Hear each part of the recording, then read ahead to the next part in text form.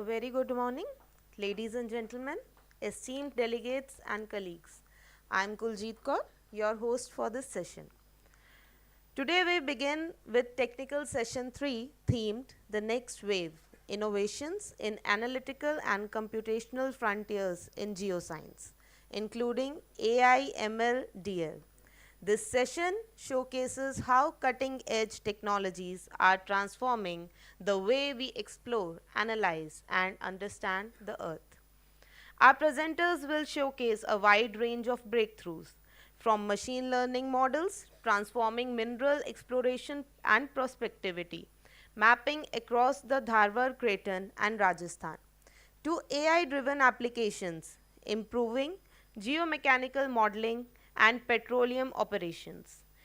We will also see innovative toolkits designed for lunar studies, Python based automation for slope stability assessment, and new approaches that harness artificial intelligence as the next generation tool for geoscience research. Together, these contributions demonstrate how computational intelligence is opening unprecedented possibilities for discovery, efficiency, and scientific advancement in the geosciences. So, let us begin this session. To guide this session, we are honored to have our session chair, Dr. Alok Porwal, a globally renowned expert in mineral exploration, geospatial analytics, and AI driven prospectivity modeling from IIT Bombay. I would also like to extend warm welcome to our co-chair, Shri T. Vedeshwaran, Director GSI, is a distinguished geoscientist with over 30 years of expertise in petrology, Deccan volcanism, and kimberlite exploration, honored with gold medals and extensive research publications. So, may I invite Dr. Alok Porwal and our co-chair, Shri T. Vedeshwaran, to the stage.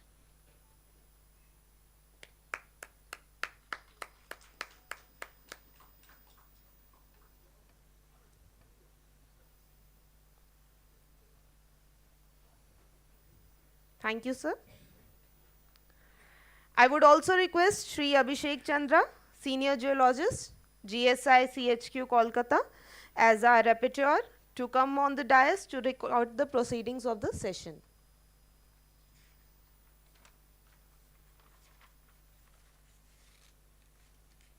So it is my pleasure to introduce Professor Alok Porwal, Institute Chair Professor at the Center of Studies in Resources Engineering, IIT Bombay, and Adjunct Senior Research Fellow at the University of Western Australia, a globally respected authority in mineral exploration, geospatial analysis, and AI driven mineral prospectivity modeling.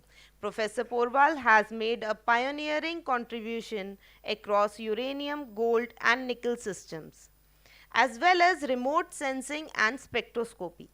He has served on the editorial boards of leading international journals and is a recipient of IIT Bombay's prestigious Professor S. P. Sukhatme Award for Excellence in Teaching. We are honored to have him as our keynote speaker today. He will be delivering his talk on integrating machine learning and the mineral system approach for mineral exploration.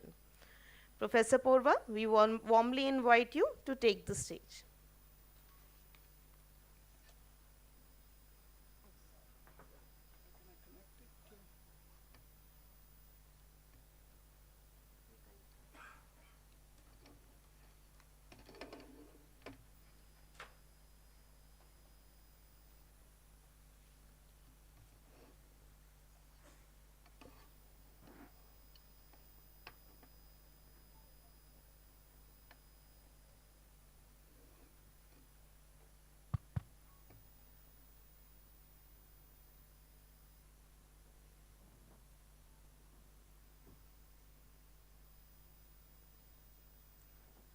Uh, Good afternoon or good morning, everyone.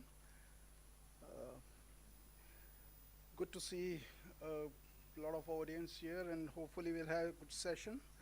I'm just going to kick start with an overview of application of artificial intelligence to उसको I don't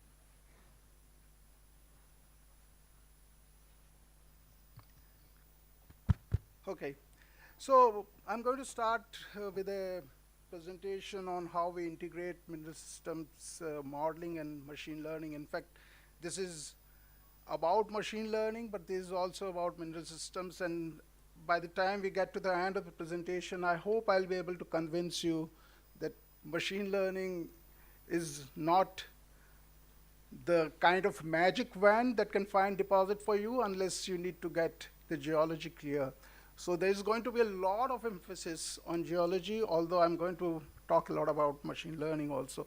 So exploration targeting, and the objective is to find a deposit. And the way we approach is we select our project areas, we focus all our ground-based technology there, we do our high-resolution surveys, geophysics, geochemistry, and find locations for boreholes and drill. But the problem is that the deposits with obvious surface signatures have already been found. So you got those very clear indication of high sulfidation gold, and you got bleached clay on surface. You know where you need to go and find deposit. Or India, particularly, where you have a 3,000 years or 3,500 years old history of mining, and people have been walking around the whole subcontinent, so they know where the deposits are. We are not going to find deposits with obvious surface signatures unless we are very lucky.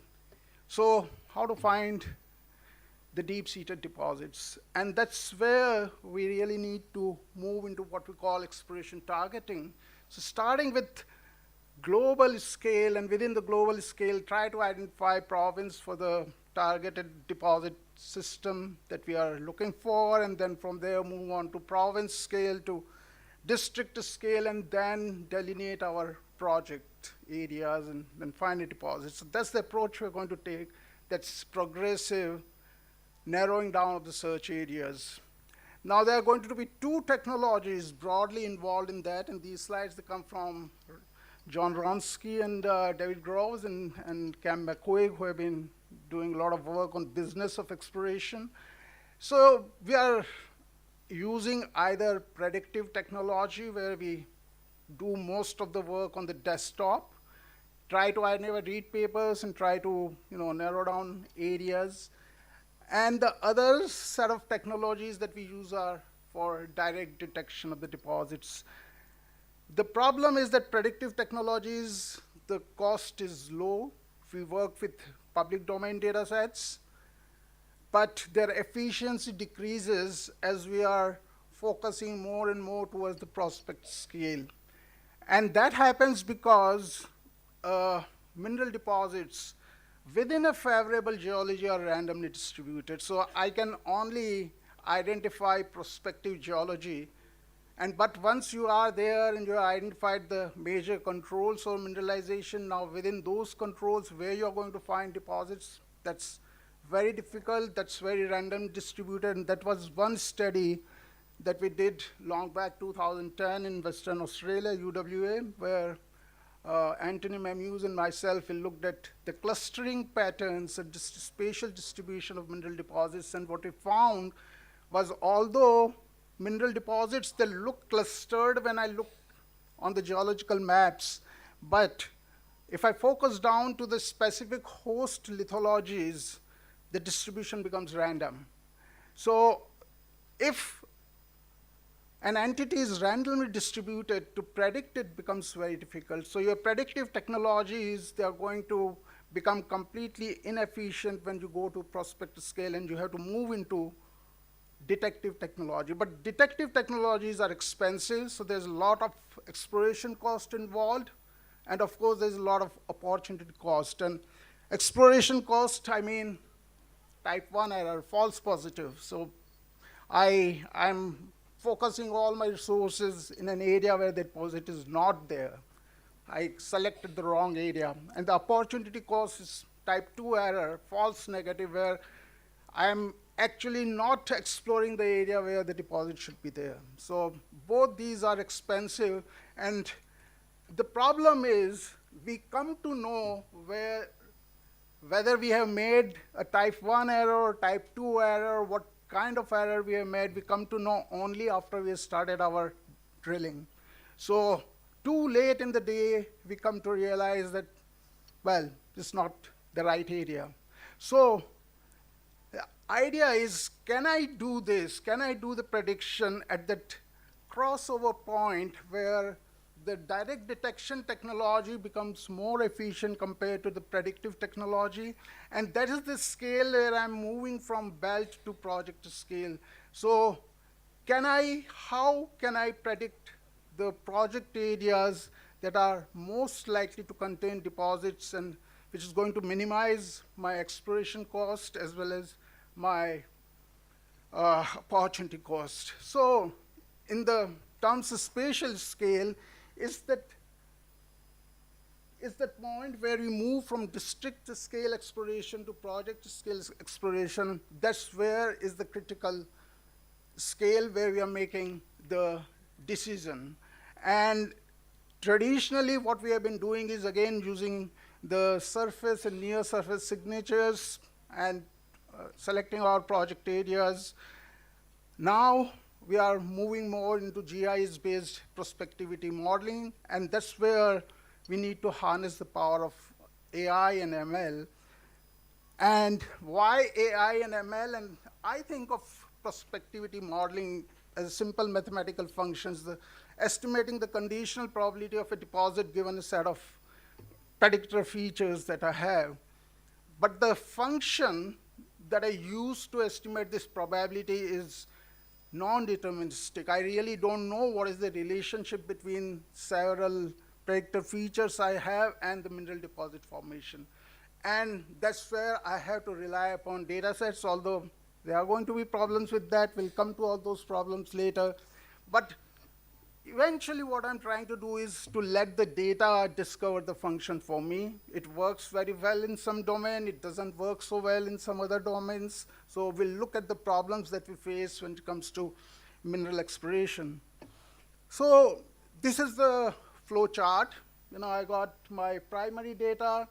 I do some feature extraction, derive features from my primary data sets, put those features in a learning algorithm, train it using some kind of a training data, mostly the mineral deposits that are already being discovered, and then I get some kind of output. Let's look at each of them. And the first and the foremost and the most important, of course, is the primary data that you have. And we got two types of data sets. We got data sets that are directly measured, that are uniformly sampled, graded. So we are looking at geophysics, systematic geochemistry on grid patterns. We are looking at spectroscopic remote sensing data sets. There's very low degree of abstraction here, and therefore high uncertainty. These data sets are really good. So only problem that we can have with them is the inherent noise in the way the data has been collected. But beyond that, because there is no interpretation involved here, these are having high degree of certainty. On the other hand, we have got mostly what you call the vector data sets, and these are interpretations. These are interpretations coming from geophysics, or they are, say, non-uniformly sampled. Even generation of a geological map is a sampling, and there is a subjective interpretation of the geologist who is on the field and deciding whether this rock is granite or this rock is andesite. There is an interpretation there, and I am marking by context. It's a kilometer or 100 meters, depending on what scale I'm doing my mapping. But then between those 2 points, I'm drawing a line. So again, there is an interpretation. There is a high amount of uncertainty. So there are these two sets of data sets. And of course, the subjective bias that comes in generation of these geological maps and other data sets. But the third type of data sets, which is very important, has been largely ignored in most of these GIS-based prospectivity modeling kind of studies, these geological reports. And there's huge wisdom and knowledge sitting there. Geological Survey of India, 175 years old. And I know the memoirs of geological surveys are just amazing. The kind of information there is cannot be put in a map, cannot be put in a figure.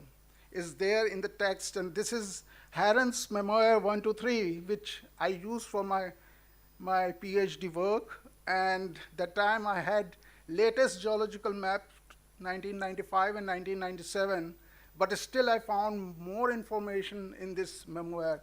To collate the information, bring it out, that information, and use it for prospectivity modeling is the key challenge, and this is where we need to focus our research on. I'm going to talk more about it in a while.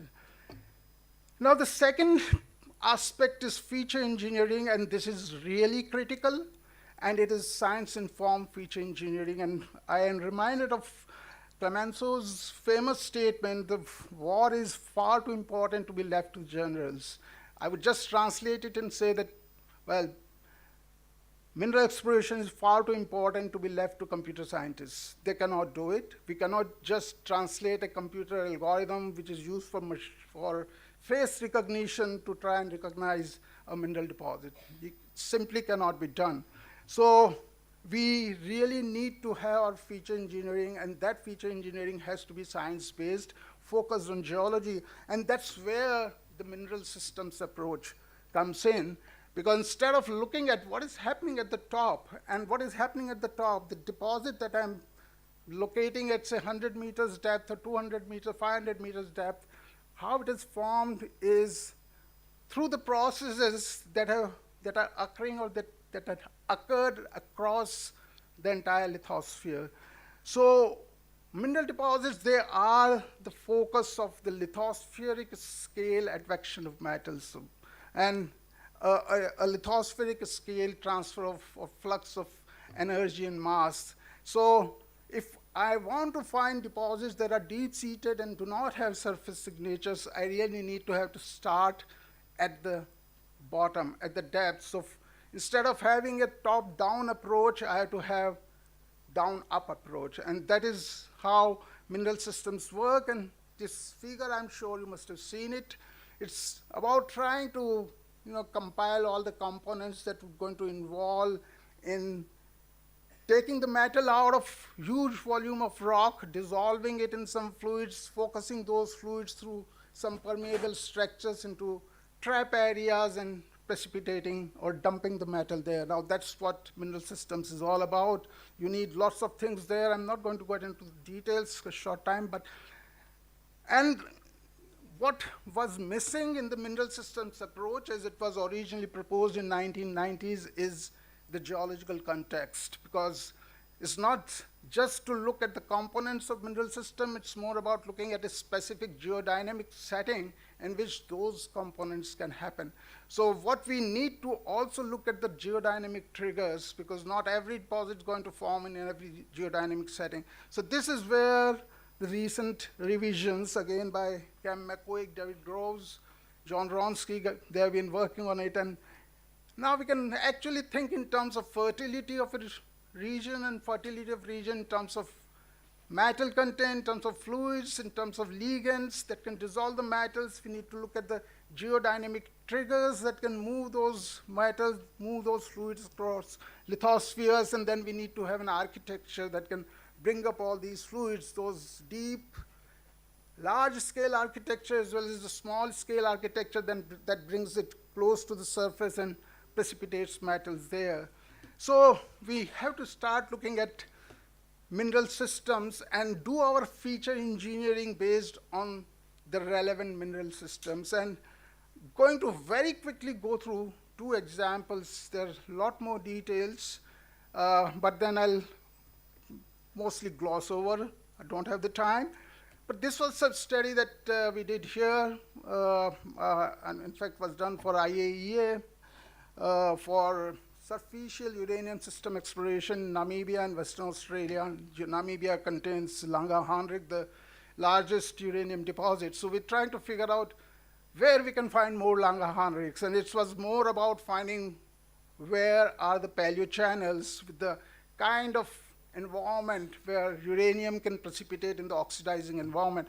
So start with the basic geochemistry of the fluid geochemistry, and We know that uranium is soluble in oxidizing environment, never precipitates there, it precipitates only in reducing environment, but if vanadium is present in system, then it can precipitate as carnotite in the oxidizing environment. So you go from uranium sulfates complexes or uranium carbonate complexes, change the pH, go from alkaline to acidic or acidic to alkaline, and you go into that sweet spot where carnotite gets precipitated. So with that geochemical background, then we start to generate the model, how it would have been dissolved, how it gets transported, how it gets precipitated. This is a geochemical model. Validate in the field, went to the Langer Heinrich, we validated the model there, found what we are doing is right, and then generated the mineral system. So what kind of processes were involved in the solubants, the solution of uranium in waters, transportation, precipitation. And once we had that mineral systems ready and the proxies, the spatial proxies of the processes identified, then we went to GIS, then again start to look at your primary data sets, generate these input features for each of the process that we have. Important thing and the critical thing is that each of these input features that I'm recognizing should provide evidence of a specific geological process. Otherwise, these features are useless and we should not be using them. In fact, even if it's statistically relevant but doesn't make sense geologically, I would hesitate unless my statistics gives me more insights into geology, and then I'm able to justify it through geology. So generated all these maps, and similar study that we did for carbonatite-hosted rare earth elements in India. Again, started back with the provinces that we have in India, went to plate reconstructions because these carbonatites, they are mostly associated with extensional or continental rifts. So what different stages, Gondwana breakup and then the breakup from the Seychelles, these are the two important breakups that happened and which were associated formation of continental rifts and placement of large igneous province in alkaline and carbonatite complexes. So this was reconstruction, trying to figure out where we should be focusing. It's more like a province scale or a district scale demarcation where I don't need to do any direct detection. We didn't use any statistics at this stage because it was more about geologically identifying where you would expect to find them. So, and that led us to revise the space-time diagrams within the specific context of stratigraphy. We found that there are two broad time gaps where carbonatite alkaline complexes were emplaced in India, and I'm not talking about the southern Indian carbonatites, which are much older, probably associated with Rodinia breakup, but the ones in the northeast and ones in the northwest. So northeast are around 105 million years when India separated from Antarctica, that Kerguelen hotspot, and then the other was when India separated from Seychelles, where we have the Deccan Traps emplaced, and along with Deccan Traps, we had all these carbonatites emplaced. That led us to the development of, again, a mineral systems model for carbonatite-hosted rare earth elements at different scales, starting from lithospheric scale, going right to the top, and figuring out where you would have these complexes emplaced. Again, moving on, this, listing in very detail, listing all the processes that are involved, including processes, how they can be targeted, and what are the possible spatial proxies that I can find, given the data sets that I have. In fact, it's all about the limitations that come from the public domain data set. I cannot do prediction by generating my own data because it becomes more expensive. And I think that's the job of GSI, to generate the data and then give it to distribute so that people can then take it up and start doing the exploration. So that led to, again, identification of predictor features, layers that can give evidence for each of the input processes that we are trying to target. Moving on to next stage, once you have features, you dump it in a Algorithm, and as far as algorithm is concerned, I'm very conservative. In fact, I got about 35 years of machine learning experience. When it was not even called machine learning, we used to call it neural networks, which now has become artificial intelligence, machine learning. I was doing fuzzy inference systems and neural networks, and now I came to know they are artificial intelligence. But that was the time, and since then, I realized it really does not matter a lot what kind of algorithm I'm using, as long as my inputs are fine.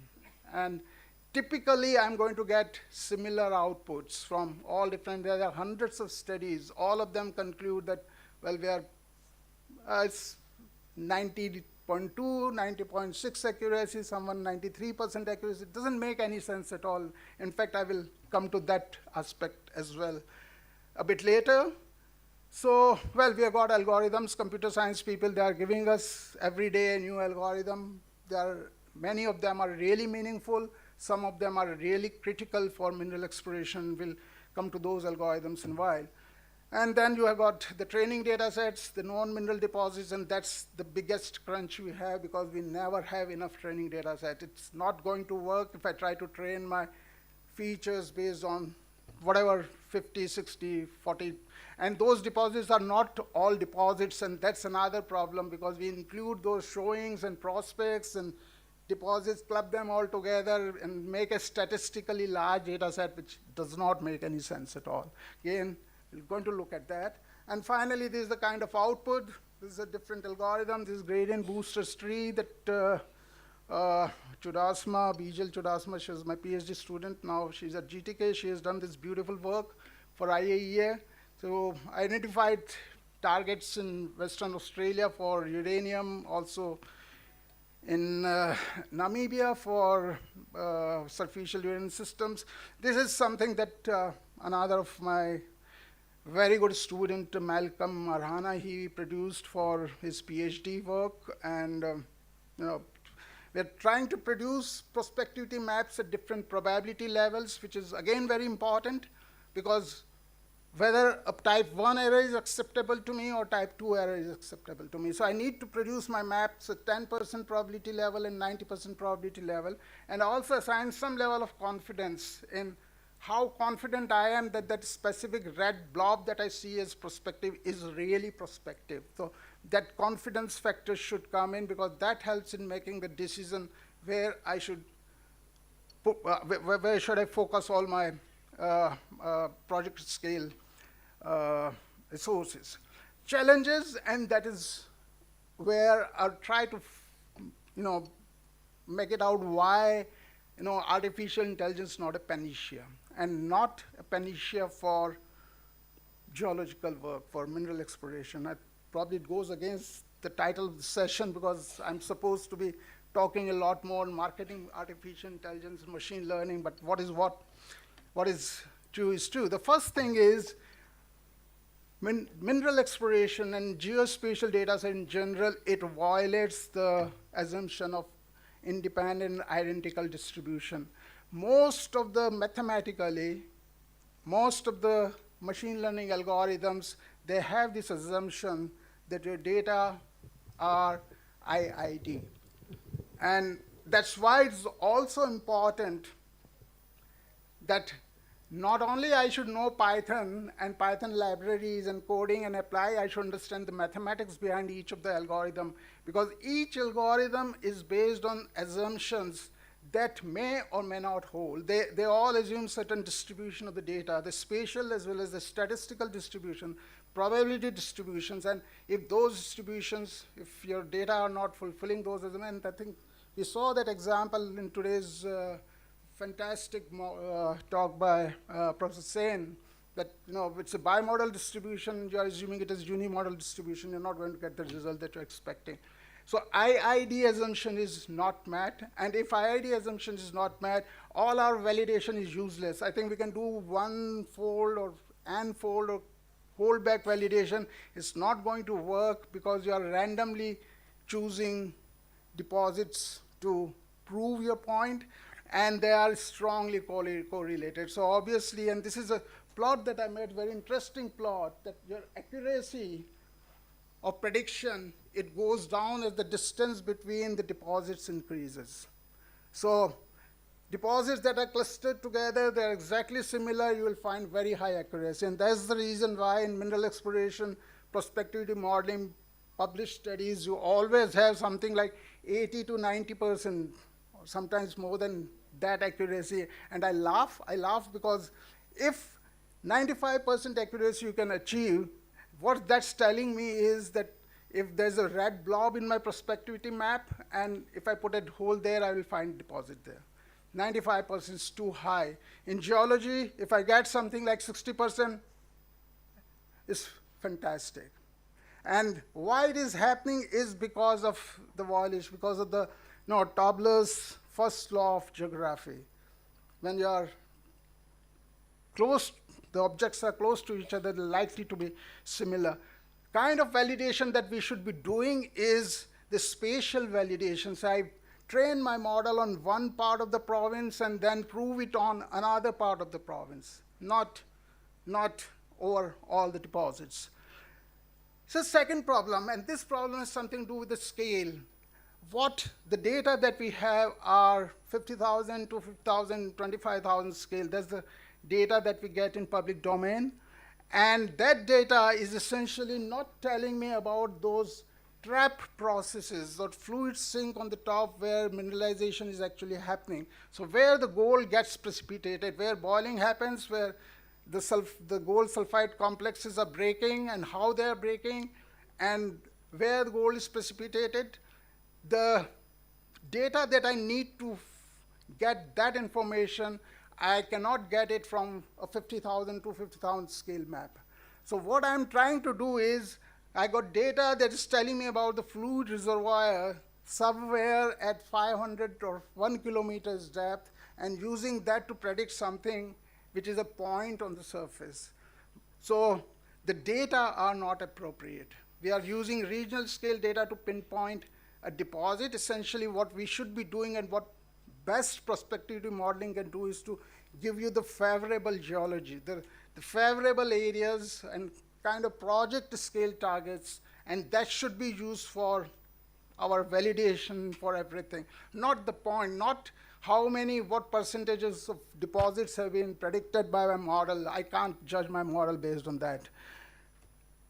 Then the training data problem, and again, that's where I get back to why I think that algorithms really do not matter a lot when it comes to integration. And it is because the latest deep learning methods, they work very well and you got huge amount of data. When you got something like social media data, marketing data, that's where CNN is going to outperform every other model, any kind of regression. But when I'm looking at my geological data, you got training data about 100 points, 200 points, 200 vectors for training. I mean, my weights of evidence, my fuzzy overlay, my, in fact, neural networks, whatever, they're going to give you the same results. And that's what has been reported all the time. There are new methods. Every day you have a new method for prospectivity modeling. At the end, it says just it's outperforming by 1%, 2%. Doesn't make much difference. And this is the third problem that we have. And it is what we are not using the appropriate training data.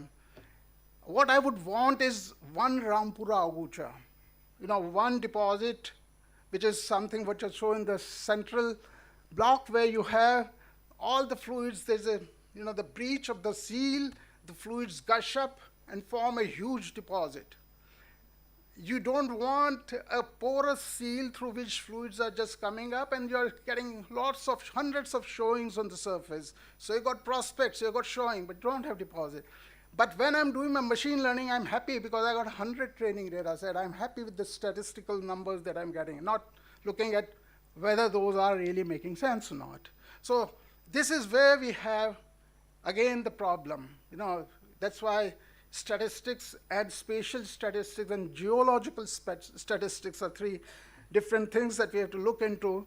And finally, the variety of data, and particularly when you're doing mineral exploration, you've got vector data, you've got grid data, of course, I can handle them, but then I got a lot of text data, all these technical reports. How do I generate the the methods which can optimally utilize and ideally utilize even the technical reports. And these technical reports, they contain experience of hundreds of geologists over hundreds of years, which is much, much more than something that can be put in a one map sheet of 1:50,000 scale. It's much more than that, and that's what we should be looking at. Of course, we all know this is a black box, lack of interpretability, and geologists are conservative, and they've got every right to be conservative. They wouldn't trust my results. Industry wouldn't. I mean, academicians are more compliant, so they would be happy with my results. But to convince an industrialist exploration company that, this is what I found, I need to do a lot more than tell him that, no, my neural network has thrown that out. We need to figure out why it happens. Now, some of the solutions, how we can sort of look into it.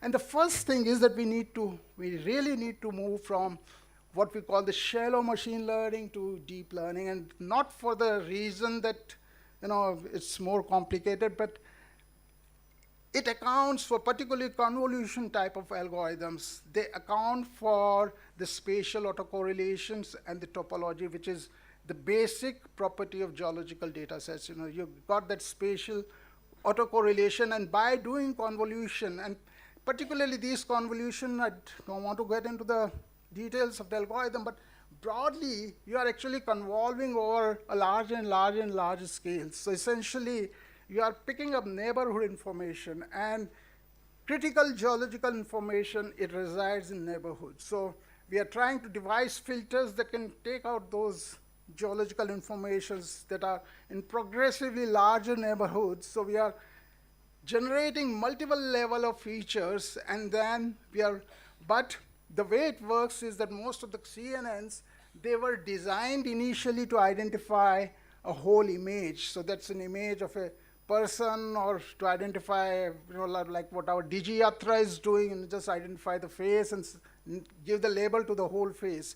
But in mineral exploration, what I'm interested in is trying to see whether at each pixel level, what is the probability. So that's why we need to modify these architectures. We've got UNet type of architectures where we can do semantic classification. So essentially, we are trying to label each pixel, whether it's containing mineral deposit or not.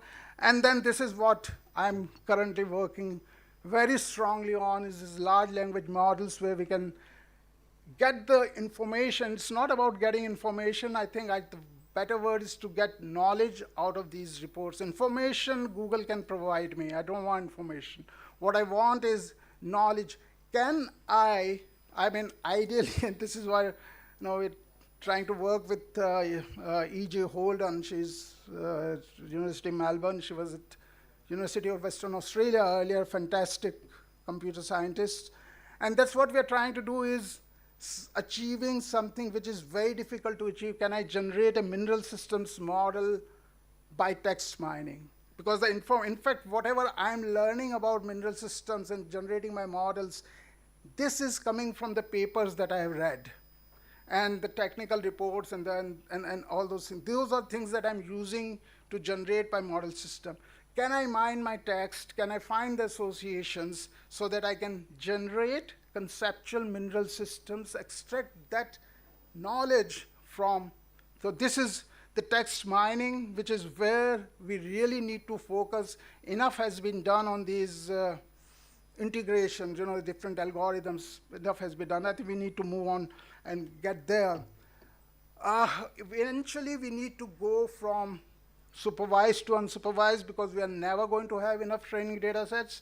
And that's where I can find the CNN type of architectures working very well, convolutions. So try to encode those features, and particularly autoencoders, we try to extract the skeletons of the data sets, and then rebuild the data from the skeletons. So if the skeletons can rebuild the data, original data, that means those skeletons, they are the sparse representation of my original data set. And I'm really getting the diagnostic features. So I can get them, my data, in a sparse latent space, do my clustering there, do my feature extraction there, and then use them. So Or once I extracted my features, it's sparse representation, so training data requirement goes down because it's always the number of features that you have that dictates how much training data you should have. So my training data requirement goes down, so I can use even these standard machine learning algorithms for getting the outputs, which is self-organizing maps kind of things. Again, we are kind of organized encoding or the kind of clustering the data sets, trying to find structures. And then at the end of each, I need to see whether the clusters I'm seeing, can they be justified in the context of the geological knowledge I have. Again, I have always to go back to my mineral systems.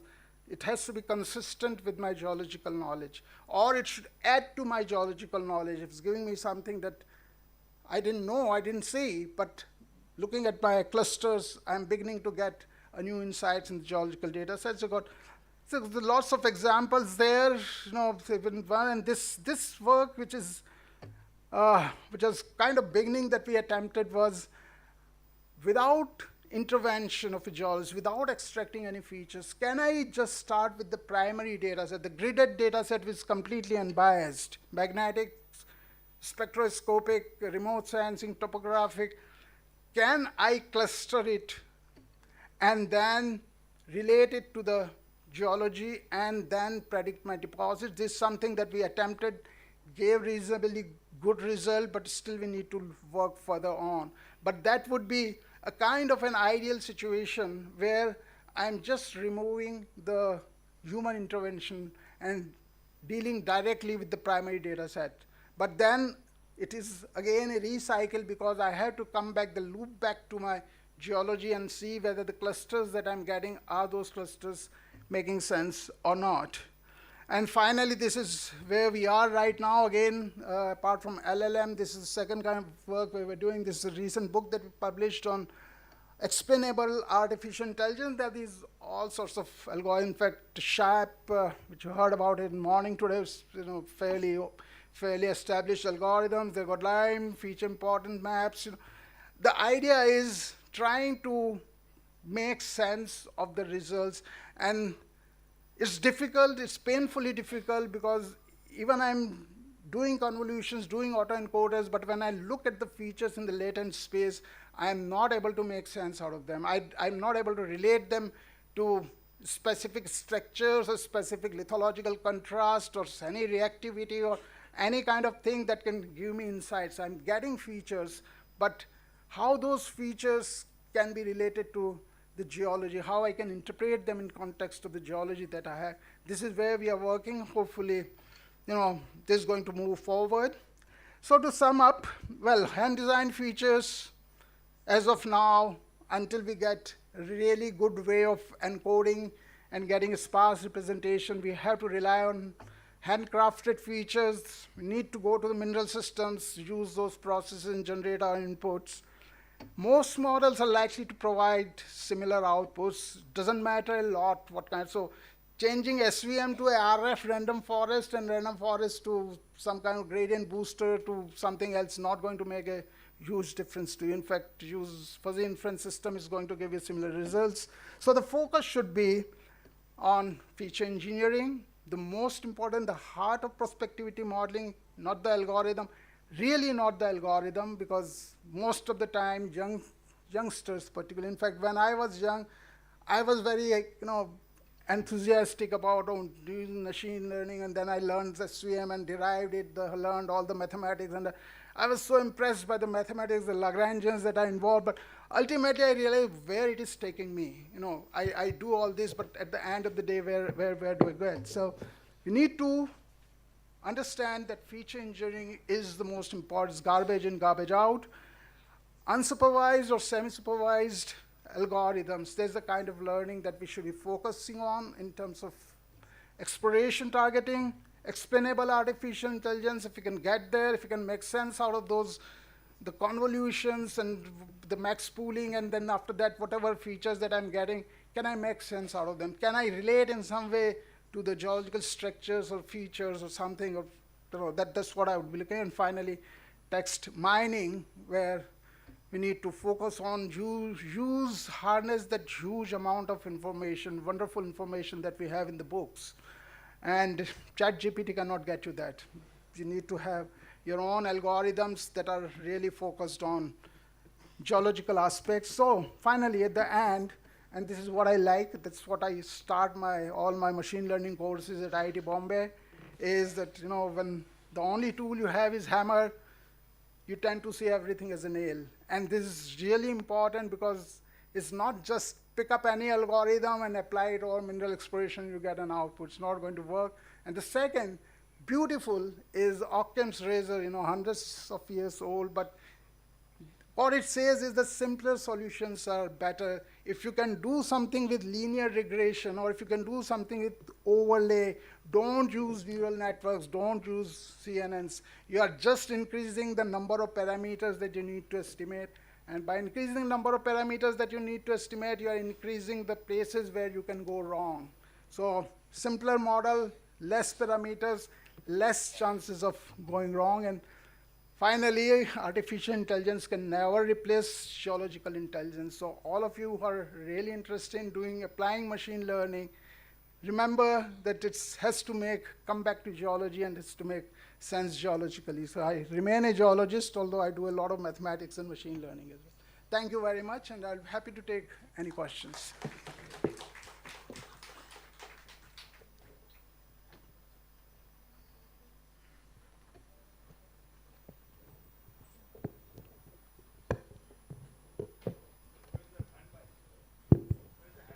Good morning, sir. It was a lovely presentation. Sir, my question is, in the presentation you mentioned about getting the correct training data set. But in many cases we see when we are doing mineral prospectivity for a larger region, we see that the mineral deposits tend to cluster together. So how to solve this problem? Like when I am making my training data sets, so supposedly in one particular small area, I'm having a spatial cluster of say 12 or 14 deposit points. So how to solve this problems? Shall I take all, I mean, we shouldn't take all the 12 to 14 deposit points as you had mentioned.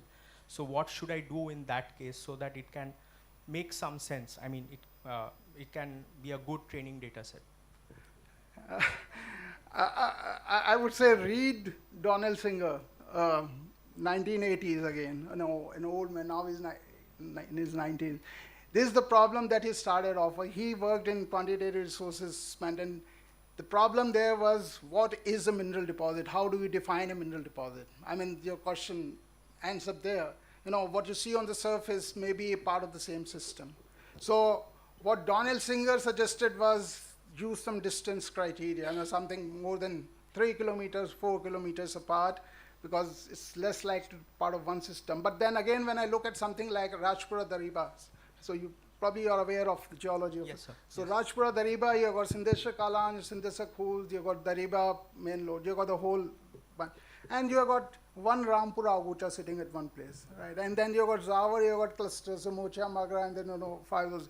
I would put Zawar as one point. I would put Rampura Agucha as one point. And then Dariba, need to see, because the linear belt, but then it's linear belts clustering so geology is clustering, not the deposits are clustering. You have to take that, and I think one of the best way to go about it is using what ArcGIS offers as unique condition grids. Because instead of training based on the pixels, train based on the combination of features. And even if you have got, say, 10 deposits falling in same combination or same vector of features, that vector will be just one vector, right? Yeah, but read Donald Singer. I think he was my teacher, and wonderful, wonderful mathematical geologist. Definitely, sir. Definitely will go and read it, sir. Thank you. Yeah. Please. Thank you so much, sir, for the excellent presentation. I just wanted to ask one question, sir. The different input maps that we use for this kind of modeling. So in that level, the data that we have are not in the same scale. I mean, the spatial distribution of the data are in different scale for the different input layers. So how to manage that, sir? and how it will affect the final model.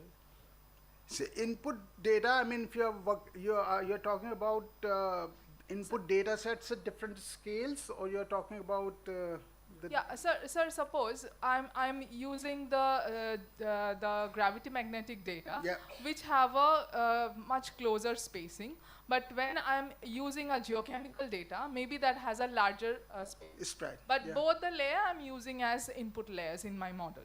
So will see, it affect the model, yeah, and I how got it your will point. affect? I got your point. So it's like magnetics. Normally, you will say one station 5 kilometers, right? And in gravity, and magnetic, you have one sample at every, say, 10 meters or 20 meters, along the flight line.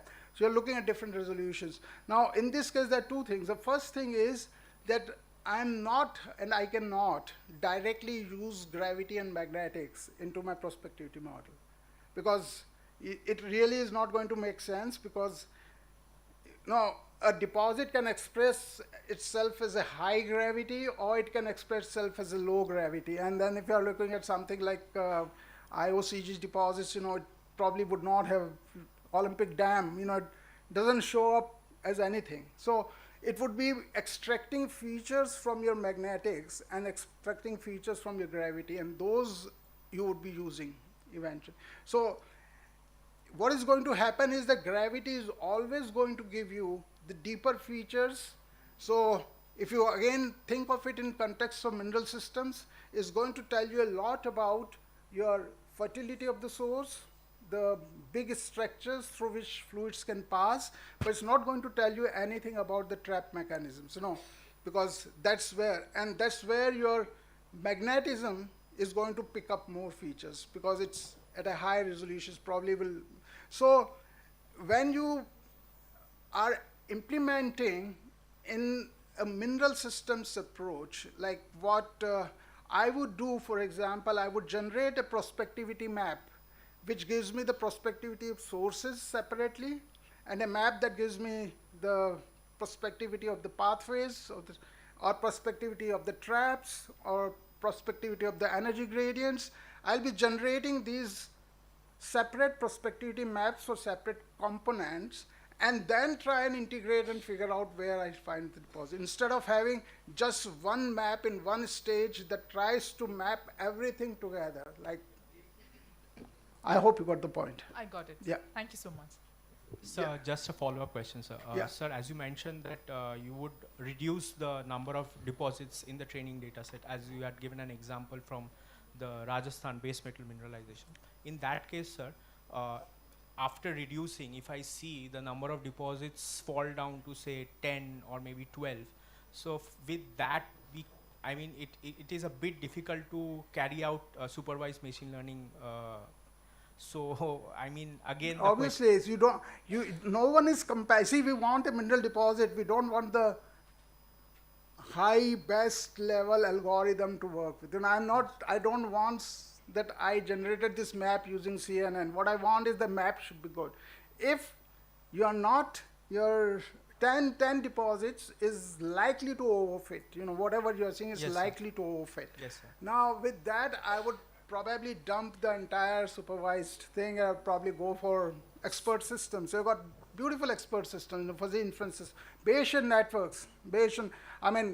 Again, going back to 1970s, the early McCammon and Don Singer, these guys, they started machine learning, so-called machine learning, and they were dealing with these, just propagation of your knowledge through and that's where again your technical reports they come in.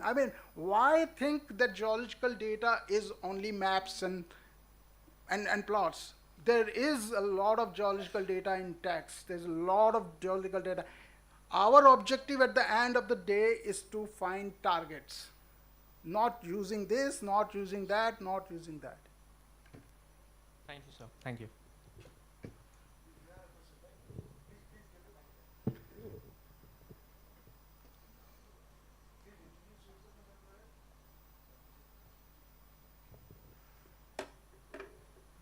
Thank you, sir. So, Bakchi sir told me to introduce myself. So, sir, I am a field geologist working in GSI from past 5 years. And, sir, I have a problem. I hope you can give me some suggestions in that. pertaining to how machine learning can help me. Like suppose I work at 12,500 scale. My question is related to the appropriate scale at which machine learning can help me. So sir, I work at 12,500 scale. Before that, I integrate all the data. Suppose I don't use AI ML at that time, and I find my target area. I map it. I again integrate the data, and then I directly go for drilling. Now my question to you is, sir, my problem is how AI ML can help me, because I want its help before the 12,500 scale, because 12,500 scale is a very large scale, sir. And then I directly go for drilling. So I need help before that. So can you suggest, or I should use it alternatively, like first a scale, then AI ML, then a scale, then AI ML, or if it can help me before 12,500 scales, sir? They're very good question. In fact, this is what I would call a hierarchical prospectivity modeling. You know? So essentially, they're up to a district scale. You really don't need any GIS-based work. You know? If you have your geology clear, you've got a good geological map and magnetics map, you can demarcate your areas. Now that's where you have to start looking at. So you got 1 to 50,000 scale. You got 1 to 50,000 scale. Now, at that scale, the processes that you can pick up are mostly likely to be the pathways or the fluid transportation processes or the fluid sink process, the fluid reservoir processes. Now, those are the processes that you can pick up. Maybe some kind of an alteration if it gets on the surface. So that's where you would only be able to demarcate the favorable geology where you are likely to find your deposit. Now, next level at your 12,000, say 10,000 scale. Now, that is the scale where you need to map the processes that can lead to precipitation of metal. And again, at that scale, your deposit distribution starts to become random. It is not really random, but it is random given the data set that you have, because you are not very clear about what is controlling mineralization at that scale. That means where you should put your boreholes. Now, for that, collecting data and then doing machine learning would not make sense, because at that time your direct detection is going to get you much, much better results. So in fact, unless we reach a stage where Geological Survey of India starts to provide us data at, say, geological maps at 10,000 scale and then, very high resolution magnetics and ETM, so, it's time domain data sets. At that, once you have that data in public domain, then you can start to pick up your trap processes, and then your AI ML can help you. As of now, the kind of data that you have, your AI ML is going to help you pick up the areas with the right pathways and the possible, the fluid sources and the fluid reservoirs. Just few questions. I think in the closes after that. What is the intersection point, the prediction and the detection? You said district level. In terms of area. That would be something that should give you about 20 square kilometers. So that means anything greater than 20 square kilometers, we should be able to use AIML. But we are using much bigger areas, 30,000 square kilometers. So actually we should be, I think this was something that I was discussing with Vijay just now. It was, based on the hackathon results, most of the results, if you remember, they are like bringing out, the schist belt is prospective, but that's geologically prospective. I mean, next hackathon, probably we should give those schist belts and then ask them to figure out where the deposits are located. Better. And one more thing, in your exercises, have you ever tried same data set with, say, ML, with feature engineering, and with DL, with just the primary data and then the output? Do they converge?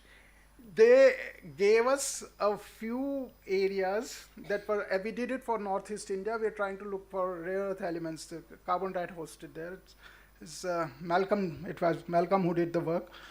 And that's where we found some clusters which we derived using autoencoders and then clustering them in the latent space. So we found some clusters that were really coinciding with particularly the carbonatite, the bodies. so Sung Valley, we could pick it up. So that is where that would be ideally, if that can happen, that solves a lot of problems. But many of them, and particularly it happened when I tried to use the same thing in Western Rajasthan, where you got that thick sand cover and all the carbonatites, you got very few exposures, the Mayor Mandwada complex in that area.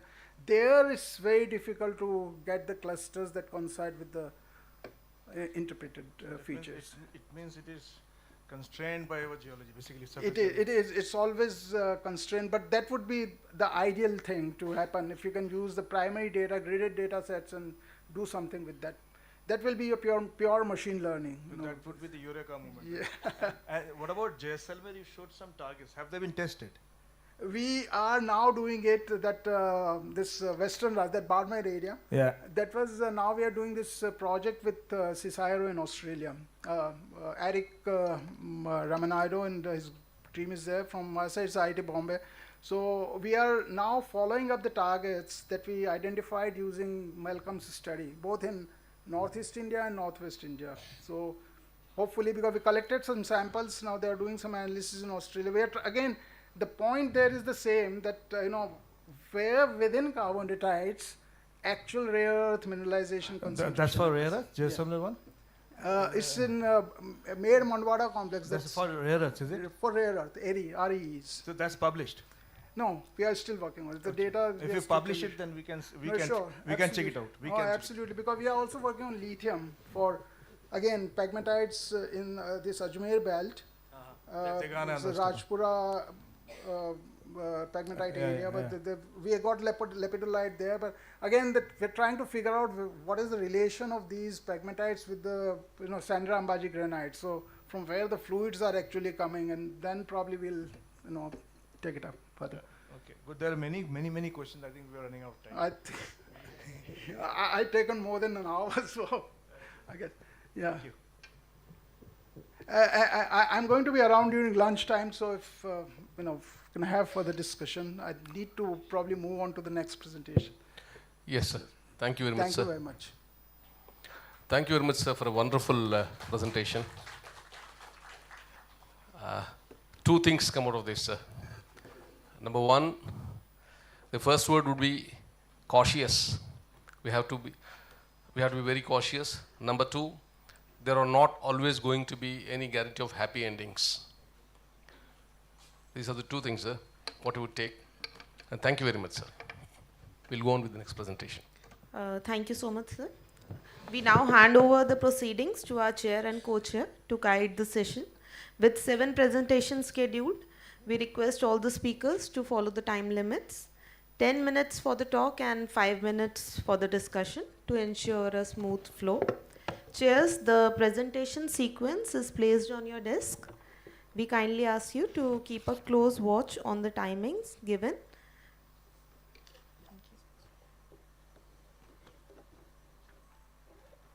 So now we can start with our technical presentations.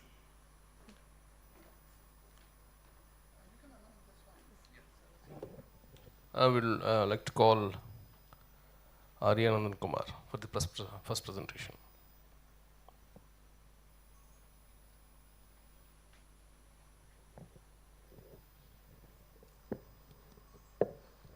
The second presenter may please be ready with their presentation.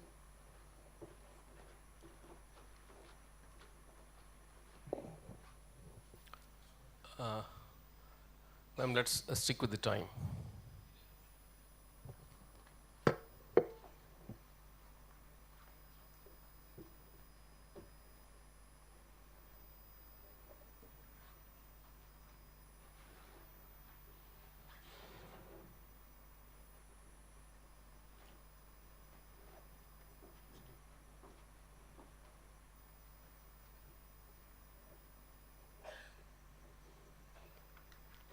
Good morning all.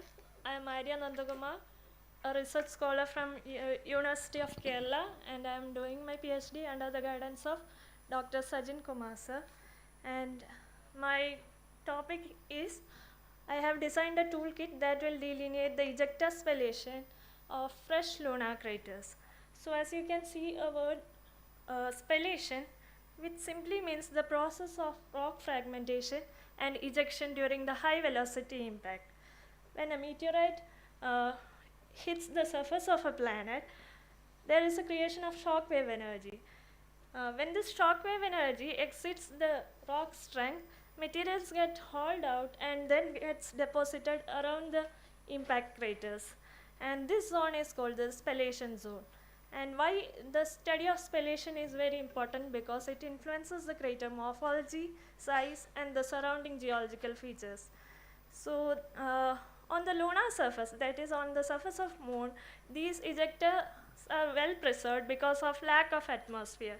Whereas on the Earth's surface, they get eroded and degraded in a faster rate because of the presence of atmosphere and other geological activities taking place. So there are mainly two types of spallation. Like on the case of Earth, the ejected materials will be forming a plume structure, as you can see in the image, because of the dense atmosphere presence. And on the lunar surface, these ejectors can travel to a larger extent due to the lack of atmosphere. So why I have chosen this study is because, as we have discussed, ejected deposits get highly modified by the erosion, weathering, and tectonic activities, and therefore they will be rarely preserved in their original form. So for delineating this ejecta will be difficult. For that, we had taken lunar craters as analogs for study, which preserves the ejectors very well. And by studying the lunar ejecta rays, my aim is to establish a clear empirical relationship between the crater diameter and the spallation extent. And so this made me to come to develop an automated toolkit that can delineate the ejecta and spallation zones of lunar craters accurately. So I want to discuss about the history of moon. As in the case of Earth, we have a geological time scale. Moon also has one, and they are divided into different periods like Eratosthenean, Copernican age. And of that, we will be choosing Copernican and Eratosthenean aged craters because they preserve the ejectors well. Other periods, impact craters have lost their ejector by major volcanism happened during those times. So the rays also can act as a chronological marker for dating lunar surface. And these rays get faded away over time. And as we have simple stratigraphical measures like cross-cutting relationship and overlapping phenomena that we use in Earth studies, on the lunar surface this can also be established, like examining the overlap of these ejecta rays. So I have developed this toolkit to delineate the ejecta extent of lunar crater, and I have named it as CRAEX because as an acronym for Crater Ray Explorer. And the idea of development of this toolkit came from the already existing toolkit called CraterPy, which is used for the crater extraction and statistical calculation.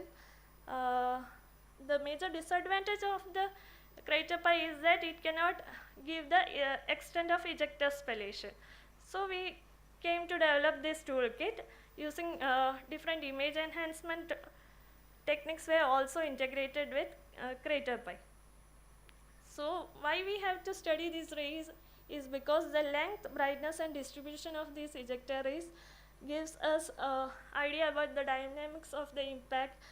The nature of the lunar subsurface and the approximate age can be calculated.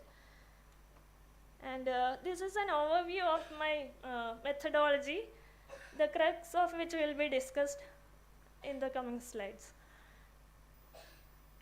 And the major image enhancement processes used are image normalization. It was done for making all the pixels to a fixed range so that the process becomes easy. And then we had done noise removal to that image, removing the spots, random spots in this image by using median filtering method.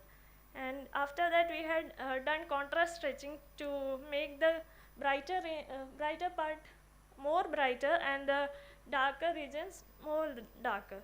And at last, we had done Otsu thresholding, which is an automated technique to divide this image into two parts, that is the bright and the darker part. We had used automated Otsu thresholding. And for demonstration purpose, I have taken 10 lunar craters from all geologic chronologic units on the moon surface, and their database is given below. And for accuracy assessment, unfortunately, earlier study, only one earlier study was there, Elliott et al.'s study, who have delineated the ejector rays in a same manner. So while calculating the accuracy, our toolkit CRAEX had more accuracy percentage compared to the earlier Elliott's method. Apart from all these positive aspects of our toolkit, we had some limitations also. So with the ejector delineation, we also got the Senos release, which is a volcanic feature that also got highlighted because of its albedo. And overprinting of younger ejector also happens. Then lunar swells, which is a magnetic anomaly, so it's more brighter and it also gets highlighted in our toolkit. And at last, the landslide in crater walls also make these materials more fresher, and it also gets highlighted in our toolkit. And as part of conclusion, we'll be establishing a clear empirical relation between the crater diameter and spallation extent, and also we will be demonstrating that the well-preserved lunar craters serves as an excellent analog for studying terrestrial impact process. These are the references. Thank you. Okay, thank you, Arya. Any questions from the audience?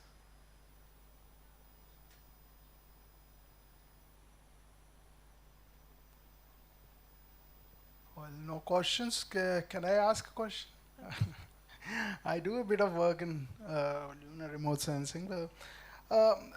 When you say the statistical relationship between crater diameter and your spallation, what exactly you are trying to figure out there, statistically?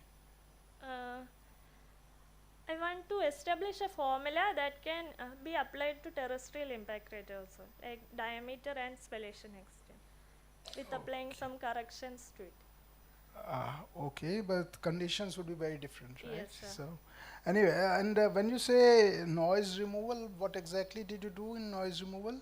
I had done a process called median filtering, where we Median filters, okay, but sometimes that would tend to gloss over your spallation boundaries. no, sir, Right. there was no loss. You didn't have any problem like that. Okay, and what exactly was the algorithm that you developed for demarcation? Using Python, I have developed, sir. Yeah, but then what the algorithm was it some kind of a convolution-based thing or No, nothing. Simple Python. simple script. Python script? Okay, excellent, good work. Yeah. Thank you. Okay, next is Venkata Shivnarayan. It's machine learning of concealed gold mineralization. That should be very interesting presentation.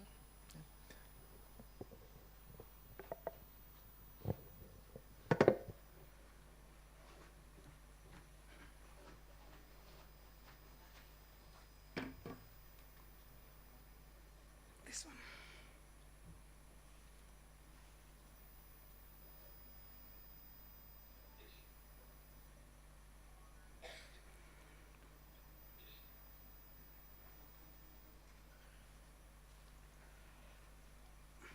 Okay. This one forward. Okay. Yeah. Good morning, everyone. So I am C.H. Venkat Shivnarayana from OPAC 1 Marine and Coastal Survey Division, Kolkata, GSI. So my topic is the machine learning driven targeting the concealed gold deposits using the multi geophysical domain data sets, which are the gravity, magnetic, and top radiometric, and geology, and chemical data, everything. So my study area is consist in the Dharwad Craton, so which is almost lies in the central part of the Craton area. So by saying that geologically, we have the several structurally controlled gold deposits in the Kolar, Hutti, Ramagiri, several areas are there. So, but traditional mapping often issues subtle feature like missing the some important zones like that. So, for that purpose, we need a strong data analysis using multiple data sets so that it can highlight or predict some of the important features for respective mineralization zones. So, this is my study area lithology map, where I have grouped into some of the categories as a 10 groups based on my availability rocks. So, actually here if we observe, we can easily see some gold deposits are shown in the gold yellow color, which is concentrating on especially in the southwestern part, which is a combination of Chitradurga, Hospet, Bellary, Billstone, Sequence, and there are some mafic, ultramafic deposits are also there. And iron formation, BIF formation, we got very in the small portion near to Chitradurga belt. So those are not able to see properly. If we zoom it, we can see those things also.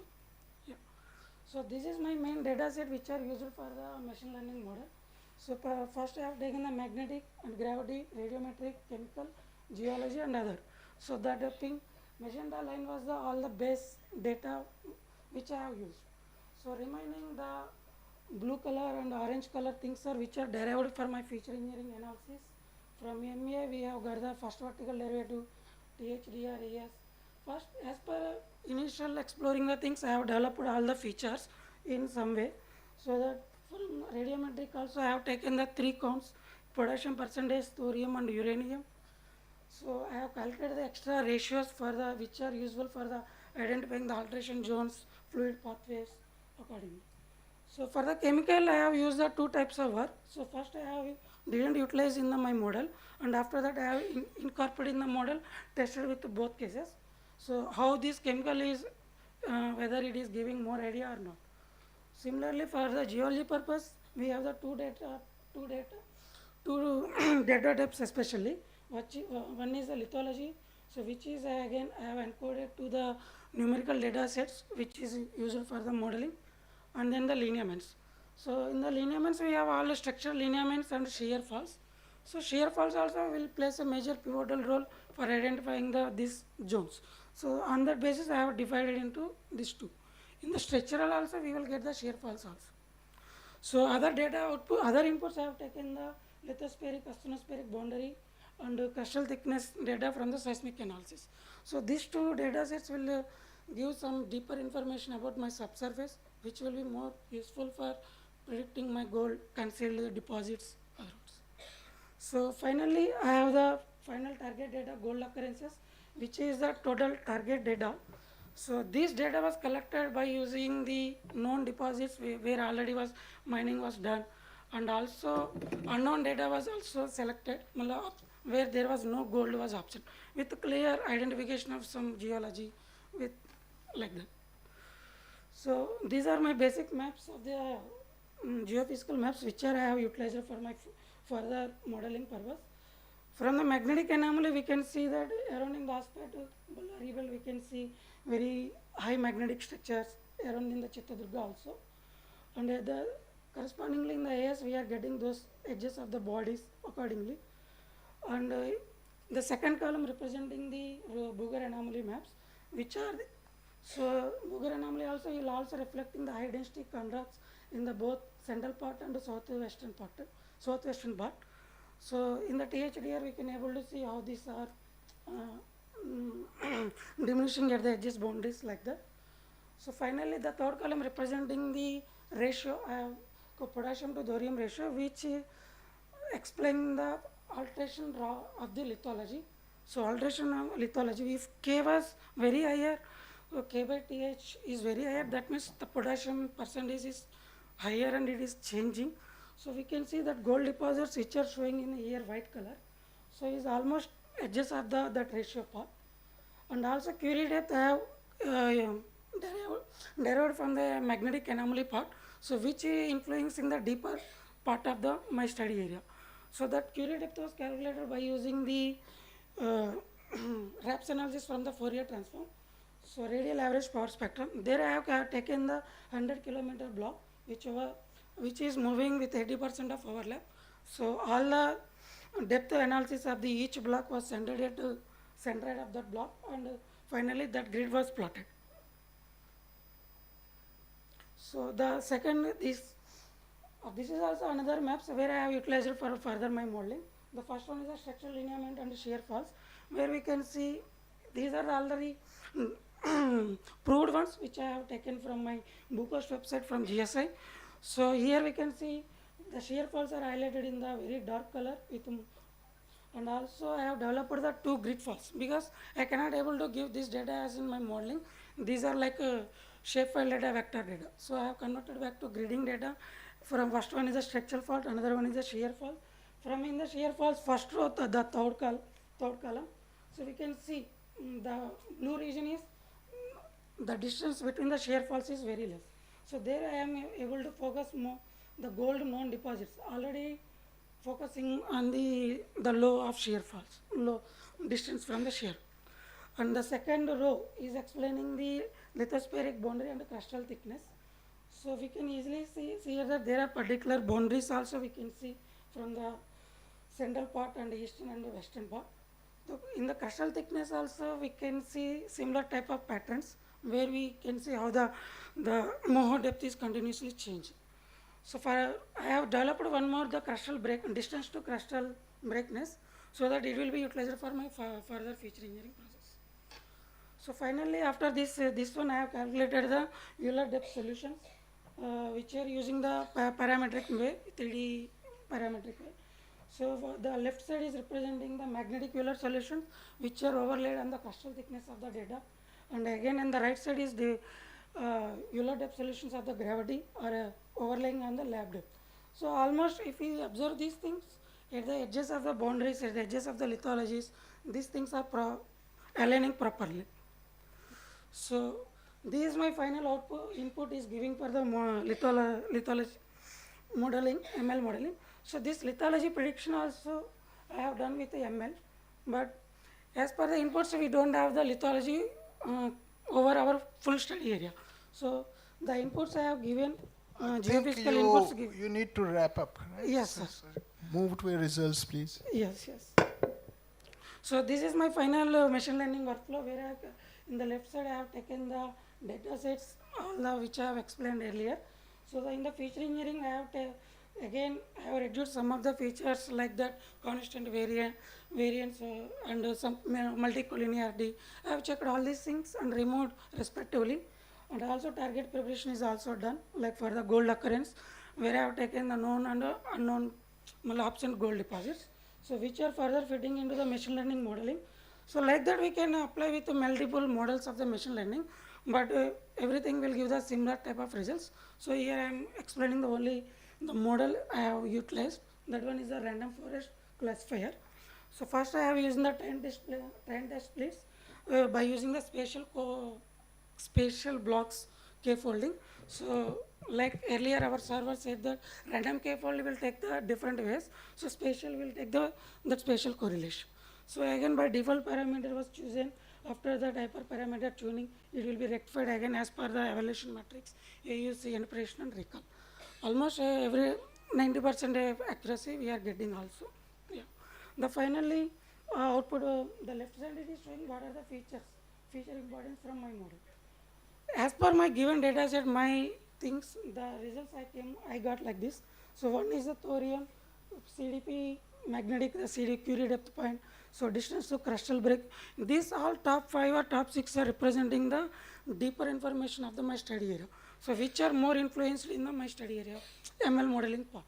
So the right side part is the total prospectivity map, which is showed with 0.8 probability, greater than 0.8 probability, overlaid with the Booger Euler solutions of the Booger anomaly.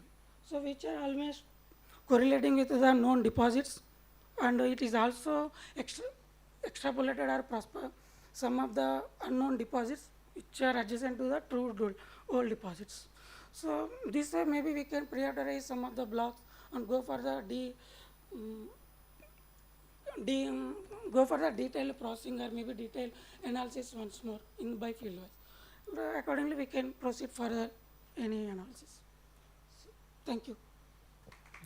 Yeah, thank you very much. It's a very interesting presentation. Any questions from the audience?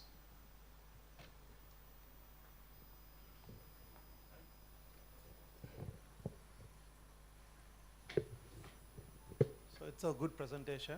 I am R. Vijay Kumar, Deputy Director General, GSI State Unit, Karnataka and Goa. So this block already recently we have got the results of the hackathon. I think it is 100% overlaying with your same. It's the hackathon block.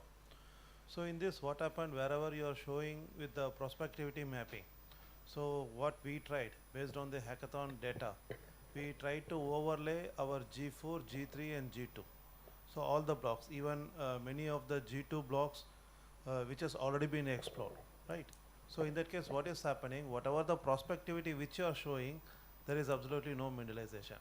So here we have to take an utmost caution of what is happening. So whatever the algorithms we are using, so what, for example, if you are giving an area of 100 square kilometer area with 90% prospectivity, so once we analyzed all the surface data, geology, geochemistry, geophysics, we are not able to locate a prospect or a anomalous zone. So as per your statement that based on the prospectivity mapping, you can directly launch a detailed mapping or a G3 or a G2 where drilling can be taken up, right? Not sir, not like a drilling way. Maybe we can proceed to that further more geophysical data analysis like IP, some which are most favorable for detecting the depth sources like entire that. cyst belt is favorable, right? So if you can, based on your AL and ML techniques, if you are able to identify pinpoint, yes, this is the area where you can go for exploration. Not exactly pinpointing, sir. That's why the data analysis is very important. Which type of features we are feeding into the model. So the model will learn inputs and outputs. If we make biasing in that inputs and outputs, like defining the target goal preference, unknown, absent goal. Suppose if we know some area, we know the goal is there. But in the input I have given wrongly, the goal was not there. So model already biased over here. Already it was biased. Because the inputs, the data analysis totally matters how model runs, how model is understanding its training. Okay. Then we can recheck with other, cross-checking with other data sets. That's why I have taken the multiple data sets. Maybe if one thing is giving wrong, I need to check with other whether it is coming proper or not. Okay. If it is not, then again I will revalidate it. I think can continue over the lunch. That's a good presentation. Just a bit worried about your probability of 1. You know what that means is that if you drill there, you get a deposit. Right? That's what your 100% probability means. So See again, thorium. You know, we are looking at orogenic gold. So did you, the systems, what possible relation thorium can have with it can able to help the alteration zones of the lithology, alteration zones? Yeah. where we can find a We'll fluid. talk about it later. Yes, Thank you sir. very much. Very good presentation.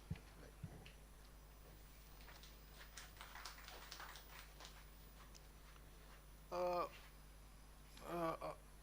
Anasuya Das, machine learning based prospective modeling in southern part of Rajasthan. Sounds very interesting, I think.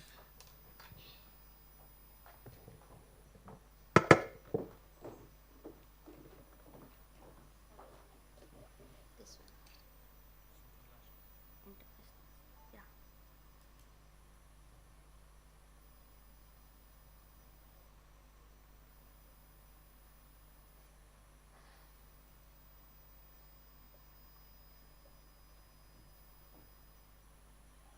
Next is this one. Good afternoon, everyone. I am Anasuya Das from GSI, going to present my work on machine learning approach for in the southern part of Rajasthan. And this is our first work where we have applied machine learning technology to the geoscience data. before going to the data analysis of the geophysical data, let's have the basic idea on the geology of the area. So we are having 3 supergroups such as Bhilwara, Aravalli and Delhi supergroups. Coming to the, since I am the geophysicist, so I am not aware of the different type of formation. So I am going to understand the lithology. So here we are finding migmatite, dolomitic marble,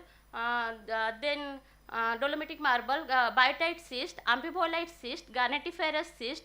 All these are litho units are observed over this area, and also there are some of the ultramafic intrusives are observed in the southern part of the area. And here the Aravalli fold is also observed, which is in the northwest southeast direction. This is the methodology of our area. So we have the primary geoscience data such as geophysical, geological data, and the legacy data we have also taken. In the geophysical data, we have not taken, as Ajay sir told that, we have not taken only the Booger anomaly and the magnetic anomaly. We have extracted the information from the derivative maps, first Fourier techniques. We have derived the tilt derivative, first vertical derivative, horizontal, and various such type of bandpass filtering, Butterworth filtering, and we analyzed the data, analyzed the derivative maps, and we try to extract the informations along which the minerals are accumulated. So here what we have studied that the minerals, the gold in the Bhukia area have the gold in the Bhukia area are associated with the quartz vein in the dolomitic marble, and the PG is associated with the Rakhavdev lineament. So we are observing the host rock, we are trying to extract the information from the host rock.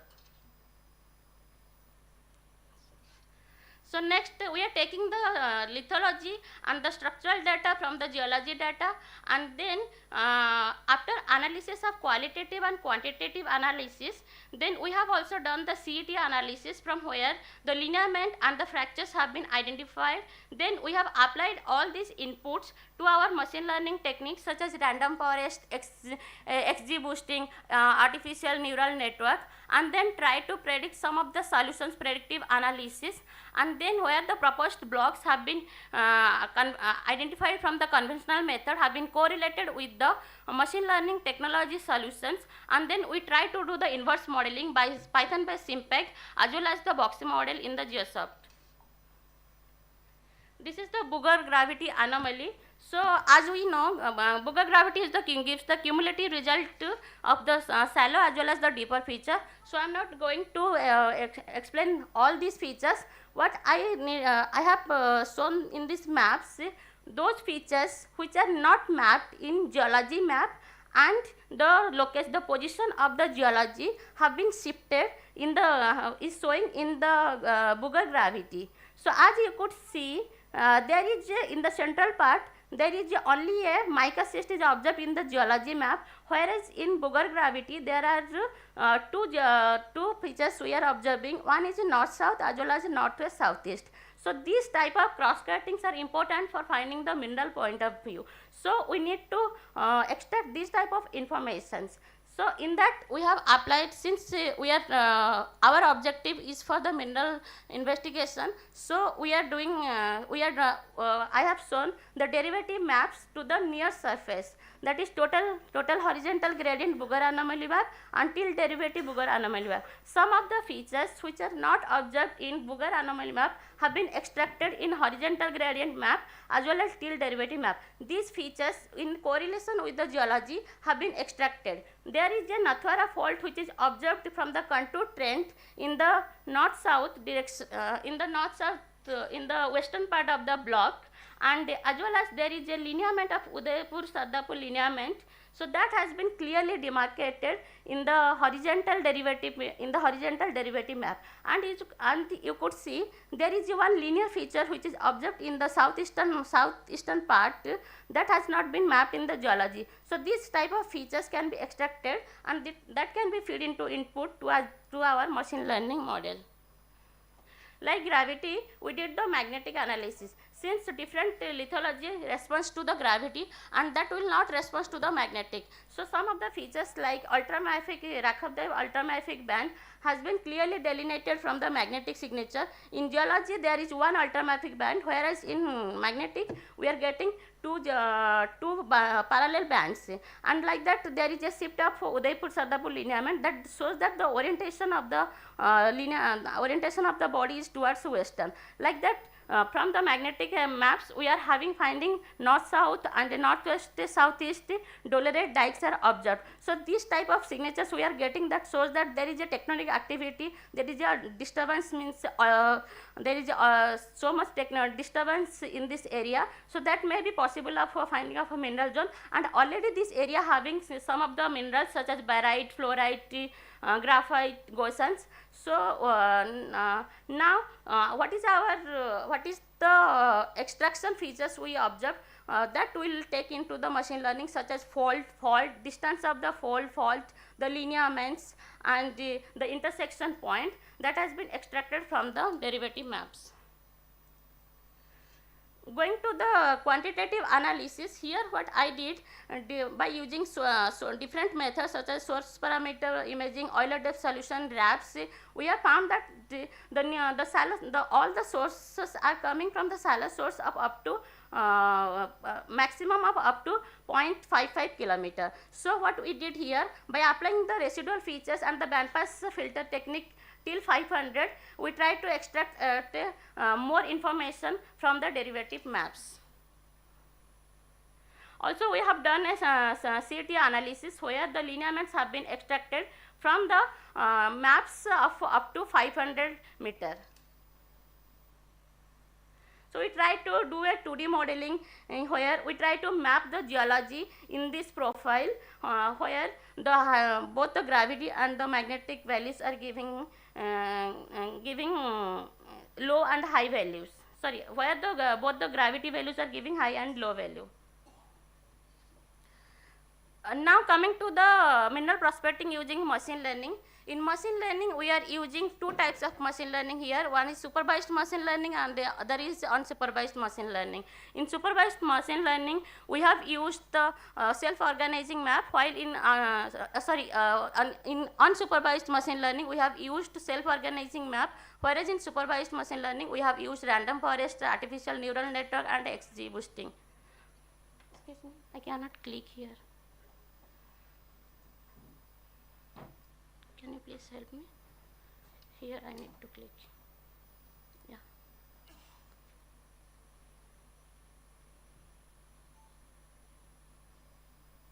Yeah, thank you. So here in the input data, we have taken geophysical data such all the derivative maps, and geological data is lithology, which is in categorical form, so that can be input in the self-organizing map. So that has been frequency encoded into into binary. The structural information such as fault, shear zones, distance from to the intersection of lineaments, which has been extracted from the gravity, magnetic and CT analysis, that has been also incorporated into the machine learning. Now the training dataset having, we have here 153 known mineral deposits, and from using the self-organizing map, we are going to create the training samples for the non-mineralized location. The self-organizing map have been used, where since here the complexity of the data is much, so we have used 9 cluster of solutions. As you could see, the mineral locations are overlaying over the cluster of solutions. The clusters 1 and cluster 5 doesn't have any kind of known mineral location. So we can create the training data from the cluster 1 and cluster 5. So can you just move on to results, because you're running short of time? Yes, sure, sir. This is my last, sir. Can I take? Okay, so then we have created the training data set by using the GAN, and then the categorical variegated testing. The testing data have been acquired from the all over the area by using randomly, which is correlating with the training data set. Then we have the predictive analysis map. The predictive analysis map show the solutions with higher probability are coming where the known mineralized locations are there, and wherever we have observed the extracted features such as fault and the lineaments. Coming coming to the features, as you could see, the fault shear zones faults, the intersection point are more impactful on the output. Now we have also done the comparative analysis from conventional method. We have proposed some of the blocks, and we have also correlated with the solutions coming. And as you could see, there is a positive correlation coming in between the machine learning and the conventional method. So after that, the proposed blocks have been modeled by using inversion and the SIMPAC, Python-based SIMPAC, and where we are able to find out the susceptibility and the density contrast with respect to the depth and also the orientation of the body observed over these blocks. This is our first work, so that's why we have not applied on commodity wise, while in Hackathon 2 we have applied commodity wise as per the suggestion given by Alok sir. Thank you for your patience. Thank you, sir. Yes, very nice presentation. Thank you very much. Yeah. Can have one or two questions from the audience?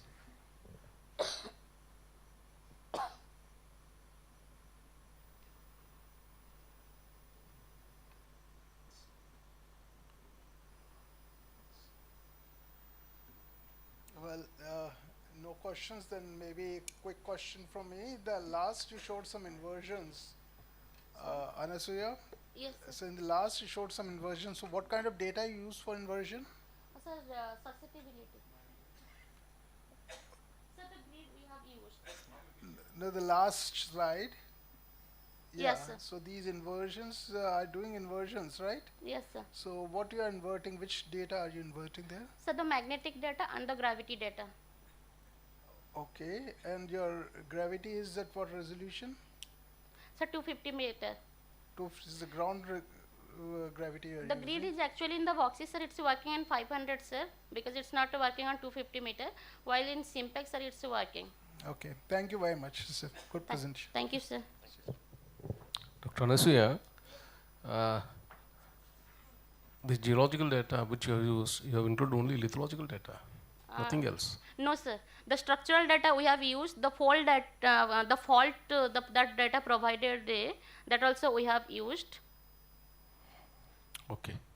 And also I have done the field work in Rakab lineaments, so that data also I have used for predicting. We had the opportunity to hear Professor Alok Porwal. I think, don't you think, sir, a little bit more data input is required for this? The kind of data, yes, sir, yes, are you talking? yes, that's what I feel. Okay. Okay, thank you. Okay, sir. Thank you. We can go on with the next development of Python-based application of automated slope mass rating. Rajesh Singh.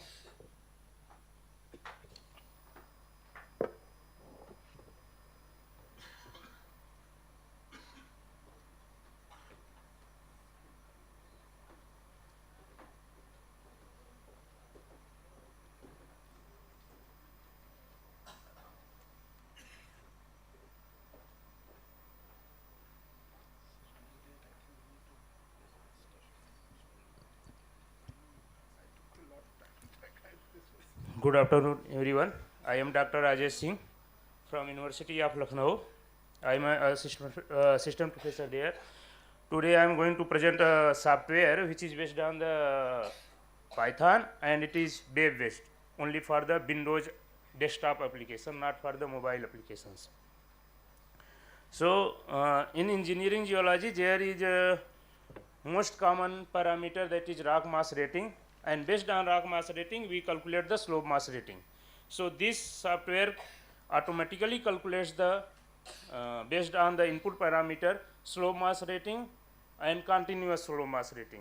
So motivation is that rock mass rating and slope mass rating, if we are doing in any slope or any area, so there are various slopes and same kind of work we are doing means that is time consuming, same work is tedious for the only calculation of the rating value. So giving the input parameters like these, this is slope mass rating given by the Wieniawski in 1973. So in 6 parameters five parameters is termed as the basic rock mass rating, and last one that is joint orientation, it is taken in slope mass rating differently.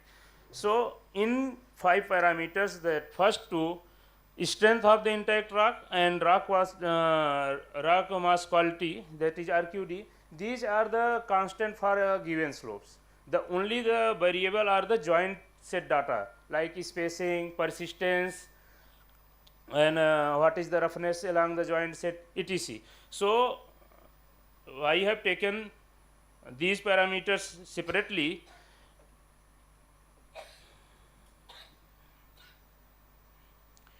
These parameters separately, one for given slopes, that strength and rock wall RQD is same, and then each joint set will take the different value, and it will automatically calculate with the respect to the orientation of the slope and orientation of the joints.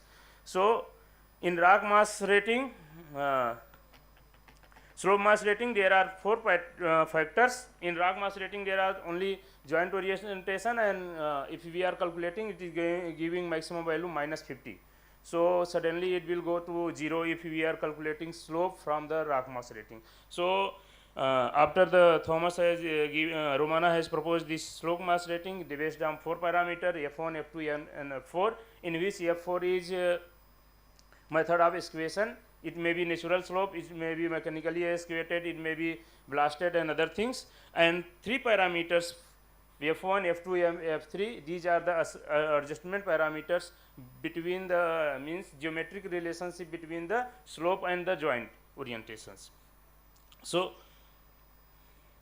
these are the factors. If there is planar failure, toppling failure, and wedge failure, then F1 value, F2 value, and F3 value will be calculated based on these tabular charts. So if we have lot of slopes, so we are doing same thing, taking this chart and doing the work. So it is very time consuming. So to avoid this, interface software is given in which we can give the location number from where for which we are calculating lat long, slope amount, sloping directions, and we can give the directly RQD value based on the drilling. If drilling is not available, we can calculate based on the joint volume. So both procedure is there in this software. If we give the joint volume conditions, then angle of friction, that is optional. Some people are using, some people are not using this thing, but it is better to use the frictional angle along the joint sets. Then last, this joint set information, it will take the joint conditions, rating system, and as well as the orientation. So based on that,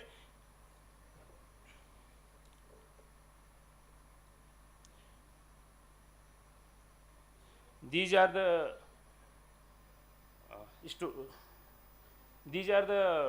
stored value for 3 joint set. This case is showing for 3 joint set, and RQD was not given from the drilling, it is given by the joint volume. So after putting it, we will get first stereographic projection of the geometric relationship, that is kinematic analysis, which kind of failure are prominent. There is possibility of toppling failure or wedge failure or planar failure or not. Then the calculated value for the toppling, planar, and wedge, and then it will give the preventive measures.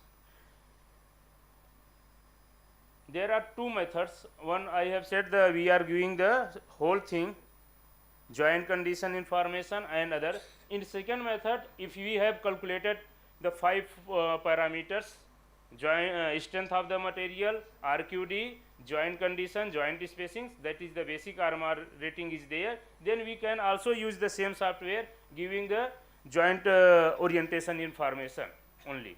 So again we will get the same kind of so it will reduce the tedious work and very time consuming. It will give the quickly results. Data can be stored in the software like this. You can click and get the data information, and report will, by clicking the report, you will get the report, means calculated value of the slope mass rating. So and it is portable. We can store one data in one computer, just copying of the exe in other system, it will run. But we require some, I have taken some precautions, because there are a lot of, if you are open source other things. Okay, sir. So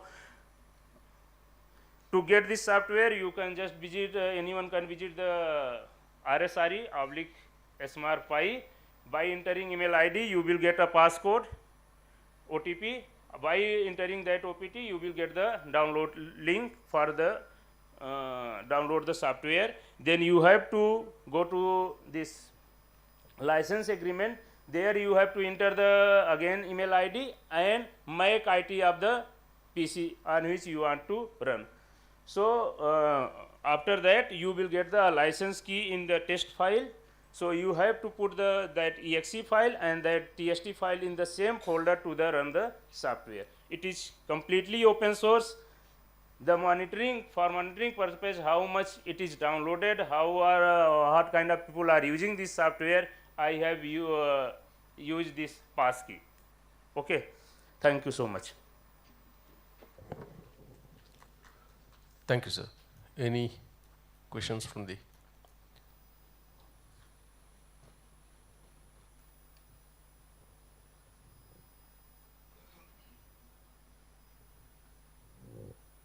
So there are no questions. Did you apply it over some data set, some real world data set, and seen how it works? Yes, sir, because I am working on slope stability last 16 years, from my MTech to PhD, and in teaching also, becoming assistant professor. So I have taken many example in that. These are the all published data. So are you providing them along with the software? Yeah, along for with the software. demonstration? Yes, Yeah. sir. Thank you very much. Thank Very you, good sir. presentation. Thank you. So we can move on to the next presentation. It's Tarun Kanti Das, sorry, AI-driven machine prospectivity or mineral prospectivity modeling.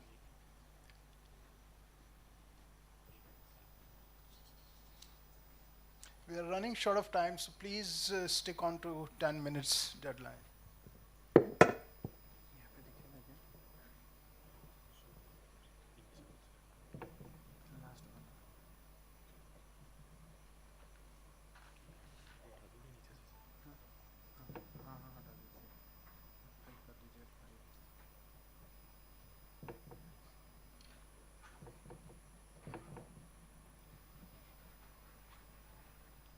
A very good afternoon to the respected dignitaries, seniors and fellow colleagues. I am Tarun Kanti Das along with C. Purushottam Gupta, going to present on about our topic, which is AI-driven mineral prospectivity mapping of critical minerals in Dharwar Craton using a SMOT enhanced random forest model. So this is the overview of the talk. So let's the time is short, so dive into the study area. So our study area almost encompasses more than 39,000 square kilometer of area, and it consists of geologically the EDC, WDC and Chitradurga schist well, and it is already well known, it is multi-commodity related and structurally complex. Hence the study area makes an ideal ground for testing new mineral mechanisms like artificial intelligence. So this is the, as I talked about, the all known location of the mineral occurrences. So what data went into our pipeline? So we had vast amounts of data from the sourced from the GSI.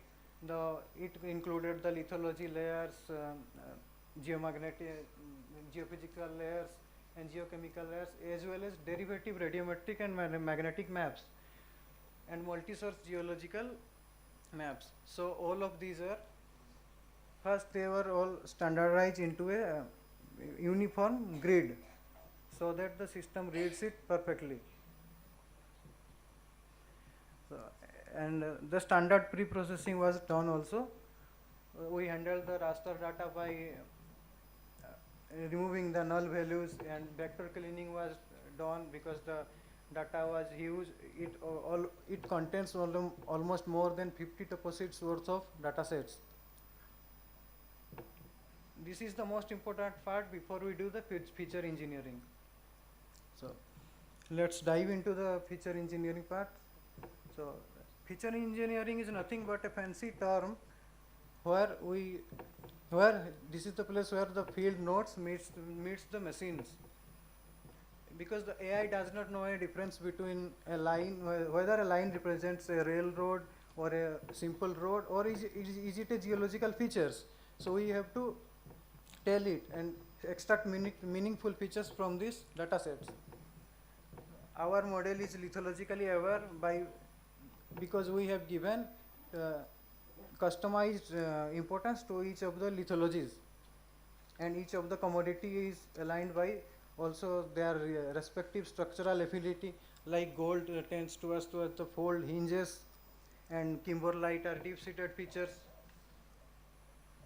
So this is the customized buffer radius we used. So for gold around 200 meter, and for copper 100 to 1500 meter was used. All of these were combined and assigned to a single point, grid point. So this is our main. Let's talk about our main pipeline. It consists of the raster, and the rasters layers also, the vectors, and the most importantly the geological layers also. And the geological layer itself has many layers of features, because suppose the distance to the features was also calculated. Here the most important part is each minerals has their respective customized geological identity. For example, gold is towards affinity to has the affinity towards fold hinges, and so this is our main function of which we used a random forest setup. The random forest is nothing but a ensemble of decision trees which sees the data.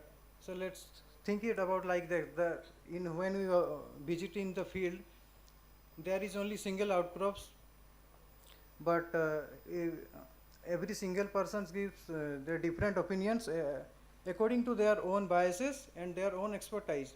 The model does the similar thing. It sees the data, but every point sees the data in a slightly different way. So the randomization is more to avoid any biasness.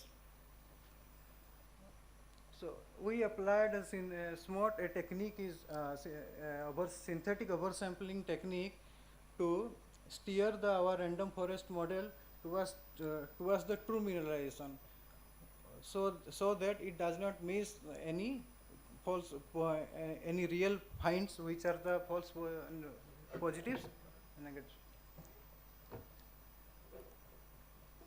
So till now we have done the data acquisition part, and then we did pre-processing, and then everything went into the model training. The model was trained into 90 to 10. The tree consisted of 100 nodes, and depth was still 10. So this is the code snippet of our direct pipeline. So let's talk about the results. So before we dive into the maps, we already trialed and tested with many buffer distances. So we tested with the distance between 5,000 meters, 2,000 meters, and 1,000 meters also. And because due to our system constraint, we has ideally chosen 200 meter grid distance. So in each single grid point, the machine actually trains by combining all the points. So this is the map of the gold. As you can see, the green points represents the actual points, and the red points are the probability. So in the left side, this is the direct output from the algorithm. It generates gold probability grids only. And the right side, we have a different pipeline which overlays these into a lithology map. But here we use 2 mean plus 2 SD as a standard threshold So more than 2% meaningful actual prediction were only be plotted.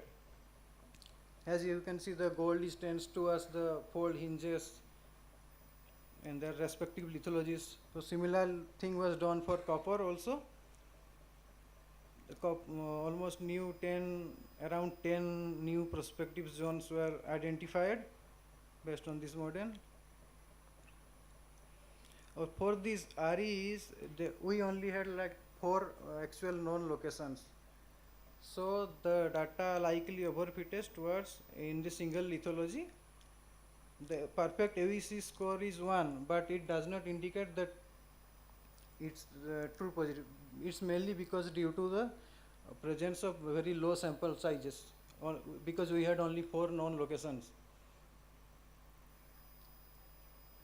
This is the map, output map for the diamond. As you can see, there is the Vajrakarur points. Actual location is there. As you can see, our points are greatly coincides with the actual locations. For actual locations input, we use the GSI is already proven known locations, old workings, maps, etc.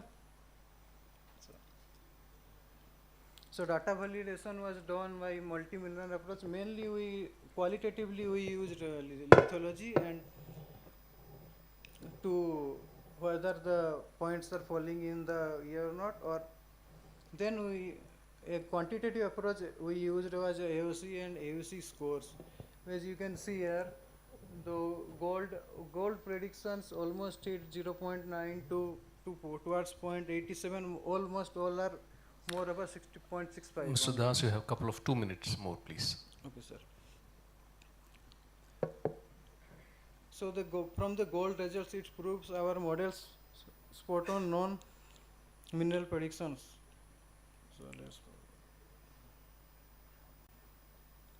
So let's talk about the summary also. In our pipeline, we concentrated on the geology itself. Our pipeline is integrated geoscience, and it has target specific customization also, because our model is already trained on the Dharwar area itself. If we want to use it in any other area, we just have to change the parameters and the tuning, then it can be used also, and it can even be used by field officers also. So this is the. I think we need to wrap up. Okay. Any questions? One question we can take. Dr. Vijay Kumar, got any question? Okay. Yeah, thank you very much then. We move on to the next presentation. Aritra Mukherjee, use of AI for next generation tools, as a next generation tool for geosciences. Please stick to the time, Ms. Mukherjee.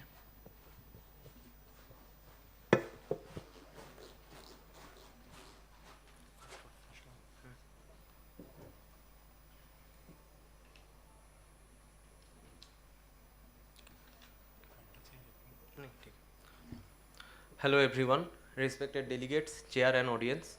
I am Aritra Mukherjee, a third year undergraduate student from Department of Geology, Triveni Bhalotia College, Raniganj, West Bengal.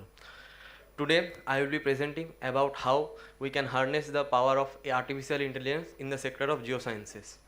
But first of all, I need to clear that this is not my research topic. As an undergraduate student, I have interest in this field.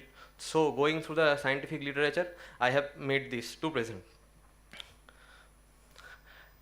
Standing here today, I don't think I need to separately explain or introduce about artificial intelligence, because let's be honest with us, nowadays people prefer to ask their AI chatbot rather than what it used to be Google it. So basically in geoscience we deal with a large amount of data, but the analytical or the traditional methods cannot comprehend that amount of data. Here's where AI deals in. Artificial intelligence, likely technologies are machine learning or deep learning, can be used in analysis, simulation and prediction. It is of various uses. Coming to the technologies used, I have basically discussed here 4 technologies. First of all is the machine learning. Machine learning is the backbone of artificial intelligence. It can be, as I say, we deal with a large amount of data. Machine learning can analyze those data sets from various sensors. Second is the deep learning. Deep learning is based on neural network. You can think of it as the neurons inside our heads, which can take our decision or recognize patterns. They can be used in weather forecasting, detecting clouds pattern, or even ocean waves. Third is the hybrid AI models. It is a physics-based simulation system where you can make various simulations or models which can help geoscientists to visualize any mining sector or so. And last is the generative AI. You can guess from the name, it can generate geological field reports and enhance and reduces the gaps. Let us now about the application. The 3 major applications are happening nowadays are in remote sensing, disaster management, and in mineral exploration. Coming to the remote sensing part, CNN or convolute neural networks and RNN can analyze a large amount of images, specifically speaking for land use or land cover or vegetation. It can also detect in anomaly, preferably if there is a glacial outburst or deforestation. Although there is a real-time monitoring system so that we can reduce the latency time that satellites today can process the data from up in the space. We don't need to send them to our station to analyze those. You can see from the Kazamsky et al. There is the flowchart how this whole system is done. Next is the disaster management. It is basically done in 3 parts. One is the pre-disaster, second is the disaster response, and third is the disaster recovery. Let us take an example of a cyclone. Suppose a cyclone is going to hit India's east coast.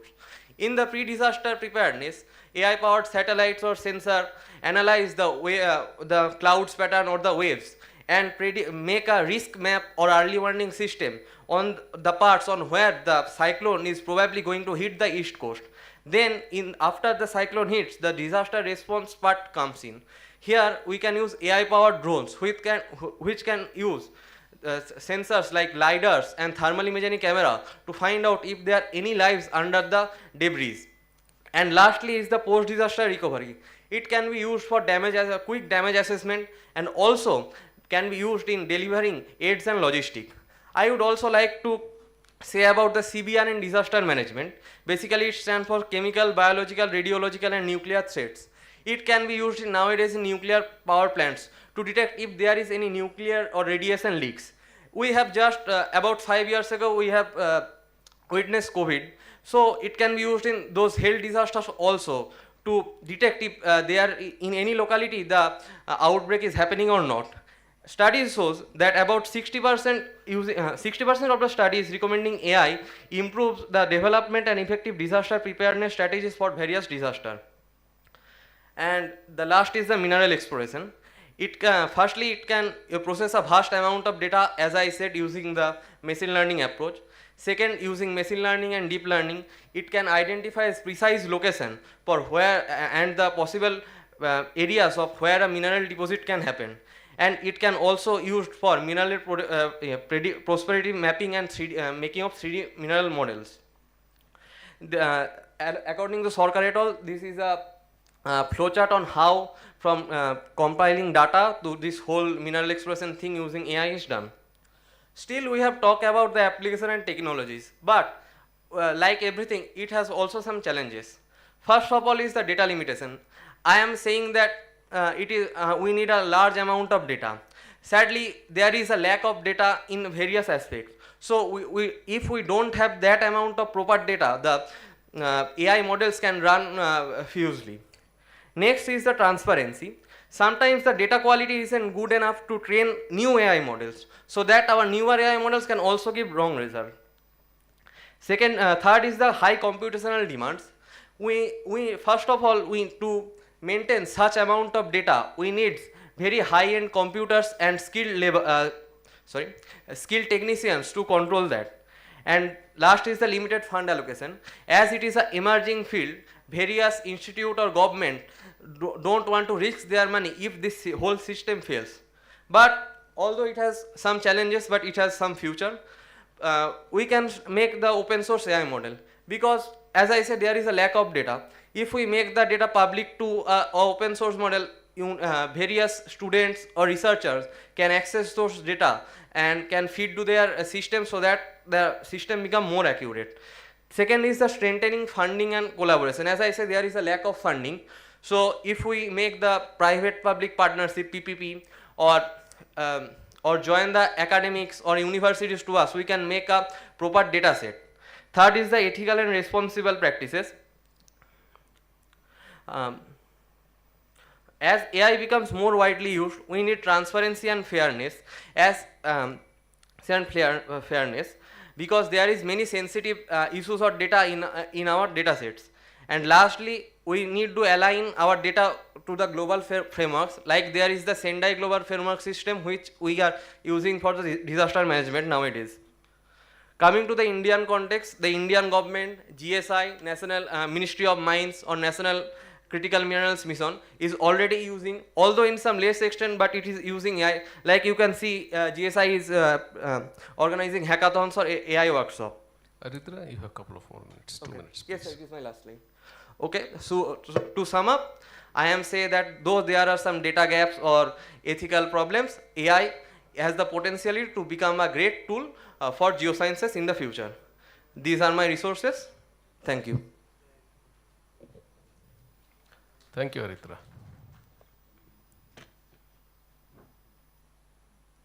Very nicely presented, and all the best for your future.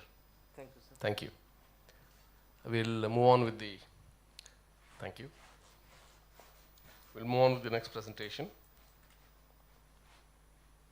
Shaurya Nayak, Mr. Shaurya Nayak. Oh, Miss Shaurya Nayak, sorry. Machine learning based predictive geochemical modeling for optimizing petroleum operations. They are focused on rock fluid interactions.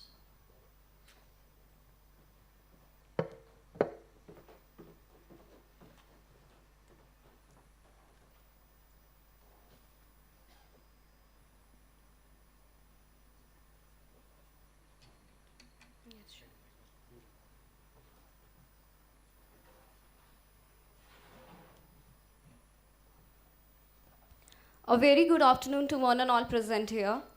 I'm Shaurya, a research scholar from the Department of Petroleum Engineering and Earth Sciences from Indian Institute of Petroleum and Energy, Visakhapatnam. Today I'm here to present a talk on the topic, machine learning based predictive geomechanical modeling for optimizing petroleum operations, a small focus on the rock fluid interactions. So coming to why is there a need to know about the rock fluid interactions from the petroleum point of view. In petroleum industry, we quietly focus on 3 different kinds of fluids which are usually talked about. That is drilling fluid, completion fluid, and the fracturing fluids, which are used for various operations such as perforations, fracturing, then the exploration, etc. Now coming to the interaction of these fluids with the rock interface. This is where the geomechanical aspect comes into play. That is in open hole formations, not in cased hole formations. And while we are making perforations, there is a need to know about the geomechanical aspect because there is an interaction between the rock and the fluid surface. So while making a choice from the fluid point of view, we usually deal with certain parameters. That is the density of the fluid, the viscosity, which is usually the apparent and the plastic, and the fluid loss. Fluid loss is actually the infiltration of the fluid into the rock formation that we usually can deal with 2 aspects. That is the low pressure, low temperature, and the high pressure, high temperature. Now coming to the rock fluid scale interaction from the geomechanical point of view, we are quietly focusing on the wellbore stability, which we can usually predict through the geomechanical strength tests, which we'll see later on. Now coming to the significance, here is a small figure of the test that is being performed in the lab as to why there is a need to study this sort of interaction. This is a Brazilian tensile strength setup, which we are doing it through GCTS that is the global calibration testing systems. In the Brazilian tensile strength test, we have usually, in this condition, we have treated the limestone sample with a sodium chloride brine, and the strength of this rock sample before and after testing has been estimated. So you can quite imagine how many rocks we need to break in order to find the strength of a particular formation. So as in, if we model this beforehand, we can get some preliminary idea about how much strength is required for breaking the rock samples, as in we can go into the petroleum studies further. Coming to the significance, this is a figure for the return permeability test that is being performed in our lab. Here, if we know the strength test or the strength results for the fluid on a rock formation beforehand, then if we proceed to the permeability test, the time and energy will be saved quite in this process, because it usually runs for days. And herein, after the figure outlined here, I can say is the left side, the figure number A, is the point where we inject the fluid. This is an injection end. We can see there is a development of an external filter cake over here. And in return permeability test, we usually test whether the rock formation, after the injection of the fluid, the filter cake is getting removed or not. That is how much damage and to what extent the damage is being caused. So after injecting the fluid from the opposite end, we can see that it is clear, and hence our fluid is effective. But if at all we know, as in case of the geomechanical point of view, that the rock is viable for this test, we can proceed for these studies, which can save our time. Now this is the significance of this formation damage from the drilling, completions and production point of view. I'll tell it in short. Like in drilling, usually we go with the muddy fluids, and also we can deal with brines. In the completions, we usually deal with brine formations and foam-based solutions. Then coming to the objectives, the study that I have outlined here is with a very small data set that I have collected from various research papers. I haven't dealt with the lab scale data right now. The parameter that I'm presently focusing on is the Brazilian tensile strength, and the input parameters that I have been taken is the viscosity from the fluid point of view, and the uniaxial compressive strength, as well as the Young's modulus as inputs, which is from the rock point of view. So this Young's modulus and uniaxial compressive strength that I'm talking about is after the fluid treatment with the rock sample. Such as, in this case, the data I have collected is from the completion brines that are being treated usually with the sandstone samples. So here we have implemented two different methods, that's the k-nearest neighbors and the kernel ridge regression methods. And we have just put on a comparative study of this to deal with the rock fluid interactions. So this is a background and the formula for these two methods, and the basic definition of these two types. That's I will go to the training and prediction part. In case of k-nearest neighbor technique, there is essentially no training. It just stores all the data points, and usually it focuses on the nearest points that are available. And in case of kernel regression techniques, it solves the regularized least square optimization problem to find the weights. Now moving ahead, I have outlined the methodology in quite a simple diagram. That's I told as in the viscosity of the fluid that we have taken. It's usually the brines, or in some cases water, where they have dealt with water saturation, and the Young's modulus and the uniaxial compressive strength of the samples that they have put up in the papers, and we have used this data to estimate the Brazilian tensile strength. So this is the result for the KNN, and we can see that there is some spread around the line, which is quite normal. At lower BTS values, at about 0 to 4, the predictions are slightly scattered, while not severely up, and at higher values, they are quite close, but there is a slight overestimation since the number of samples, as I told earlier, is not quite huge. And this is for the KRR, this kernel ridge regression model. And this is a comparison of the residuals for the KNN and the KRR. And I have put it up in 4 points. On the basis of residual spray, the randomness and pattern, the outliers, the overall model fit observation. Coming to the overall model fit observation, we'll just see KNN, there is a high variance in the residuals which is less reliable, and it can tell about the inconsistent performance of this model. While in case of RBF, we can see there is a lesser variance. And coming to the conclusions, as I outlined, this work, when put up in a larger scale, can save our time and energy. There's the rock-fluid interactions play a vital role in determining the wellbore stability in case of petroleum wells. So this study, I'm planning to extend it further into real lab-scale applications. Thank you. That's all from my side. Okay, thank you very much, Surya. It was a very good presentation. How would this compare with numerical simulation? Suppose you try to do numerical modeling of estimating the strength. Sir, presently I have not thought of it. I've just put up this preliminary idea. I will think about it later. As in, if you can give any inputs on this side.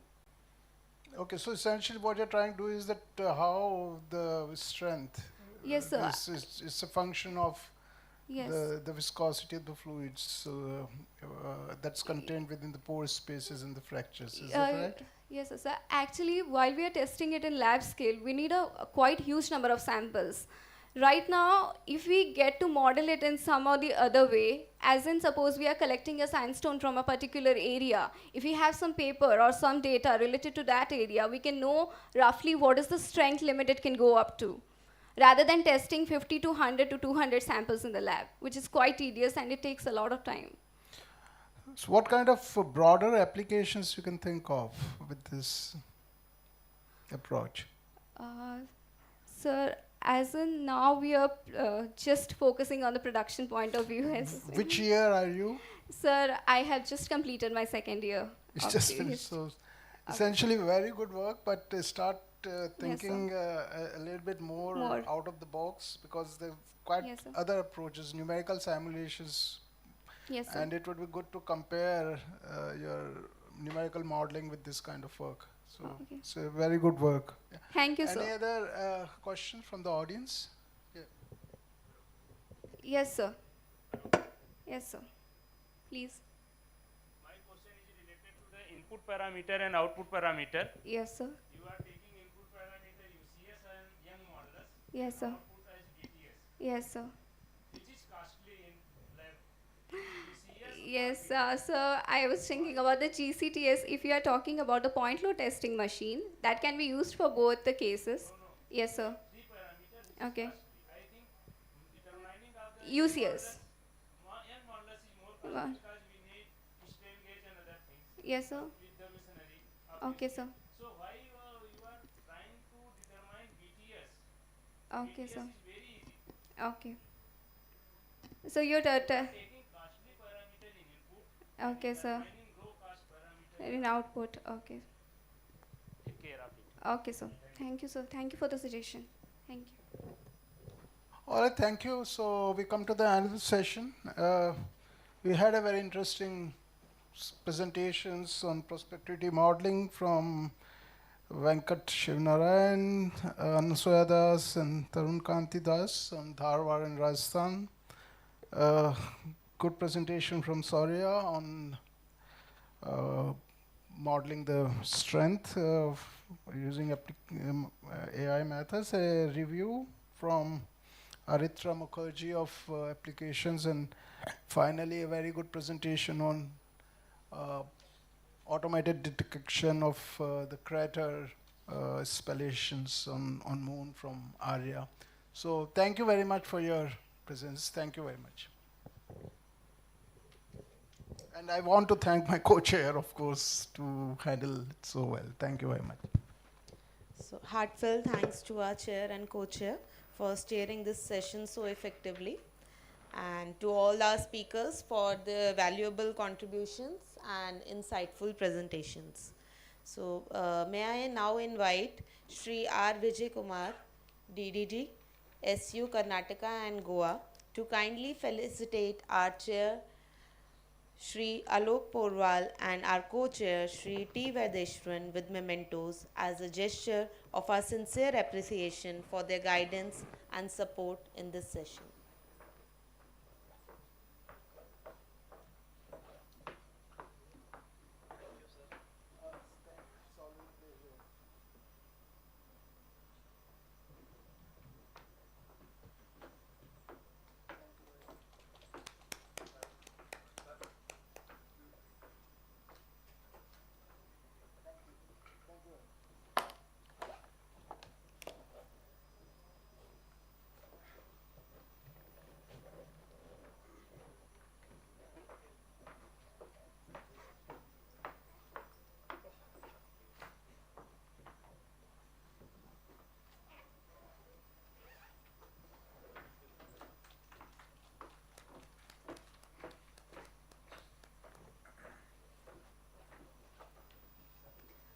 With the conclusion of technical session 3, I extend my warm thanks to every speaker and delegate for the depth and energy you brought for today's discussions.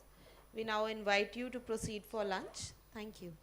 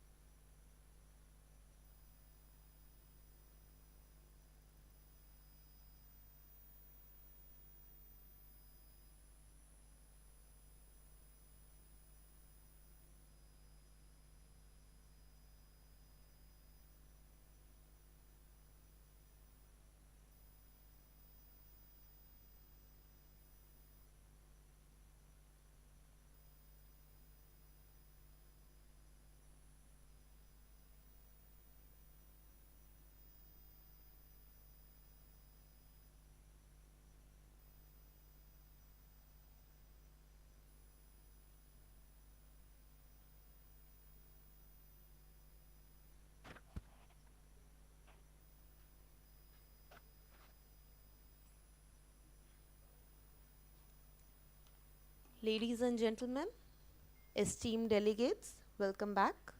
I hope you had a refreshing lunch break. We now begin with technical session 4 themed From Origins to Now, Decoding the Evolution. This session takes us on a fascinating journey through the Earth's past, exploring how ancient life, environments, and human societies have changed over time. Our presenters will walk us through stories of dinosaurs and their world, how ancient animals were preserved, and the beautiful variations seen in the long extinct marine creatures.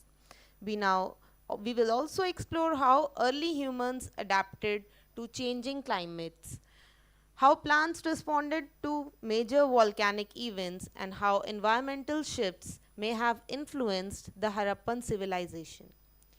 Finally, we'll look at what ancient shells can reveal about life and climate in the Cretaceous period. Together, these studies help us understand how life has evolved, survived, and transformed from the distant past to the beginnings of human history. Let us begin with this session. To guide this session, we are honored to have with us Chair for the session, Dr. D.M. Mohabe, retired DDG, GSI, one of the India's foremost vertebrate paleontologists, renowned for his pioneering work on Cretaceous dinosaurs, Deccan volcanism, and the KPG extinction. And I would also like to extend a warm welcome to our co-chair, Dr. Sudeep Bhattacharya, DDG MIIB, who has specialized in coral petrography, coral exploration, shale gas assessment, and energy resource geology, with over 3 decades of service in the Geological Survey of India. Sir, I invite Dr. D.M. Mohabe and Dr. Sudeep Bhattacharya to please join us on stage.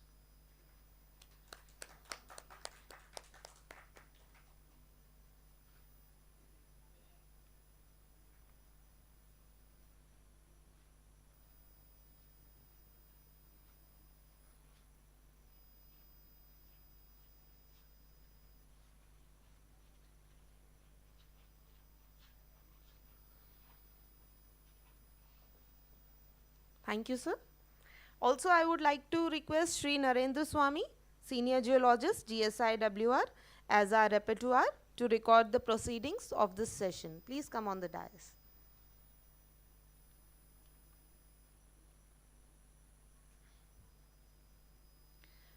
It is my privilege to introduce our keynote speaker, Dr. D.M. Mohabe, one of the India's leading vertebrate paleontologists, a PhD from RTM Nagpur University. Dr. Mohabe served the Geological Survey of India for over 35 years, retiring as Deputy Director General and Head of Department, GSI Lucknow. His pioneering research on Cretaceous dinosaurs, their paleontology, and impact of the Deccan volcanism and extinction patterns of the KPG boundary has earned him national and international recognition. He continues to contribute as senior scientist and co-principal investigator in major projects funded by MOES, DST SERB, and NSF USA, and played a key role in developing the Dinosaur Field Museum and Fossil Park at Rayoli, Gujarat. A recipient of National Mineral Award and L. Rama Rao Lifetime Achievement Award, Dr. Mohabe has collaborated with leading institutions worldwide and authored numerous influential publications. Ladies and gentlemen, please join me in welcoming Dr. D.M. Mohabe for his keynote address titled Indian Upper Cretaceous Saurian Dinosaur Communities, Stratigraphy, Diversity, Paleontology, and Extinction Linked to Deccan Trap Volcanism. Sir, please.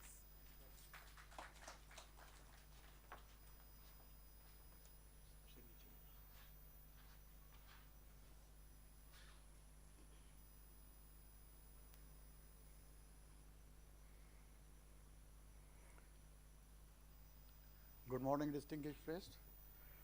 First of all, acknowledgement, sincere thanks to Director General Geological Survey of India and the entire organizing team of this wonderful international seminar being held since yesterday here, and for inviting to present my talk here.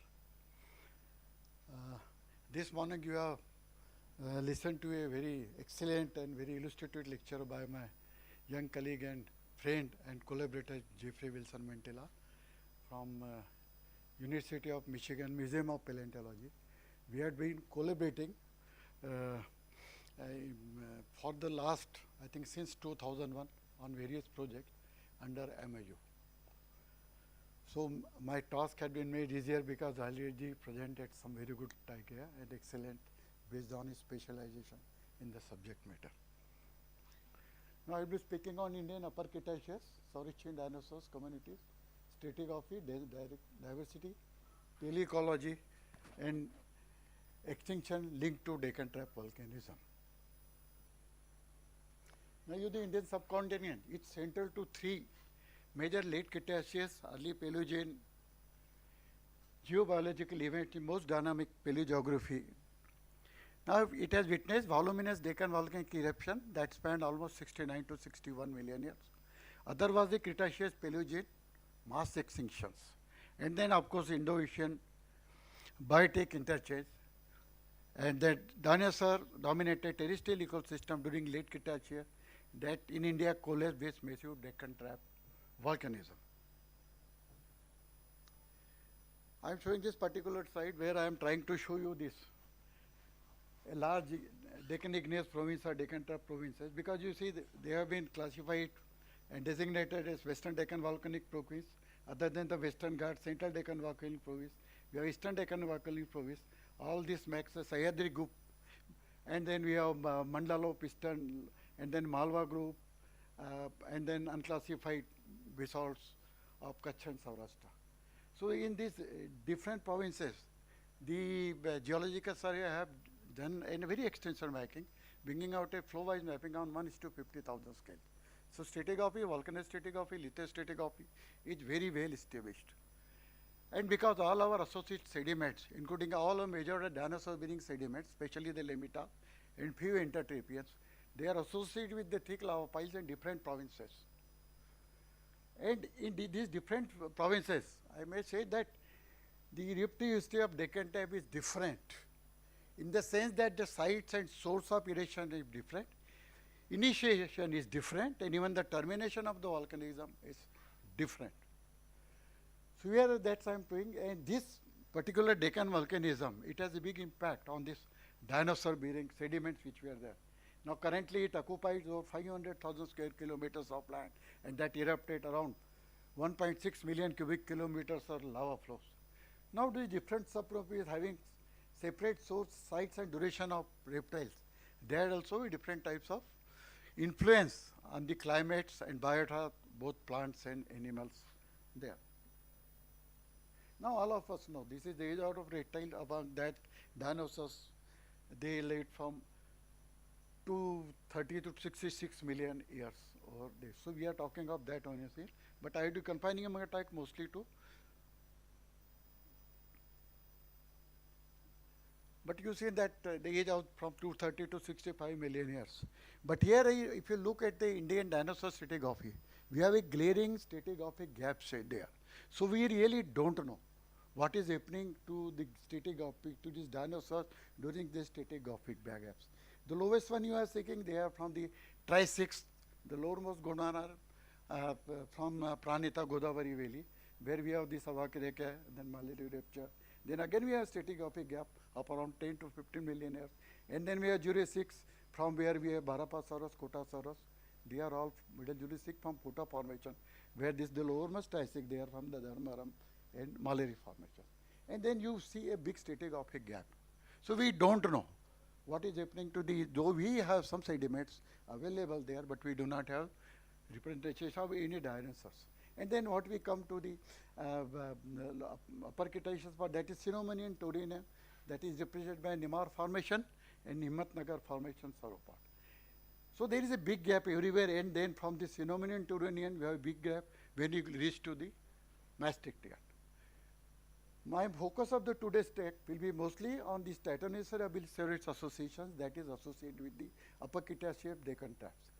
And these sediments, when I say Deccan trap associated sediments, either they are infratapious, that is the limit of formation in the different provinces, occurring just below the first flow that arrived locally in that area.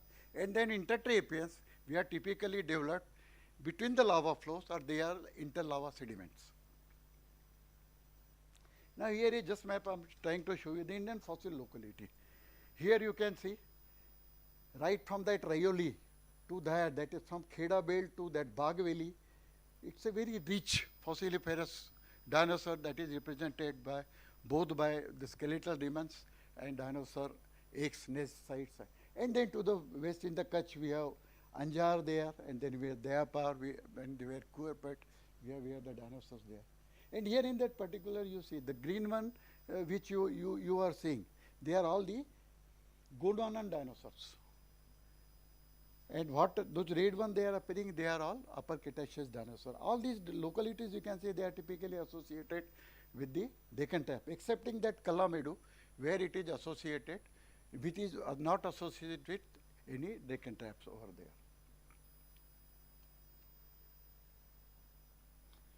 Now, our major dinosaur bearing localities, upper Cretaceous, and that is typically all Maastrichtian. So, all these dinosaur localities, they are confined to the different limita sediments. They are deposited in different inland basins that developed over lowland area. You can see that Balasinor Bagh, Sagar, Jabalpur, Ambikapur, and then Salbardi and Nandadoga. These are the major limita bases which has produced our most dinosaur remains from that. And if you look at that, I am trying to give you the thickness and some paleomagnetic data available.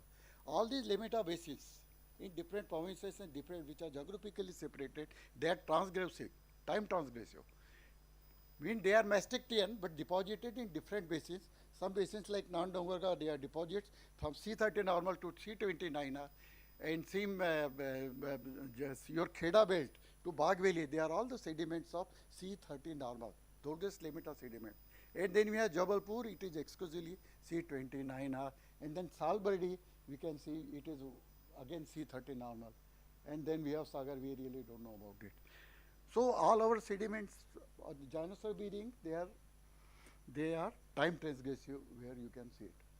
Now coming to the first Nandongargaon basin, what you can see this entire around this limita developed in the Nandongargaon basin, that is nearly 700 square kilometers. And you can see right from that northernmost locality to the southernmost Dongarga, Nand in the north and Dongarga. That's why designated it's a Nand Dongarga. We have number of dinosaur bones there, and we have number of eggs, nest, and also nest sites over there. And we have some coprolites at Rajulwadi. And then coming to south, we have classic what my friend J. Filson was speaking about that Ichthyosaurus here that come from the Dongargaon.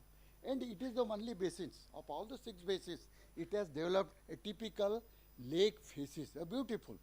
Out of the 23, 24 meters of sediments, we are getting limita sediments at Dongargaon basin. The lake represent at least 12 meters of the sediments, and it is beautiful developed. You can see a fine silicity, you can see some cyclicity there. We get fine silicity clastic, carbonate, fine silicity, carbonate, even a was there, diatomaceous was present in those things. And this is just a section I am trying to show you across. And then this lake sequence developed over the Horbank red clays, and then again aggregated by the channels, and then again you have the sandstone which is calcatized. This calcatization is a typical feature of the laminar sediment in all the basins. Now here this is the Ichthyosaurus. Earlier it was established Titanosaurus colvati, but J. Filson and they have revised it, and now it is designated a Ichthyosaurus. Now you can see it, that star I am showing, this is the locality from where it was actually excavated by ISI, Saraswati Bandyopadhyay and her colleagues, and then it is the green clays, and that is probably the animals, aligned bones based on that, how the animal must have died. That just representation of gait of the animal. These are some of the bones. It is Dongarga area itself. We have a lot many turtles, a very good turtles, Scarapace and complete, which are visual. So it's a very typical association, multiple association that we are getting in Nahan-Dongargaon basin. Again, coming to that Nahan-Dongargaon basin, if you go to that Pisdo area, this is a very classic locality in India. The sediments are not more than 4 to 5 meters. They are mostly presented by overbank red clay, and then you get intercalated with lateral accretion sandstone. Then we have some Palestine clays covered by that, and we have Deccan taps over there. So here in this, you can see the limita sediments. They restore the Gondwana sediments, and then capped by the Deccan basalts. Now these two, Pisdora locality and Dongarga locality, though they are Meztectian, but they are separate in time. They are the youngest ones coming from 29, whereas the dinosaur which I showed you, it is coming from 39 normal. And it is the only locality. Very recently, we described a very small size theropod. When I say small size, it may be less than a 5 meter. That we described very recently, along with Jeffrey Wilson. And then we have lot many turtles, full of turtles this locality. And then we have snake that Metsaiya Pisdori. Still we get those bones. And this is a multiple association of turtles, snakes, crocodiles, and dinosaurs. Lot many bones you can see there.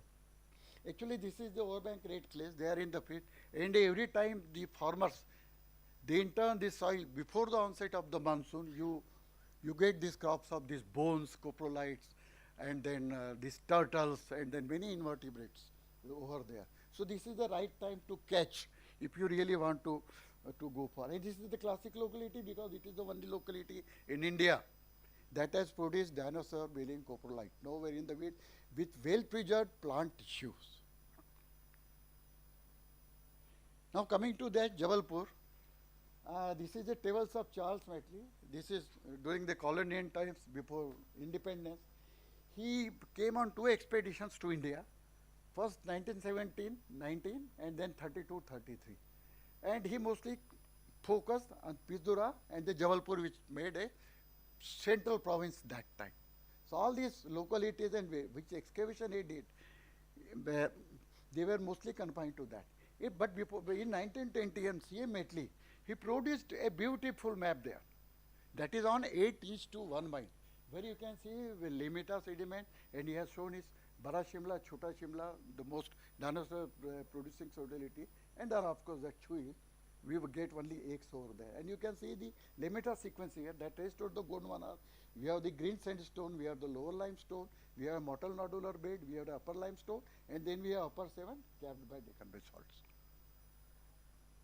So now, and within this sediments, which are nearly 37-40 meters thick, especially in Bada Shimla, we have 3 productive levels of dinosaurs: Carnosaur bed, Dasyphares conglomerate, and the sauropod beds. So all these excavation sites in the Bada Shimla and Chota Shimla, it remained confined to these 3 fossil producing sites. But whatever he excavated during these 2 expeditions, 17-19 and also 32-33, all the bones and fossils which he had collected, majority of these fossils bones were they shipped to the British Museum Naturalistic. At that time also there was many fossils from Shivaliks where Falconer and Cotley, they were working. So those fossils collected from the Shivaliks coming from the Dobe Canal, they were also shipped along with that to the British Museum. Many of the fossils after their study, they were repatriated back to India, to Geological Survey or in the Indian Museum, but still there are things which original fossils which are still there. And you can see, and whatever that time that colonial collection, you will either find in Indian Museum, Calcutta, or Geological Survey of India, Curatorial Division, or you will find in British History Museum, London. And then you American Museum of Natural History, because Barnum Rao in 1922 also visited Bada Shimla and he collected few theropod maxilla and jaws and also some scutes of dinosaurs over there. So it is still there in that. So all our collection is there. Now this is thanks to British Museum Natural History. This is Charles Matley during 32-33, it's original photograph. where when he did that excavation there at Barashimla, Limita, these are the original photographs, which you can see those hind limb bones that was described as a Intactosaurus subtentorius, but later on it was renamed and revised as Ganosaurus. And now it was very difficult because most of the collection, because GSI, we had a one field season program and also one program followed along with it. So we were focusing on the museum research, trying to look for the available collection of the colonial times which are there. And then here, those specimens are there. There are many specimens which are not described. So here we were trying to look for the horizons, and though it is mentioned the green sandstone, limestone, and it was very difficult what are those actual spots from where this excavation has been done. So when we do in you can see Jeff and I'm standing there. So this was the original site that was expected in 32, 33, and from there that Ganosaurus come, it came. You can see the green sand, the bone fragments and the low limestone. So we were very excited that at least we were able to locate the original site. And here is in one of the correspondence that you see in the British Museum, and you see they mentioned that in 1936 this particular hind limb bones of Intactosaurus or now Ganosaurus, they retained the original fossils, but plaster cast they simply mentioned that they sent it to some museum in central India. So we were on the run, and we went from we came to Calcutta, we inquired with the British this Banaras and many institutes, and finally we were able to find in the attached in the Central Museum, which today morning Jeff was also discussing about. It's a plaster cast, and we were able to recover not only these thin limbs, but also there were some original bones that were there. And this is after that your Jabalpur basin. Here you can see this is the classic map by Gupta and Mukherjee, 1956. Here you can see a beautiful map. Here you can see that white blocks I have tried to show you. They are the major blocks which have been producing dinosaurs. Here this Kheda is very famous, one of the classic and unique localities I will say in the world. The unique locality in the sense that it's a hatcheries and graveyards of the dinosaur. It is a single locality I am telling you where you get both the abelisaurid theropods and titanosaurid sauropods together, not only with the skeletal remains, semi-articulated to disarticulated you get there, but you also get the eggs and nest sites of these sauropods and theropods in the same locality. So it's very, very rare. And then, and this Kheda to you go to Jhalo, Dahod area, and then it continues to Bagh valleys. And you see this Kheda, if you look at the map of the limit I am trying to, it's a continuous maybe around 80, 90 kilometers long. You have dozens of these nest sites only. All along there, because other than this main outcrop I am showing, there are many isolated outcasts which are full of dinosaurs. There are thousands of dinosaur eggs, mostly of belonging to sauropod, Titanosaurus sauropod, and paradoxically we assign them to megalolithid eggs. And as you go to the eastward, this is from that Jahaj area, again you have dinosaur nest over there continuing, and then you have that Jhalo, those areas where you are continuing, and then of course you continue into the Bagh Valley. But the thing is that you don't get any dinosaur skeletal image as you go to these areas and as you go further to the east to the Bagh Valley. Now this is a very classic map that we produced. Geological Survey of India did a very classic excavation there. Suresh Srivastava of Paleontology Division involved. And then we tried to produce a map of this ossiferous conglomerate. You can see limit of formation. You can see they are resting over the Godhra granite. And then you have got those conglomerates over there, Chatti conglomerate. And then you get the pebbly gritty sandstone. And this is the horizon which is full of these dinosaur bones there, which are there. Thousands of bones you will get there. Many of them excavated, but still there. Any outcrop you hammer and it will be there. So much of lying there. And these are the sections which I am trying to show you, the conglomerate, the sandstone. And here that excavation was done by Geological Survey of India. Here I am showing as a GSI pits and that ISI pits. They did in 92, 91, 92, and then again 92, 93. So that section we came across, it was also with us, and that we traversed, but most of their spot or excavation site was just hardly 100 meters just north of this site and the section, but mostly the bones coming from this sandstone rather than the conglomerates over here. You can see the conglomerates here, the photograph, that man standing here, and then you have a little sandstone on the top. You get a calcrete, actually sandstone which is calcitite, and you get a very thin veneer of chert on the top, and then you can see many of the dinosaur bones over there. And this is the DSI doing in 1983 to 85 in 2 field sessions. We excavated nearly 9 pits there, and these pits you can see it shows the disposition of the bones which are found in different pits. It is out of such one pit. You can see these are the layout and then how it will form. That Rajasaurus, Jaipur itself, because Paul Serino and my friend J. Filson, they have been visiting, and out of this collection, from one of the pits, they picked up the theropod bones, and those bones were removed to the Chicago, and then they were prepared there, and that is how from those bones, Jeff and his team, they gave that Rajasaurus 2003 over here. So it comes from that. So it's a very classic excavation site, and the wonder is that there may be many major dinosaur locality coming from the limit of formation.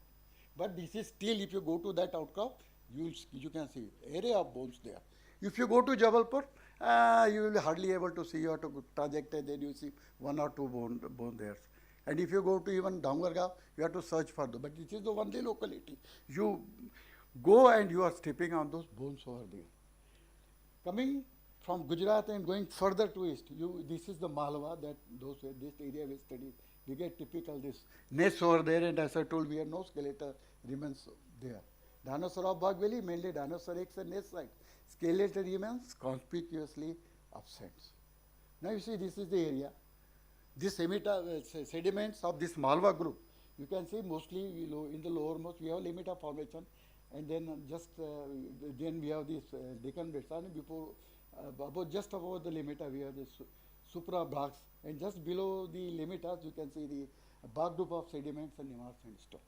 This is nearly a 650 meter thick sequence of lava piles, but only the 200 meters lower pile is intertape and buried. And above you can just imagine 400 meters, we are not able to go. Those red bolts are there, but we are not so far recorded any intertapings there. And the JSI and their reports and the people who have mapped there, they also brought out this aspect in their map. So, and you can see, these are the intertapians you get at 7 stratigraphic levels, but all confined to those lowermost Mandelstam culmination. And some of the intertapian localities, they geographically separated, but they are at the same stratigraphic level. And we know which intertapies are located which flows in that particular formation. So we have a very strong stratigraphic constraint as far as when we target our sampling for. And here these are the intertapians where when we logged and we sampled it out. Palynological study has also been done by one of my Dr. Bandana Saman, very extensive study has been done in these localities. And then we were just trying to track changes.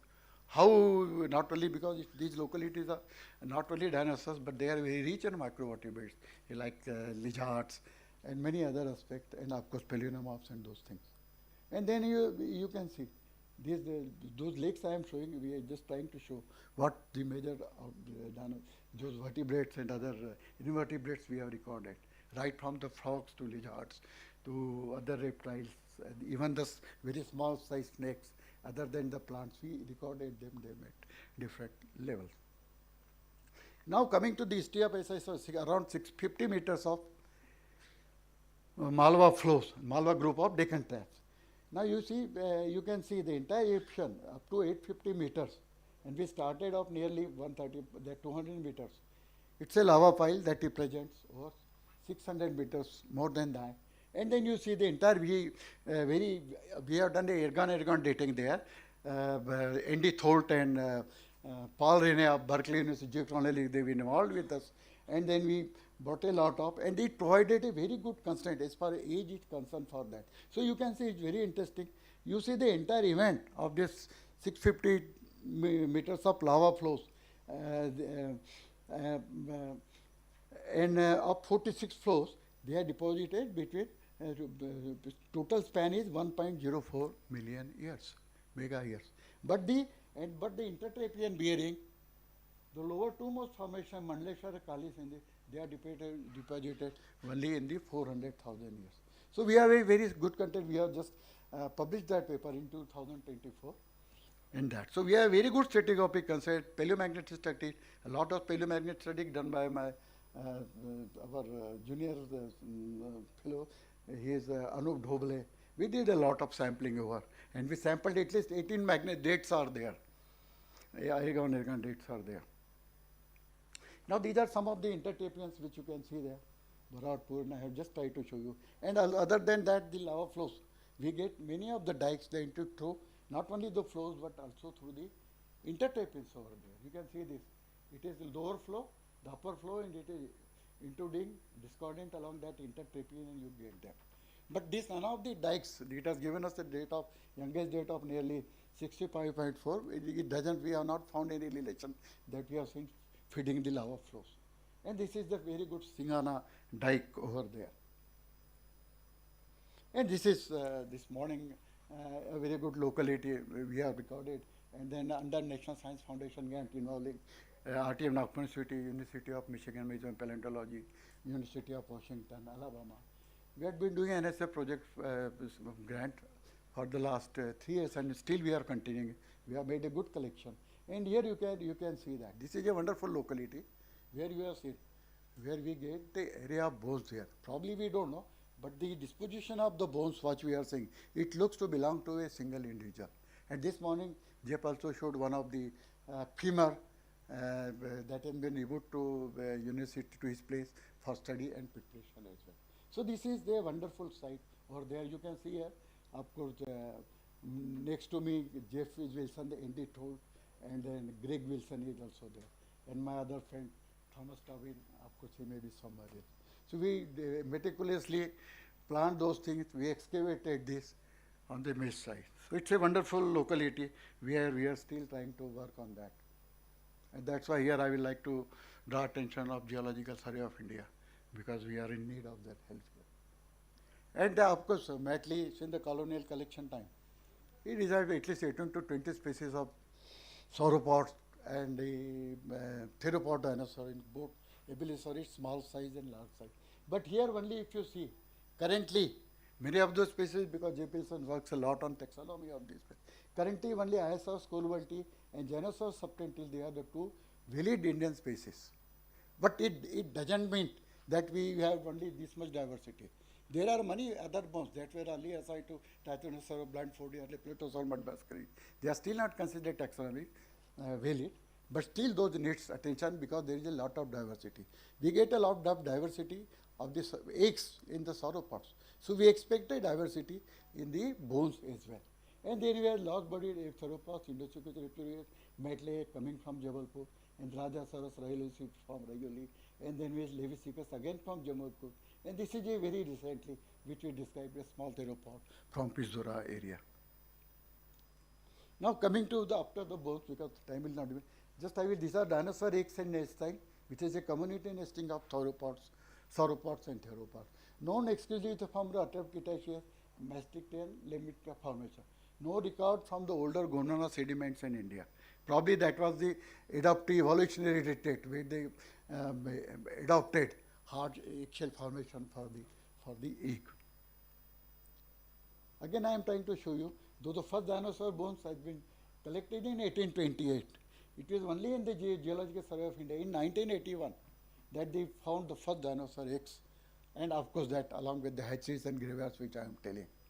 So you see a big gap, and this find by Geological Survey of India, it revived the interest. It was the renaissance of age of the dinosaur research in India, and that brought many international attention, including our friends who were there, and then that's how this story goes over there.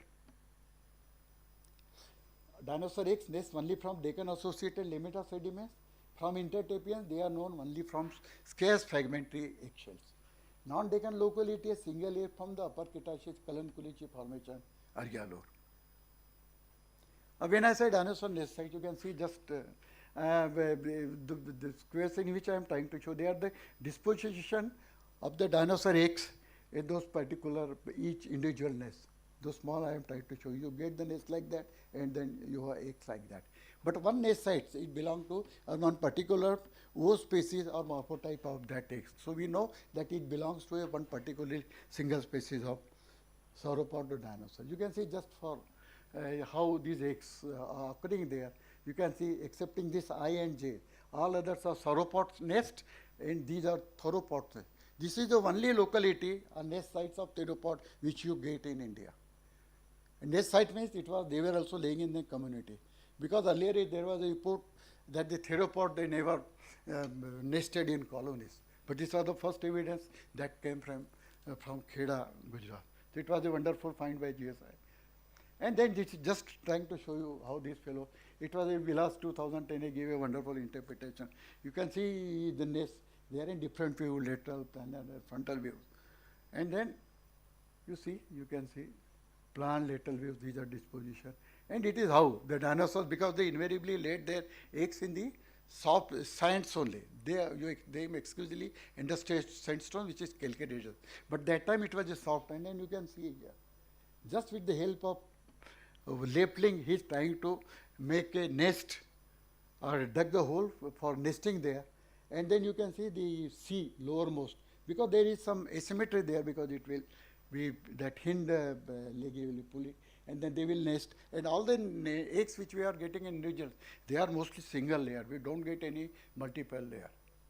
That was someone was asking. And all these nests, you can see, they are then buried with the mucked out sands.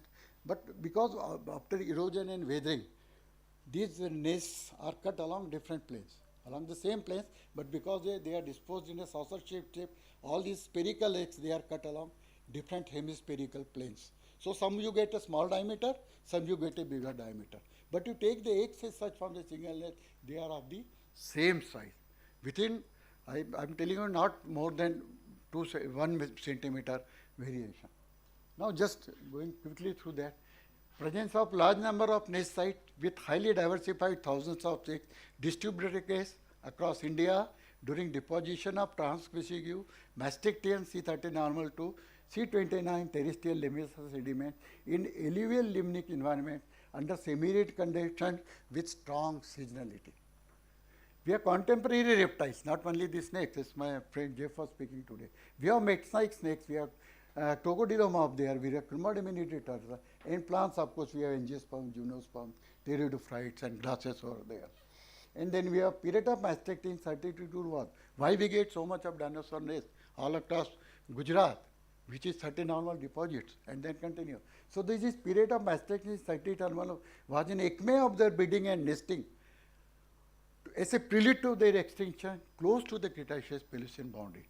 Both sauropods and theropods invariably laid eggs in a single layer in the nests buried in the soft riverine sand along the river banks. Provide evidence of community nesting by different species of sauropods, implicitly a gregarious and parental care. A sole nest of Avilis horse in India at Raioli, adjoining the sauropod nest, suggests they were also a packed hunters. And these are some of this. Now these are some of the specimens which are also prepared at University of Michigan by my friend JP.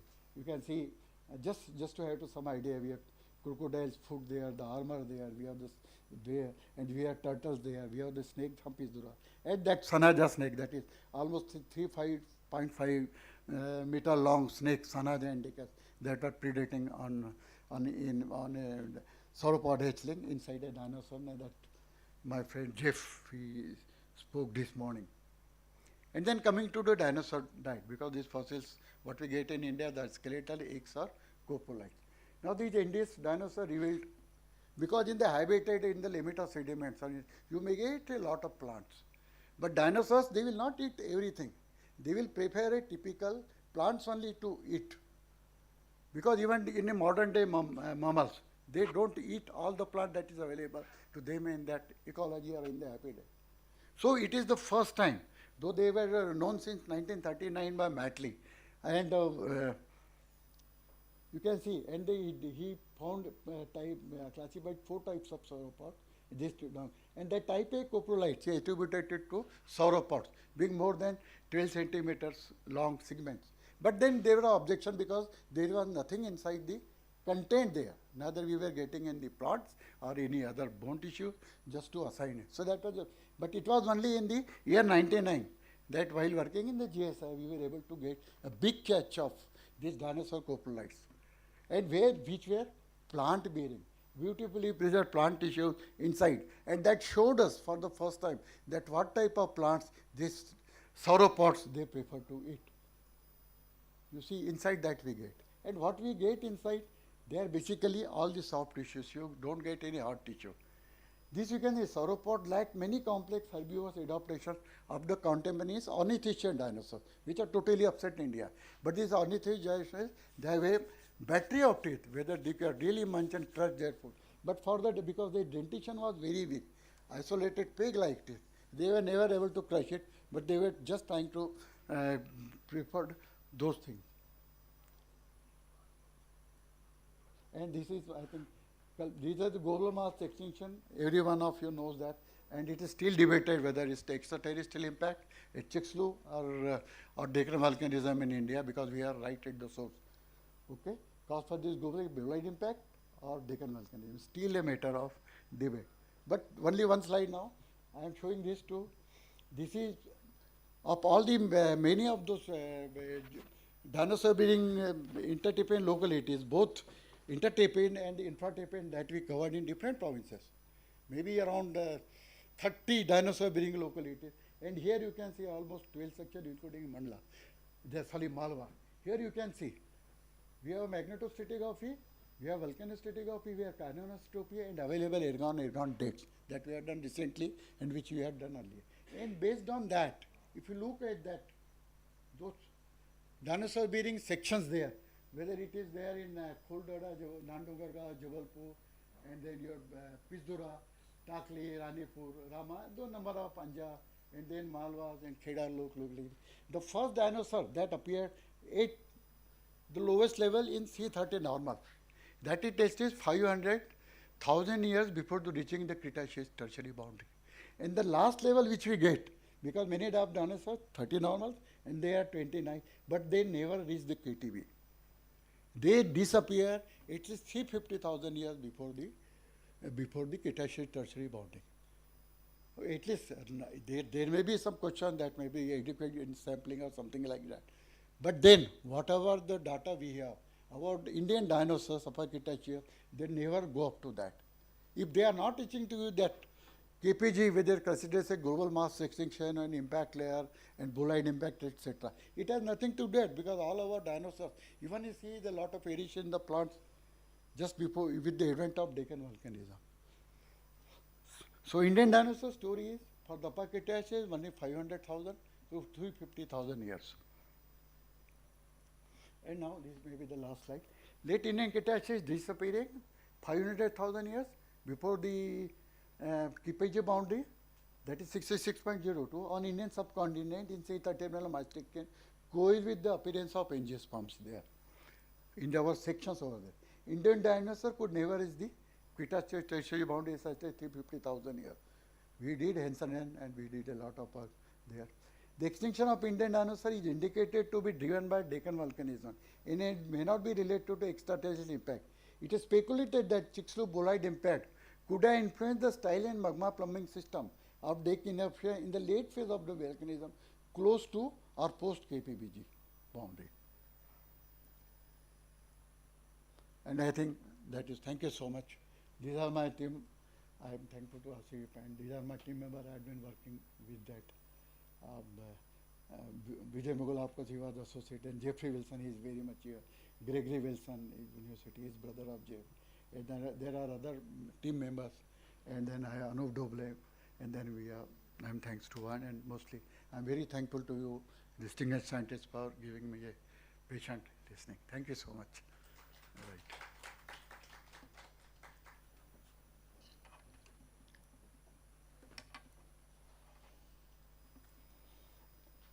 there are no questions, then I can. Yeah, please. Mike थोड़ा दे दीजिए उधर.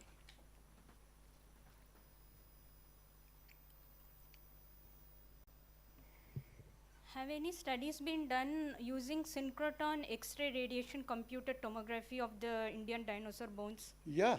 Okay. In So- the many of these bones when we were removed to the Michigan, not many things. This morning he was showing some of the vertebrae and those Mamakeda, these things.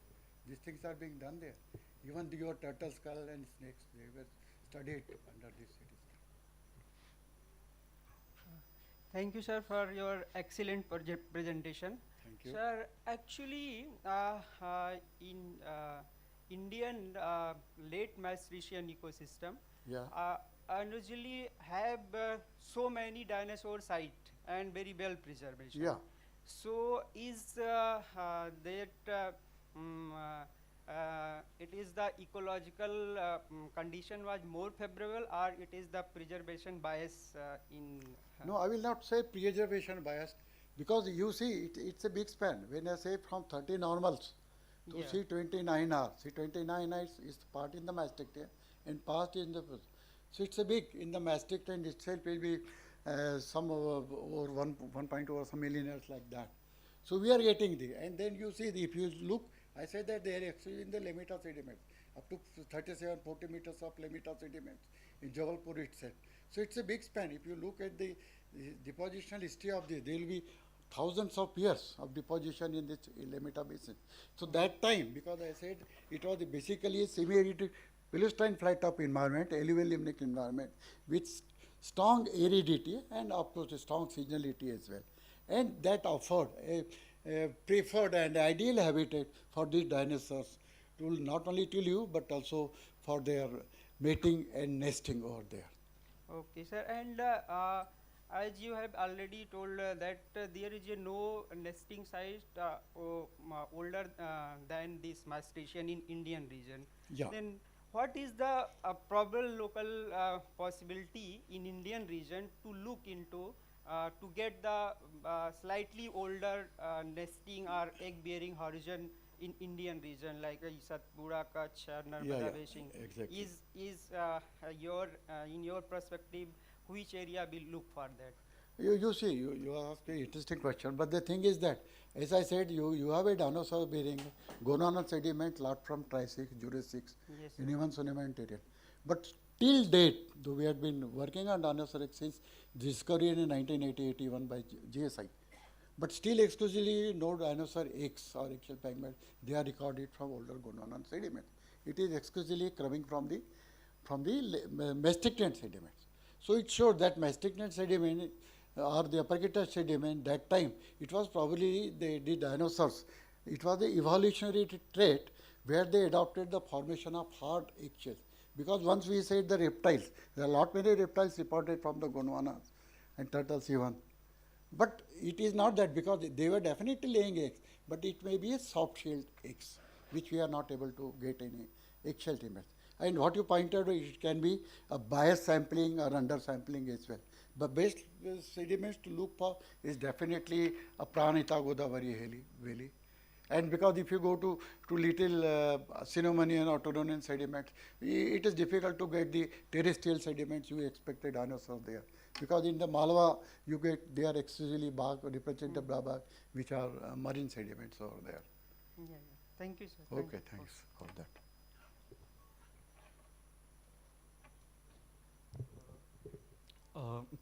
Sir, Yeah. the organ is did by the Spain et al. 2019. He said that more than 70% of the lava flow of Deccan Trap erupted after the KPG boundary. Yeah. And the age from Manlada, like Srivastava et al. 2014, he also saying that age is like this is a youngest phase of the DVP, Mandala eastern part of the Deccan. And he said that dinosaur only not able to reach the KPG boundary. So if this study is saying that most of the more than 70% of volume taking eruption after KPG boundary, so how you will be? You see, within this Deccan volcanic sequences where these Upper Cretaceous dinosaurs occur, the large dinosaurs we are able to track only in the Intertrapian. So there is no debate about it. These intertaping sediment between the lava flows, as I said. So we were tracking that. But this, when we are trying to track this changes not only in the dinosaurs but also some climatic changes and plants and those things like that. The history is entirely different in different provinces. Okay, somewhere when I say times transgressive, so the Kheda area, when the deposition of limita sediments was going on with lot of those dinosaur activity, and that time we received the oldest Deccan type flows there. They are even older than the thickest sequence, and the oldest Deccan type flows in India, older than even reported from the Western Ghats. And some of them, they are even old and more than 400,000 years old. So, so wherever, which basin, some of the limita basins, they have witnessed the eruption of lava flows, and the deposition is there, terminated, the dinosaur affected, they started migrating to the safer area. But in the other basin, which had not witnessed the eruption of the lava flows, still the sedimentation continues from 30 normal to 29 now. So somewhere here you may have a 30 normal intertapians, but in the other basin you are getting the limita sediments. But because the definition of limita is verified.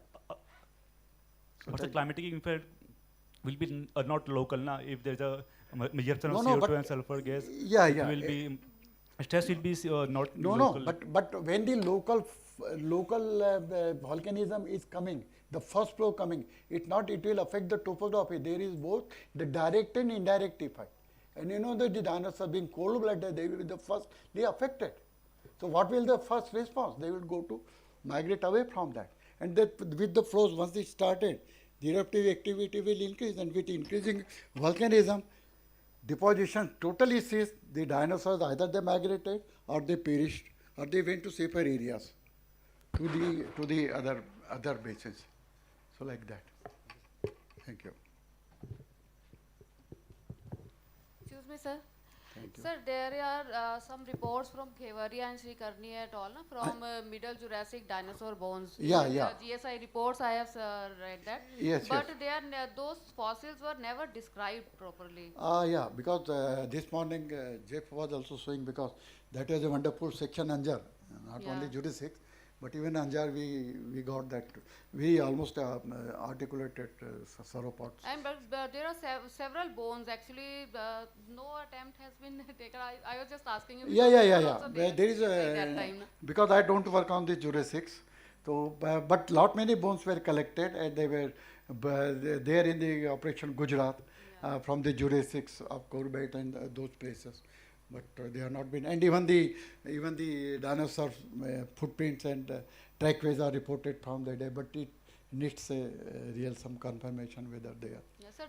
There is one mention of one tooth by Dundacosaurus by Yadgiri Saab from Middle Jurassic. There is mention of in GSI report only. That was also, there was such a small tooth, and From Pranita Godavari. Yeah. Because Yadgiri worked there. Sorry, I will not be able to option because I don't work in that area. But whatever these Jurassics you are talking of, Kutch and they are certainly over there. Thank you, sir. They are more prospective. Mission, we are really running short of time. Yeah, thank you. If I am requesting, if you are having any issues, anything to consult with him, you have seen that. That is really a legend figure in this domain. So you can always discuss with later, because now the time of the presenters to sir. Thank you so much for your patient hearing.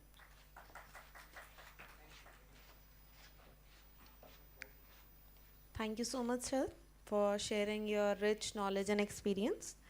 We now hand over the proceedings to our chair and co-chair to guide the session. With 6 presentations scheduled, we request all the speakers to follow the time limits, 10 minutes for the talk and 5 minutes for discussion to ensure a smooth flow. Chairs, the presentation sequence is placed on the desk, and we kindly ask you to keep a close watch on the timings. Thank you.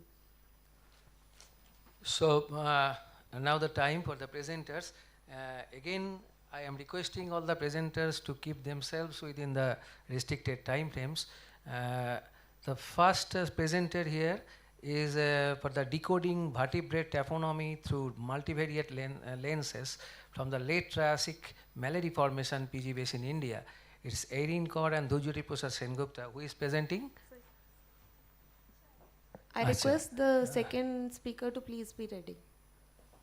So please, madam. And you will get 12 minutes and plus 5.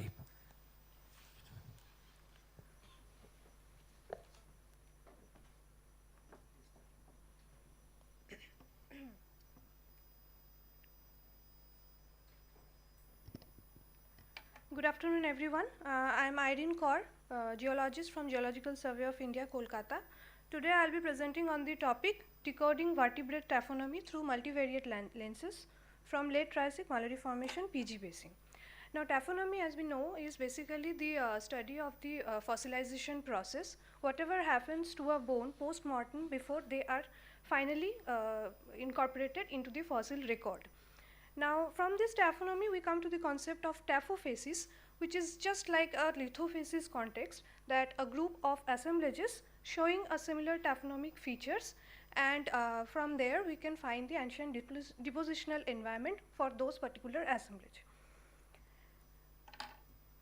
Now, the Pranitha Godavari basin is one of the major Gondwana basins of peninsular India, which records a continuous succession of sedimentation right from the Permian to Middle Jurassic. Large number of vertebrate faunas have been recovered from the Upper Gondwana, mostly from the Triassic and the Jurassic. We also see a large diversification of these vertebrate fauna during the late Triassic period, followed by a faunal turnover during the Triassic-Jurassic boundary. Now, in the present study, the taphonomy will be carried out on the Hyperodapodon huxley, which is basically a herbivorous archosaur. Now, why we have chosen this species for this study is one of the main reason is because this is one of the keystone herbivores which occupied a similar niche to the later Ornithischians dinosaur.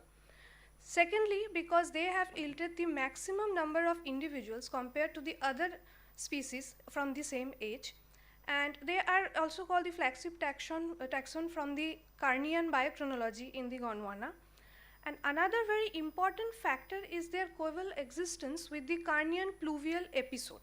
Now, what this episode is, there is a period of 2 million years where there is a heightened rainfall during this time, which has led to a large number of faunal changes along with some depositional environment changes.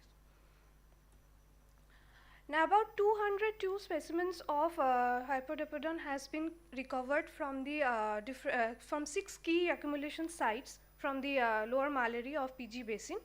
Those have been marked with the black dots in the map. Almost all the litho units of the lower Malady has yielded some of the bone fragments of this Hyperodapodon, but majorly we have found it in the thickest red clay horizon that is marked in the log. Apart from that, in some of the calcirodite lenses that are the blue ones, and some from the transition zone of the mudstone and the sandstone. Now, this is the main lithofacies architecture of the lower Malady formation, from where we have found these bone fragments of Rhynchosaurs. We have a massive mudstone, laminated sandstone, cross-bedded sandstone, and calcirotites. In the right, we have the bone fragments from within the massive mudstone and also from a calcirotite. Now, in this present study for the classical taphonomy and also for the subsequent multivariate analysis, we have studied 10 biostratigraphic variables that includes the Voorhees group. This is basically showing the a tendency of a bone or susceptibility of the bones to get transported by water. Then we have the bone shape, weathering and abrasion stages. We also have the fracture order, breakage pattern, bone articulation, and percent of completeness. This diagram show, I am not going to the details of this because it will take time, but overall what we see is that there are two basic modes of taphonomy. First is that there is a transported and a modified assemblage with a quick burial, because we have a large number of Voorhees group 3 elements from the first pie chart. Other than the aberration stages are also varying from 3 to 4, which is pretty high for modified assemblage. We also have a second mode which includes a weathered assemblage, which are sometimes reworked with little or minimal reworking after their initial deposition. Now, because we are dealing with a large number of variables for a large number of specimens, so it becomes very important that we reduce the dimension to find the actual dominant taphonomic axis along which they are varying. Now, in this case, we are dealing with both ordinal and categorical type of variables.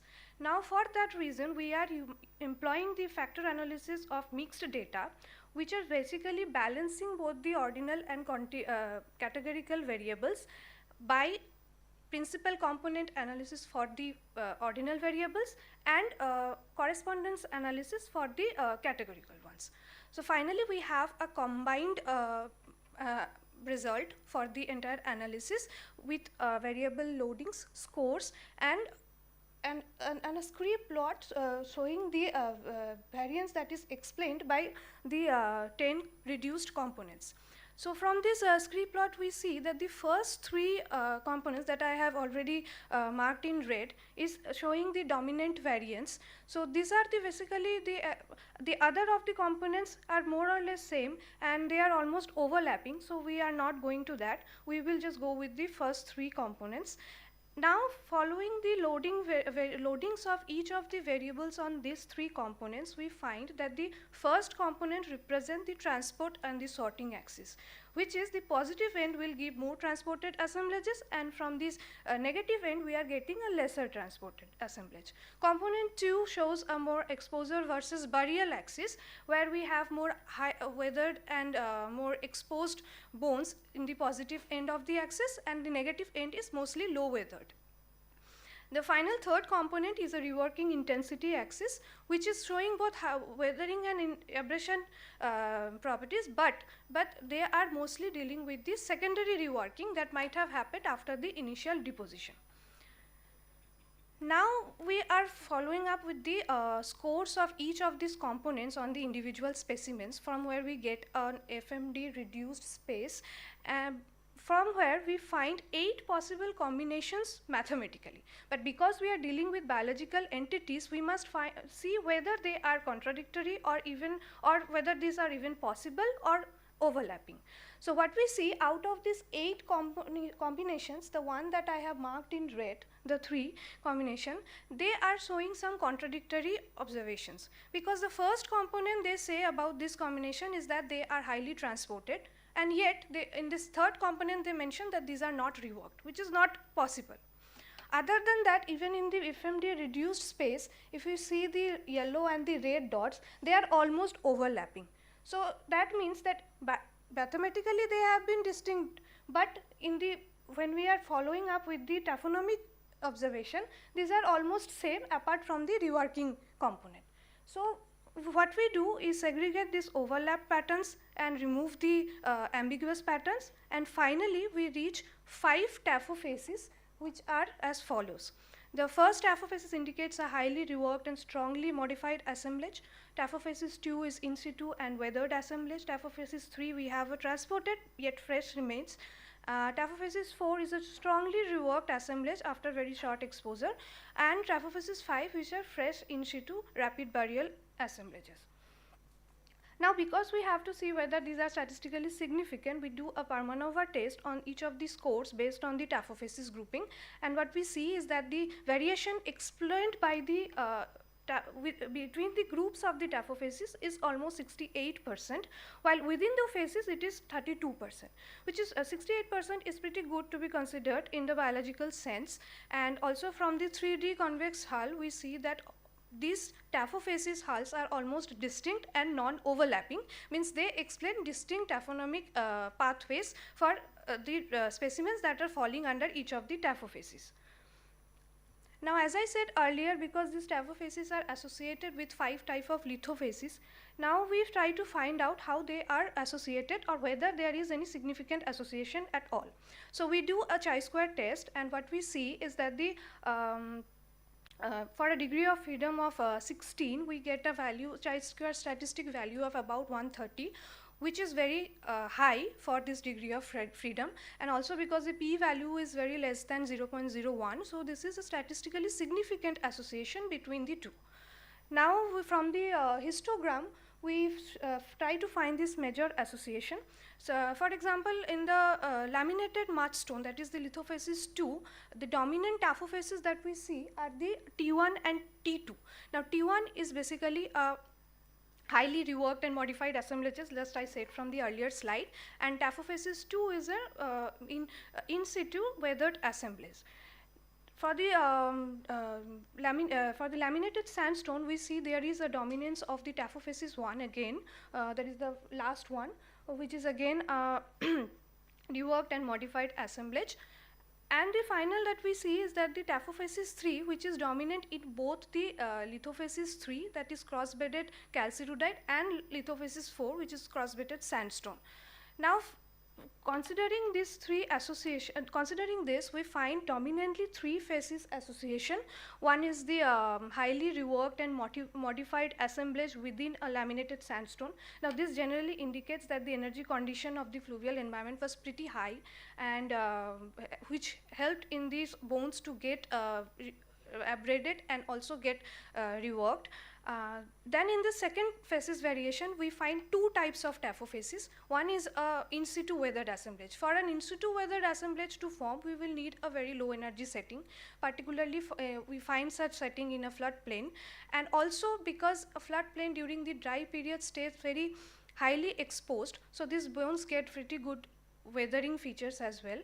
But sometimes what happens during a flash flood event, that suddenly there is a flow of the water through these floodplains, which would initially deposited bones, they gets reworked or taken up again, and they are transported for a very little distance and are deposited with the initial in situ assemblage. So basically in this particular case, we are getting a time averaged assemblage.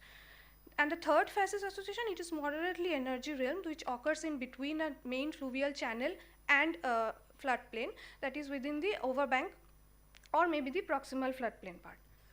So this is a schematic diagram showing that we have the first facies association, that is a modified and reworked assemblages along the main river channel, and then we have the floodplain where we have the time averaged assemblages, where we get both in situ weathered assemblage and transported assemblages. And other than that, the TL3, which is more or less intermediate between these two, and we see it along the channel margins or the overbank or proximal floodplain. So we have plotted the same in the map as well. These violet ones are the facies association 1, which is almost distributed along the trend of the Mallory formation. This is the red one. And then we have the yellow ones, which is the facies association 2, more towards the floodplain. And then we have a concentration of the third facies association. Madam, you please conclude within sorry. 2 minutes. Sir, it is done actually. Okay, sir, this is what I wanted to do. Thank you.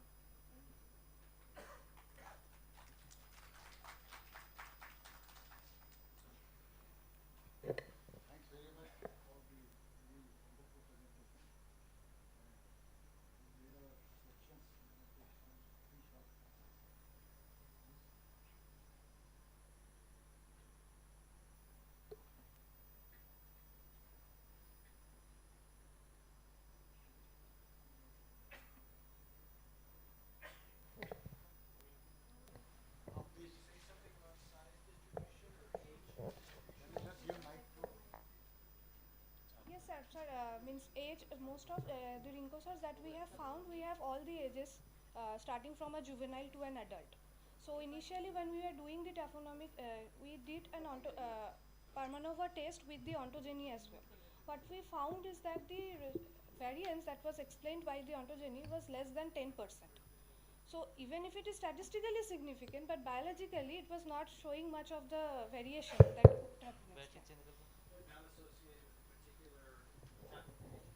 No, no. ज़्यादा लो तो नहीं है, 2 foot ये दिखा रहे हैं।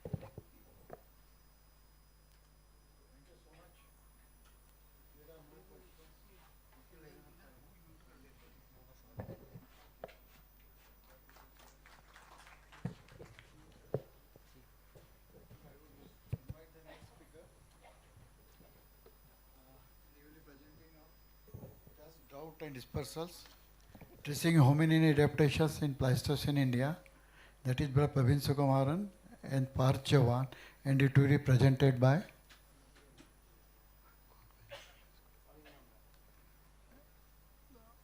Arindam Rai.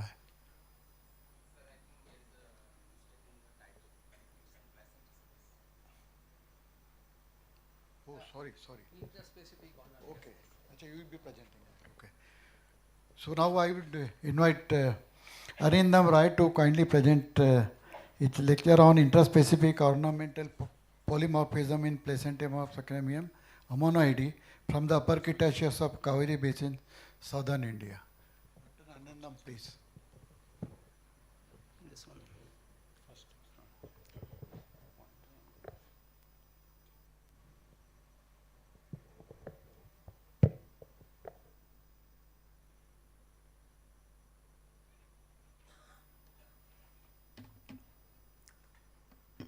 So from the land, let's dive into the oceans for some time. Good afternoon, everyone. I am Arindam Roy from Geological Survey of India, and I work on ammonites. So a few years back, when I happened to work in the Cretaceous ammonite assemblages from Kaveri Basin, I was pretty amazed with the diversity of the ammonite assemblages it displayed. So although the Cretaceous ammonite assemblage is globally popular for its diversity, but when it comes to intraspecific variation, it is not that much well documented or that much common, except for a few species, Placenticera scapharium being one of them. So I'll briefly discuss on the intraspecific variability of Placenticera scapharium from the Kaveri Basin of South India. So let's get oriented. So this is the geological map of the Aryalur part of the Kaveri Basin, where Cretaceous sediments ranging from Albian to Maastrichtian we get, and other than this we get Cretaceous sediments also exposed in Vriddhachalam area, but that is only in Campanian age, and also in Pondicherry area where it is strictly Maastrichtian in age. But here we will restrict ourselves for the Anaipadi formation within the Trichinopoly group, where we get the Placenticera scapharium, and it is giving an age of Coniacean to Santonian. Just to show you the diversity of the Cretaceous ammonite assemblage, as it is globally popular, but during the upper Cretaceous especially, almost 24 ammonite genera were reported, out of which 21 we get in South India. So you can assume, so most probably it is the second diverse ammonite assemblage in the world. So just digging into the background, the works on ammonite was started in 1846 by Forbes, who didn't visited Aryalur, but he worked on the collections of Kyle and Conleff, and then it was later again worked by Blandford in 1862, who almost described 27 species from South India. But the first comprehensive taxonomic work was done by Stoliczka, who described 123 species and did a very detailed work on that. Later, Cosmet revised the collections of Stoliczka, and those works are relevant for present day also. Just not the diversity in the generic level. I've given this picture to show just there is diversity on the ribbing also. If you see, there are all different types of ribbing are present here. You will get smooth form, you will get finely ornamented form, you will get coarsely ornamented form, you will get tubercles. So everything is there, which is unlike the ammonite assemblies that we usually find in Jurassic or the Tertiary, Triassic or the Permian. Now coming into the topic, polymorphism or intraspecific variability. Intraspecific variability is the range of variation that we find within a particular species, and it can be continuous, where there are so many intermediate forms that we cannot discriminate between the morphs, and it can be discontinuous. Well, it is easy to, we can easily discriminate between the discrete morphs. And when you are talking about polymorphism, it is definitely discontinuous, and it can be both genetic and environmental factors are responsible for it. And same is sexual dimorphism, but here we are able to discriminate between the macroconch and the microconch, that is the male and the female sexes, and it is obviously genetic. And there are many other terminologies to confuse with, like polyphenism and polytypism, like indicating whether it is environmentally induced or whether the populations are like geographically or ecologically separated, like that. So this is a very classical example, the right side figure. This is a species Givanetskites riberi from the Middle Triassic of Siberia. See, all the interspecific variants of this species are recorded from a single carbonate concretion. So it seems quite incredible, but you can see different interspecific variants are reported from a particular congregation. But just to make it sound more logical, we have also described cases of interspecific variation in ammonites from other species of Jurassic like Peltroceras ponderosum.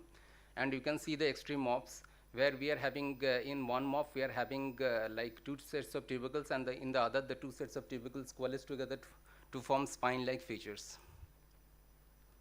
Coming to the concerned species, Placenticera scapharium. So the Placenticera taxa was first worked on detail by in Zululand and Natal, South Africa by Klinger and Kennedy, and then later it was described from the bark bed of Central Asia also. But Klinger and Kennedy described in detail interspecific variation from Placenticera scapharium in Zululand. Now, this GSI paleants are nothing less than detective stories. So venturing into those things, we found out that if you find the whereabouts about the particular species, Placenticera scapharium, first it was described in 1962 as Ammonites thamulicus by Blandford, then later Stoliczka renamed it as Ammonites Guadeloupe, then finally Cosmet again renamed it as Placenticera thamulicum. We, while collecting a large number of populations, we found that Placenticera thamulicum and Placenticera scapharium are nothing but the same species. Now, considering the ontogeny of Placenticera scapharium, if you consider ontogeny, 3 different stages can be found out. So, in the first stage, we will find only the umbilical tubercles appears, and we will have a tabulate venter, but the laterals are smooth and the shell is obviously oxyconic and having triangular shape. And then in the second stage, lateral tubercles and flexuous thick ribbings appears, and finally the shell becomes strongly ornamented, and finally in the adult shell, rounding of the venter appears and the ornamentation becomes slightly feeble. Now what happens in the polymorphism of Placenticera scapharium? It displays 3 different morphs, that is morph capharium, morph subcapharium, and morph amculinens. So each of the morph is actually retaining each of the ontogenic stages and maintaining up to the adulthood.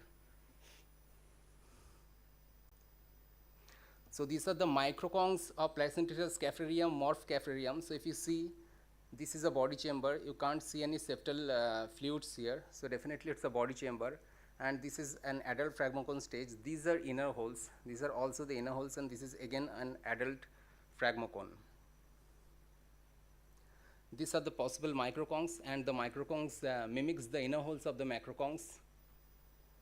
And this is capharium, morph subcapharium, in which the ornaments are feeble in nature, and you see the venter has a tendency to get rounded, but if you see the inner holes, the venter was tabulated, if you see here.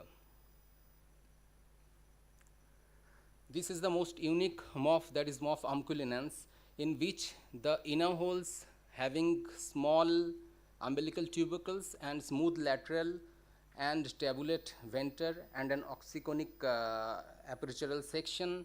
So, and it is maintained up to adulthood. So it is an adult body chamber, if you can see. This is again an adult body chamber, and this is the adult phragmocone.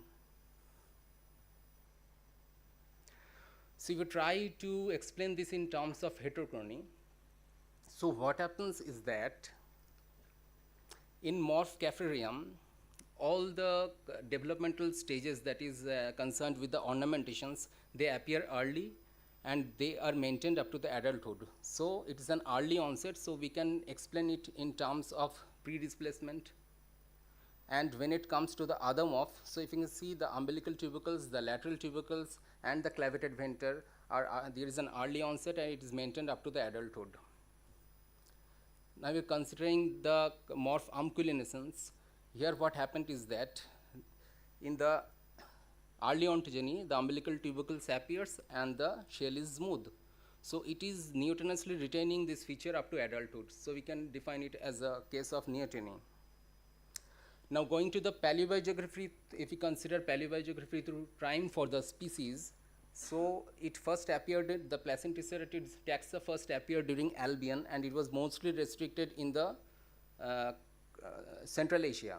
Only one record of Placenticerus species has been found in the Kaveri basin, but only one specimen that is kept in the curatorial division of GSI. And these species at that time were recorded as belonging to Caramites or Pro-Placenticerus, but now they are clapped within the genus Placenticerus.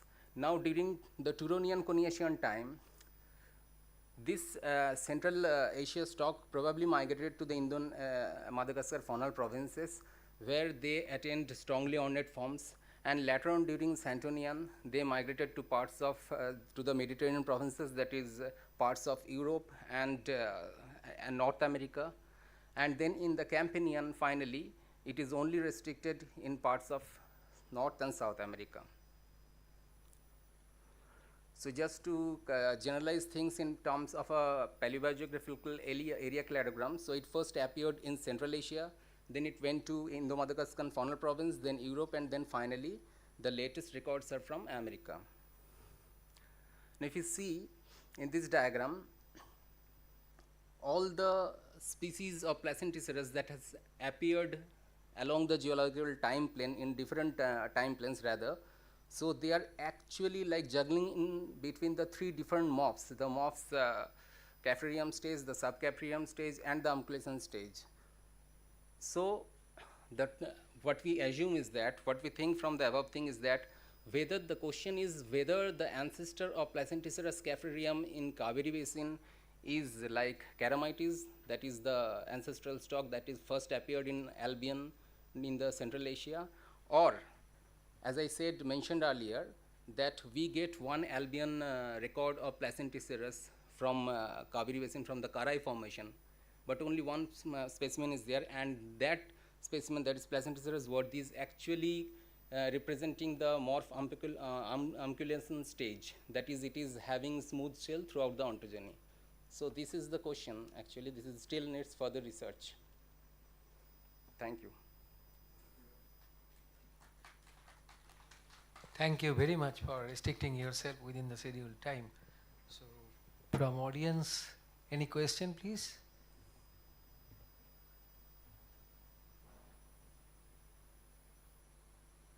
Any question? If not, Chairman, sir, please. I think if there are no questions, we can invite the next speaker. And thank you very much, Arindam, for presenting a very interesting talk, very illustrative. And thank you so much. Thank you, sir.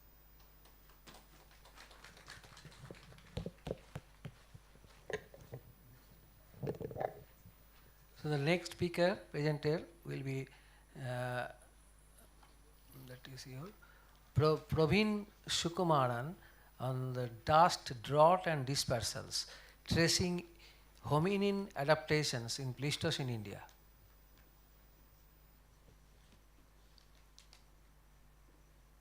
So Praveen Sukumaran. Huh? So should we go to the next one? Okay. He is coming or he is not here? So as he is not present, we are going to the next topic here. It will be presented by Shreya Mishra. The topic is Mestixian vegetation shows high resilience to Deccan volcanism. Evidence from Indian Planiflora. Shreya Mishra, please.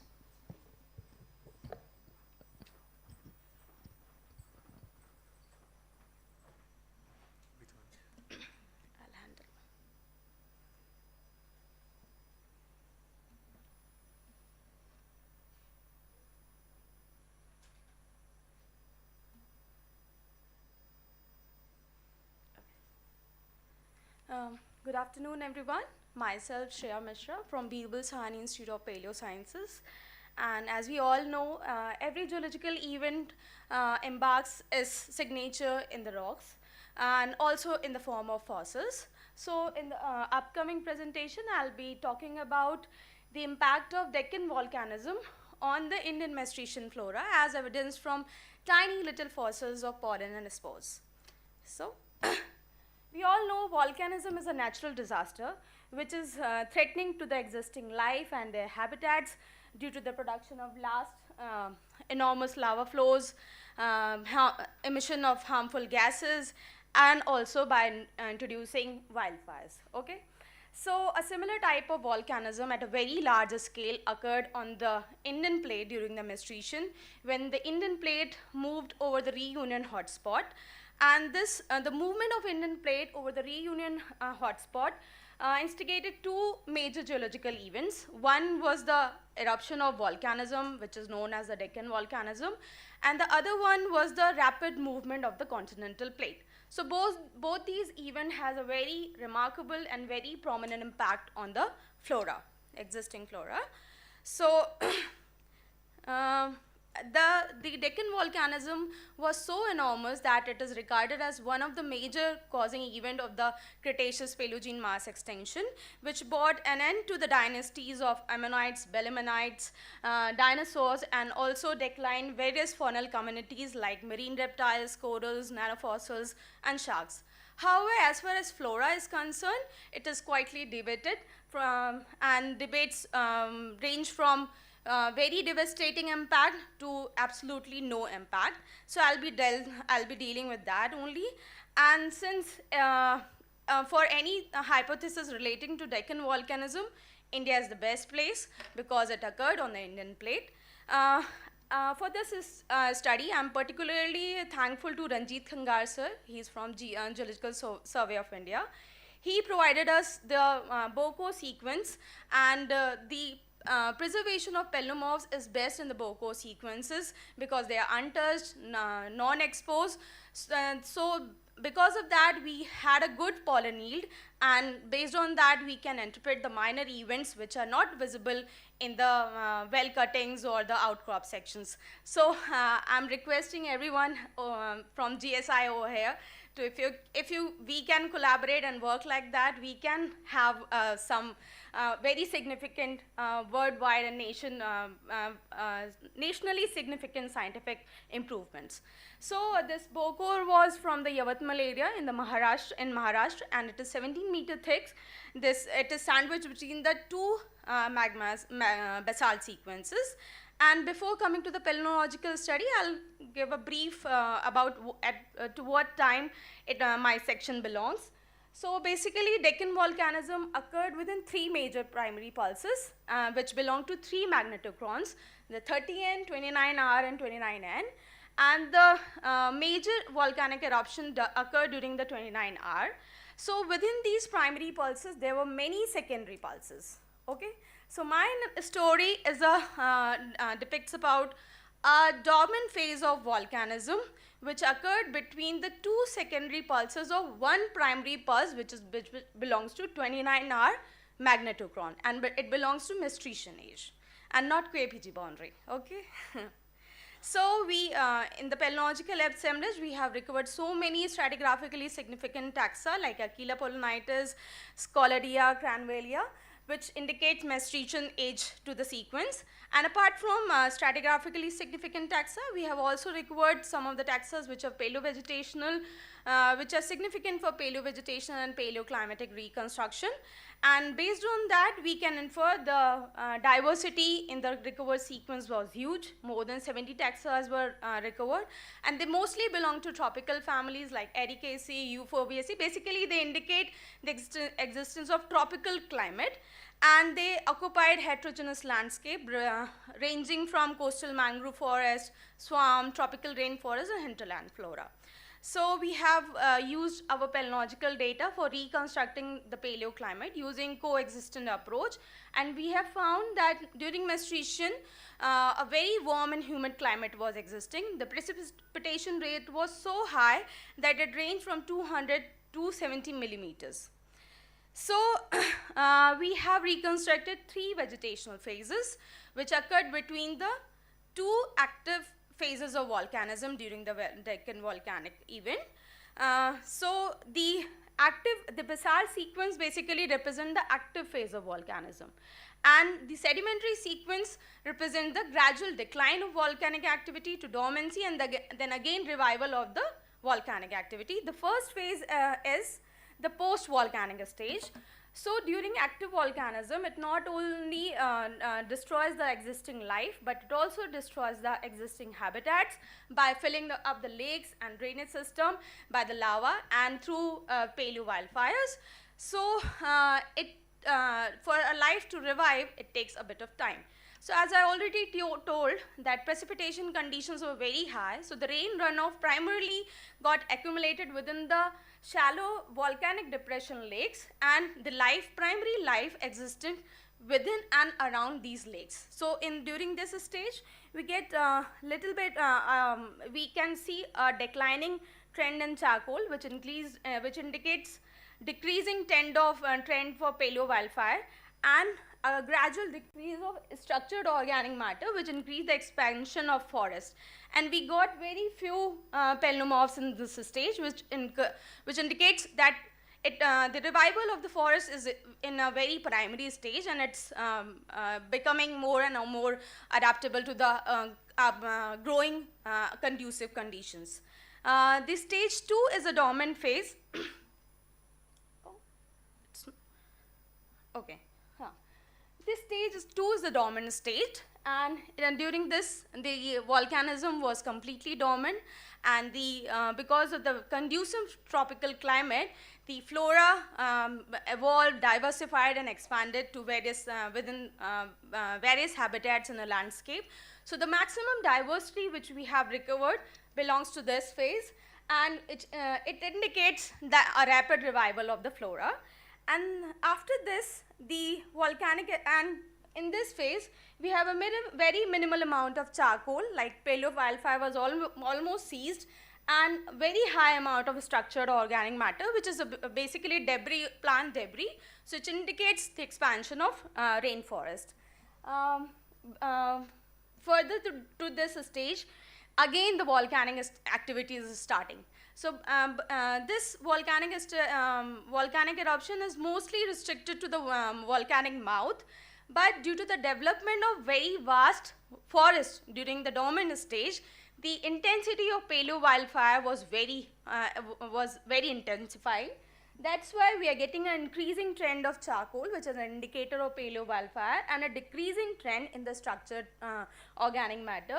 And above that, we only have few organic matter, which indicates a complete forest knockdown. So to summarize these 3 stages, the flora gradually revived with the conducive conditions, and when the volcanic activity completely ceased, flora expanded and diversified, and with the revival of the volcanic activity, the forest knockdown occurred again.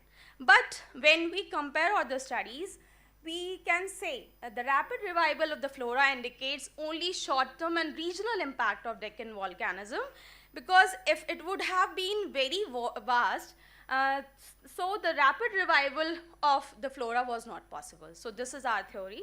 And one more thing which intrigued me during this study was that, okay, this was happening during the Deccan volcanism, but what was actually happening before the initiation of Deccan volcanism? So when so for that we did paleoclimatic and paleofloral review of the Lameta formation, and we found that India was situated at a 22.4 degrees south, and promoted seasonally dry tropical climate. The seasonality was very high, and it favored the occurrence of gymnosperm dominated flora. But when we come to the Deccan volcanic stage, due to the rapid movement of Indian plate, it positioned itself to the 19.9, almost 20 degrees south, and favored a seasonally wet tropical climate, which favored the growth of angiosperm dominated forest during this time. The next major question which comes from this observation is that how come within the span of 2 to 3 million years, the entire floral community got transformed from just gymnosperm dominance to angiosperm dominance? So the answer lies in the paleobiography of the Indian plate. The Indian plate moved very rapidly during the menstruation. So the adjacent two continents, Africa and South America, were already within the equatorial humid belt, like they were favoring tropical climate and had tropical flora already growing over these two continents. So with the connection of Kohistan-Ladakh arc of the Indian plate and the rapid movement of Indian plate within this equatorial humid belt during the Sindh-Deccan deposit, the tropical flora moved from South Africa and South America and Africa to the Indian continent. And this has been proved by two of our studies, Sorensen-Peva dissimilarity index and nestedness resultant dissimilarity index, which indicates the Indian flora is mostly similar to North America, South America and Africa. Apart from this, 40% of the Indian taxa was endemic, and which indicates that Indian plate not only served as a cradle and ferry both for the evolution of angiosperm and their diversification. So to conclude that the Deccan volcanism only caused regional and short-term impact as far as flora is concerned. Instead, it indirectly imposed a positive impact on the development of hyperdiverse tropical flora by wiping out the large herbivore community of dinosaurs along with gymnosperms, and by providing nascent, undisturbed, barren yet fertile habitats within a congenial, warm and humid tropical climate state ideal for the growth of angiosperms. So this study has been already published in Earth Science Reviews, and thank you so much for patience in hearing. I would be happy to answer any questions. Thank you. Any question please from the audience? It's an excellent presentation. Thank you so within the stipulated time. So any question please? Please. Yes. Can you see that what is the time difference between the phase 1 and phase 2 volcanism? If any time difference? The entire Deccan volcanism happened within the 1 million time span only. So. No. Phase 1 and phase 2 between your flora. I can't. The palynology is a relative dating technique, so we can't tell you the exact timing in ages in million years actually. And also, whatever you are so, maybe you are talking about like direct effect from like volcanism, but what about a climatic factor? Like if there is a eruption of huge gases in the atmosphere, so yes. The lag between the this event and presence of these gases, and so how could fauna be react with this climatic? Yes. See, the one main thing is that the impact of any geological event varies from one life form to the another one. Okay, if dinosaurs got declined, it doesn't mean every life form would decline. And as far as flora is concerned, tropical flora may respond to different conditions differently, and temperate flora can respond differently. Coming to your question, which is I forgot what you said actually. I said that the atmospheric condition imposed by the gaseous content. Now I remember. Okay. Actually, we have compared our findings with the recent Amazon forest, and with the increase of there is one study which has been done by some, I don't really remember the name, but with the increase of carbon dioxide in the atmosphere, the growth of tropical plants and their seedlings and their growth in volume and their development and expansion actually improved. So the similar, and with the increase in the temperature, the tropical plants actually responded positively. So a similar kind of trend can be expected from the tropical forest existing during the Deccan volcanism as well. Okay, thank you. Okay. Just I have a small question. That from where you collected the GSI course were provided to you, you also did magnetostratigraphy PaleoMag on the samples, sir. Deccan basalts? Sir, we have a team in BSIP and we do collaborative work, but for this particular sequence, we haven't done the magnetostratigraphic work. So We we only are not sure whether it's that will be 29 or the Sir- locality which you are telling now. Yes, There sir. are Many 39. So actually, our study site is situated right in the center of three well-dated three sites which are well-dated with magnetochrons. So we particularly use that. I'll show you. Yeah. See, these red dots have magnetochron dates, and our study area sits right in the middle. And 39N is not recorded from that particular area. But Yavatmal, it has been recorded. Huh? Yavatmal, it has been recorded. Yavatmal, Chandrapur. Anyhow, but from that particular borole, you have no magnetostatic. No, sir. Basalt samples we haven't got actually. Excellent presentation. Thank you so much.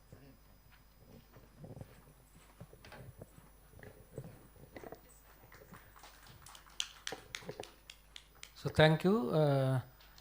So the next presenter is Satobisha Ganguly.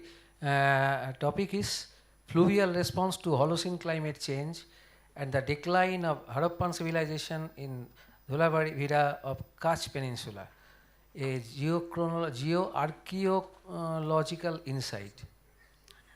Satobisha, please. Thank you, sir.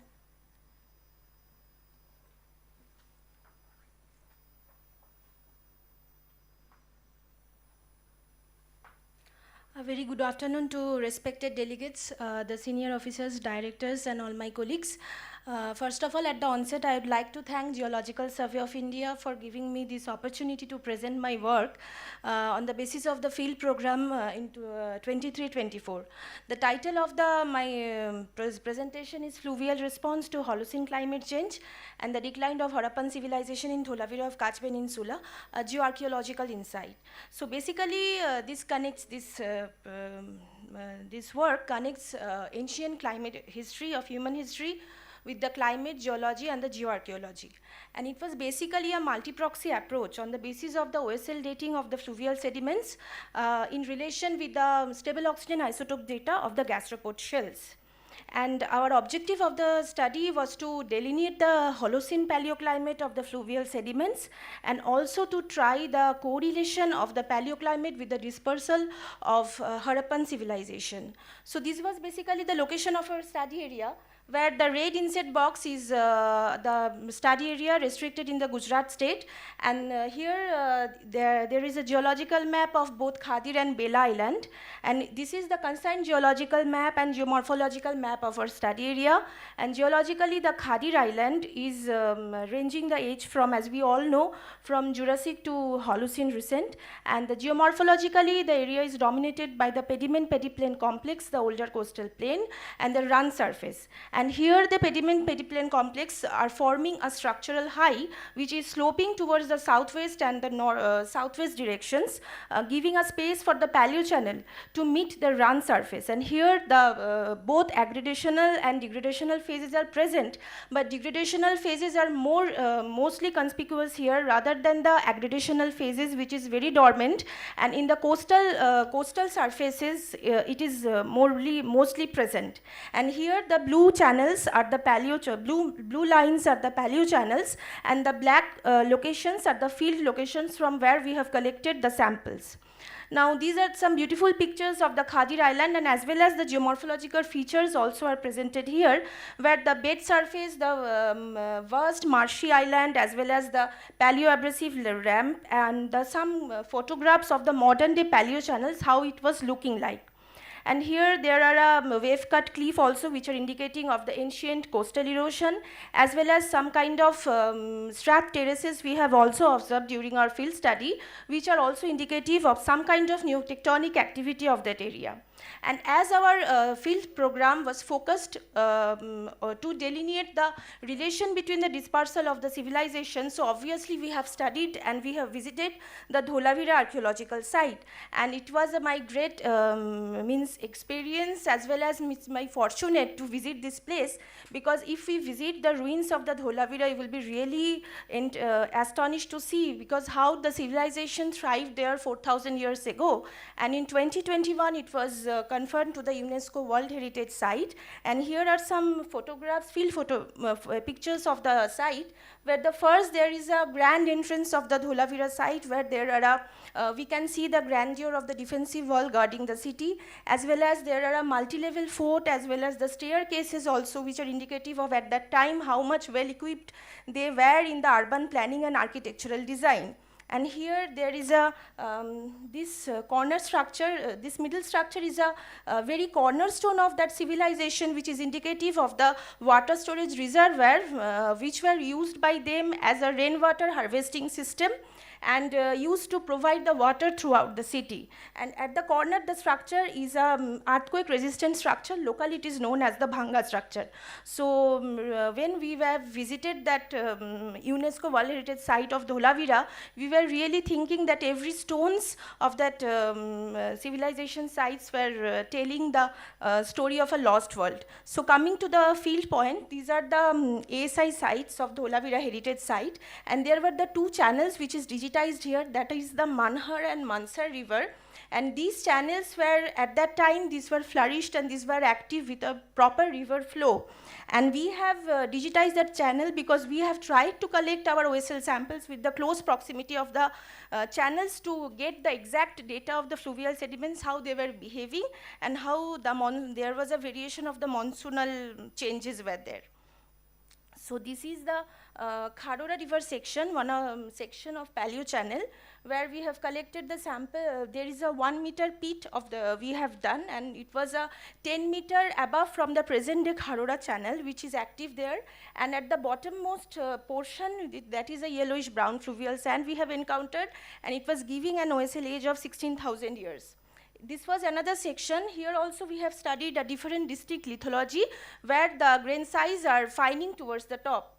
Here is another section where we, with the help of the SI officials, we got a chance to dig a pit or a trench of 3 meter height, where the bottommost lithology is showing 60,000 OSL age, and the uppermost layer are showing 2,400 years age. Now coming to the Manhar River section, this is a location of the channel where we have collected the samples, and here two sections we have observed, where one section there is a distinct layer of gritty fluvial sand, and the cornermost portion there is another section where there is a very large size of pebbles were observed, indicating a high fluvial energy at that time. And considering the age, we have encountered two age 8,400 years as well as 2,700 years. So probably during the onset of the premature Harappan time, there was an abundant flow in the river channel which helped for flourishing of that civilization. Now there is another section of Bapuari section, which is also in a close proximity to that Dholavira site, and where we have got, we were lucky enough to got a shell samples from which we have done the stable oxygen isotope data as well as the OSL of that sample, and we have done that age from which layer, means we have tried to correlate the OSL data with the stable oxygen isotope data. And this lithology is showing 4,700 years with similar to this, the gastropod shell also giving the delta 18 oxygen value, which is indicative of a very high monsoonal activity at that time. So probably these all are indicative of that at that time the climatic scenario was very favorable for flourishing that civilization. So this is another very important section, that is a Janan section, and it is situated in the 10 kilometer west from the Dholavira site, where we have done a pit of probably approximately 2 meter height, where there was a there was a wall structure which is look alike to the IVC site, as well as there is abundant shell samples as well as Paleolithic stones and tools also were observed at that site. So we have seen fluvial sand lenses at height of approx 10.3 meter from the present day river level, and that was giving age of 9,400 years, indicative of also of strong monsoonal activity at that time. So this was a very important site, that is the Morodharo section, and it was situated 50 kilometers west from the present-day Dholavira site. And with the help of the SI officials, we have made a pit over there where the bottommost sections is showing approx age of 4,400 years, which was almost similar, means are coinciding with the global drought event of 4,200 years. And at that portion also, we have observed similar stone-like structures, similar wall-like structures, which were similar, which we have observed in the Dholavira site, as well as we found beautiful some pottery pieces during that excavation, which were also means they are all reported during the all the phases of excavation from the IVC site at Dholavira. Now, when we have tried to correlate all of our data with the global climatic scale, so we found a conclusion that there is a really, it's a very debatable topic, that how one of the most India's, this largest civilization disappeared or migrated. So probably in our research it has been, we have concluded like that probably climate was the most important factor for the disappearance of this civilization, and probably due to that this global drought event, that is the Indian summer monsoon, which acted as both crucible as well as cradle for that civilization. So lastly, during the global drought event at 4,200 years or 4,700, when there was a weak monsoonal activity, there was a less abundance of the river flow in the channel, the civilization was trained to shift eastward, and slowly they got diminished. So thank you very much. These are my some of field photographs which were taken during my study. So thank you. Thank you very much, Sotobisha, for an excellent presentation. Any question from audience, please, on this Harappan civilization or what he has found out? It's a very recent work and a beautiful work based on the isotope studies. Any question, please? If not, sir. Okay. Thank you. Thank you. Thank you. So we can switch over to the next presentation and the last possibly in this part. That is it will be given by Devahuti Mukherjee, the stable isotopic study of Mystic Sea and oyster from the Mohadek Formation, Meghalaya, and implication on late Cretaceous biodiversity dynamics. Devahuti, please. Thank you, sir. Can you just show me the pointer?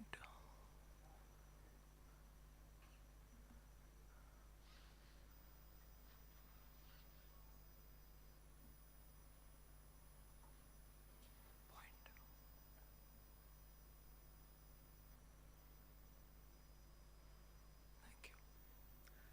Okay, so good afternoon, everybody. This is a work on the stable isotopic study of oyster from Mohadek Formation, and in fact it has been a research project which was done in collaboration with IIT Kharagpur. In fact, they have been, they could do the isotopic study for us. So we'll just straight move to the right. So here I just draw your attention to the period of, I mean, if you can just see, it's around 145, I mean, actually the Cretaceous. So this is 145 to about 65. So the Cretaceous period, in fact, I mean, this is a graph that I have taken from Science, the reference is there. So the warm colors, that is indicative of the warmer climate, and the cool colors are the cooler climate. So if you see in that time interval, it is basically totally a warm period. In fact, the warm greenhouse climate that we know of, where there have been climatic perturbations. In the warm phase, there were some cool phase, and also, I mean, very warm, I mean, durations. So these climatic oscillations were there. And as we know that, I mean, the warm climate has a lot of implications. on the biota, because a temperature, I mean, for a biota, sometimes it can be a very congenial, where it will be able to explore a lot of food and also different ecospace, and also it can have deterrent factors, the environmental perturbations. And as we all know, that the late Cretaceous is a time where a lot of things were happening. So, I mean, we would be, keeping that in mind while seeing this. And together with it, I mean, obviously the perspective is the Upper Cretaceous sediments of Meghalaya, and where we know that the Cretaceous Paleogene boundary is also there. But my work is mainly focused on the marine mega invertebrates. Also the position, of India is in between. It is already going towards the Asian plate. So with this, this is the map of the Meghalaya, and maybe you won't be able to see the, legend. So let me just tell you, the green, in the southern part, we are having the Cretaceous sediments. This is the green part. This is the Mahadek. The green is all along the southern part. That is the Mahadek formation, and the yellow one is the Langpar. So both of them are in fact hosting the sedimentary formations where we are having the mega invertebrates. And let's just have a look in the broad litho character and the characteristic fauna that we have at that time. So the Cretaceous sediments is just lying over the Proterozoic, that is the Shillong group, or we have been listening to in the morning that it is a continuation. We also have the CITZ.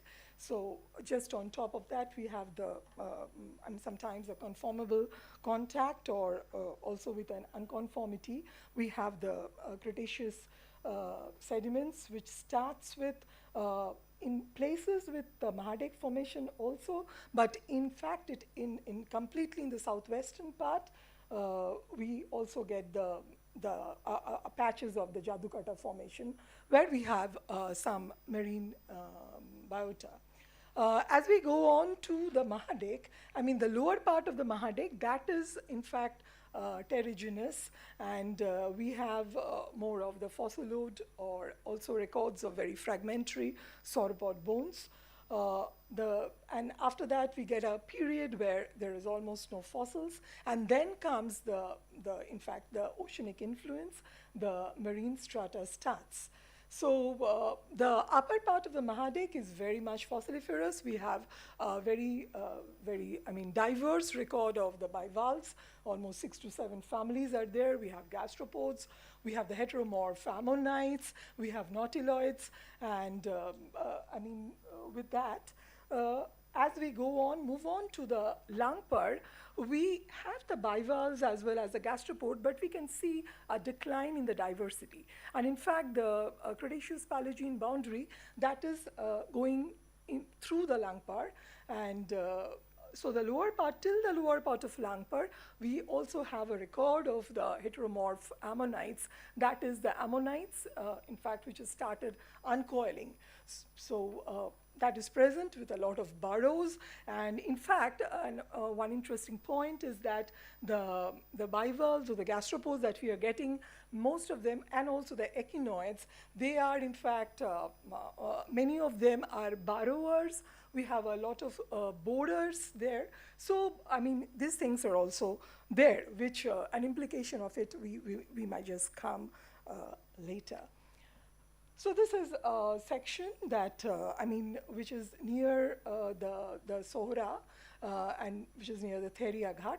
So we are only having the upper Mahadek over there, which is in fact quite a coarse-grained arkose. And then after that, we have the the Langpur. So, I mean, as we go to the change from the Mahadek to Langpur is, we can understand from the amount of the argillaceous content, this increases, and as we near to the Cretaceous Paleogene boundary, the calcareous, the things that comes into the picture in the lithology. So we know that we are, nearing the more of the marine, regions. I would also, so here, I mean, what we had done is, as you had seen that it is the totally in the southern part, the Mahadek and the Langpur is there. And in order to understand that if there was a change in the diversity pattern in the fossils that we were getting, so we wanted to see it in a few sections. And some interesting points came out of it, where we made some marker horizons. This is just because so that we have the assemblage on the basis of that can be studied to understand the diversity. So we have a marker horizon 1, which is in fact the Mahadek, which is in fact dominantly we have very, I mean, it's in the field also it can be very well understood by non-paleontologists also, with a lot of the bivalves, that is Agerostria, and also the dominant fossil echinoids, the holosteroids or the holectypoids. And in the lower Langpur, that once we cross the Mahadek formation and go in inside the Langpur also, there is a carbonaceous shale and kind of a calcareous subarcos, where we have a lot of heteromorph ammonites, and we also have prolific burrows. So these are the, it's not like if we just talk in terms of the major character, it's not really changing in the Mahadek and the Langpur. But what is actually changing is the type of the character, and also sometimes the size, and in some places, like when we find it is a different kind of a mode of, the mode of occurrence is different. Like they used different habitats. So this is, the marker horizon 1 and 2, and yes, I would just, maybe it would be of interest. So these are people who know about the ammonites, you know that it's a coil form, but here we have a lot of the ammonites which have started uncoiling because it is near the, extinction boundary. So, the eubaculitis, which is the straight ammonites, is very common. We have ones where the uncoiling has started. There's an Nostoceras, we have the Glyptoxoceras with interesting sutures, and Pachydiscus. So these are very interesting heteromorphs that we get in the Langpur. We get some eubaculitis in the Mahadek also, but it is much more prolific in the lower part of the Langpur. Okay, so with this perspective, like what we did was to study, we wanted to study the isotopic composition because of two reasons. One is what we'll see a graph afterwards. Like we have, in fact, if you see the global curve of the Cretaceous, you would find very less data. Obviously, hardly anything from the Indian subcontinent, but also very less from the southern latitudes. And actually, in fact, India was occupying a position in the, southern latitude at that time. So that was one of the reasons that we wanted to do it. And also if, obviously, a temperature data would also give us a lot of implications. So this is the specimens, like what the Agerostria specimens. So here what we collected 5 or 6 samples, but specimens, most of them did not pass the test of good specimen for isotopic study. So, this is one that we have done. And what we did was, if you see this yellow dotted line, this is actually it is the growth bands of the bivalve shell. And so the points have been taken in this straight line. Now, one point is oyster, it's actually, its shell growth is by accretion.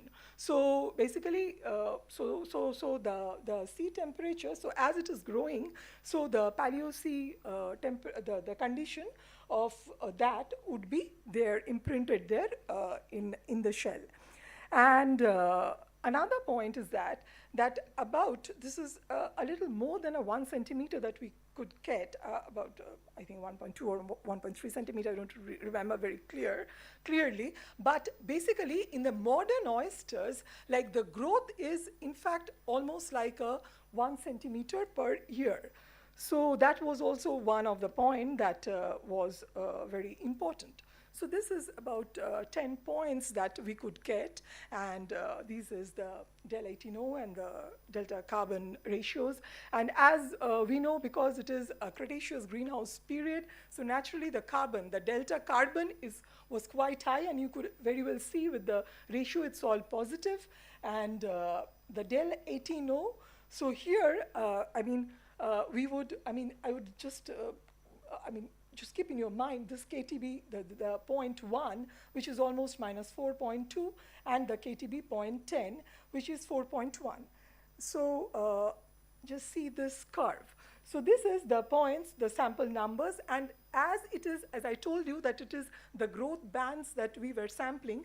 So basically, that is a ontogenic curve. So how the shell was growing through its ontogeny. So what we have over here is, in fact, the points. The blue colored one is the oxygen isotope, and this is the carbon. So the oxygen isotope, as I showed, that it is somewhere between 4.2 in the first point, and then again nearing to that in the sample number 10. Now, actually, and you can also understand that it is having kind of a sinusoidal pattern. And I'm sorry that I'm just showing this on the basis of only one specimen. Obviously, this study should really use more samples. But our idea was to see how good the curve is coming. Is basically what we are trying to do is to see the seasonality. Now, why this, it's 4.2, the sample number 1 and sample number 10, it is in fact the same time, both are in the warm period. That is why we are getting almost similar data. And as we saw in the previous slide, that the temperature is also almost, both are almost similar. So here, this is the present study. So as I was telling, that one of the reason of taking up this is you can see that compared to the northern hemisphere, we have very less data points in the southern hemisphere. So basically we need more studies like this, and you will see, I'm again drawing your attention to so this is our study point, which is styling very well with the curve pattern. With this, we will just a little bit on what more can we, what more implications can be there about this study, this warm temperature. Now, what we are seeing is this is a Mahadek temperature, which is quite a warm period. Devavati, yes. Please, okay. 2 minutes more. Yes, sure, sir. So a warm period, so as I was showing before, so we have a very high faunal data, the assemblage, I spoke about this before, that we are in fact having 3 biostratigraphic zones over here. This is an interesting slide where we try to see the diversity, and you can see that in the Langpur, there are many smaller sizes coming, because as I said, that the environment was also getting a bit not very congenial for this biota. And with this, we also try to do some pyrite framboids, because if it was an environmental perturbations are there, and we got in Langpur some framboidal pyrite, and so the analysis, what we have done is it points to kind of an suboxic to anoxic kind of an environment, and I'll not go into the detail of that. So this is in conclusion that obviously the temperature record is very much matching with the Maastrichtian shallow sea temperature, and also the faunal diversity and the implication that is have on the invertebrates, which is just near the Cretaceous-Paleogene boundary, that is also kind of tallying with it. And as I told about the mode of occurrence, because we are having not a very good environment, not a very congenial environment, so it is an increase in the burrowers and also the borers, and So basically, for future work, it's very important that we have more good samples and we have more studies on the seasonality, because I think that would really bring a lot of interesting information about this part of our country. So thank you. Thank you very much for your very pinpoint presentation and excellent presentation. So may I go to the audience, if any question from your part? Anyone, please? Those who are working there at Meghalaya, I am seeing Basisha here. Are you having any question? Basisha is part of the Achha, you say you are part of it. She's Okay, a part of it. You are a part of it, okay. So anyone, please? No one I have a small, just for information. Yes.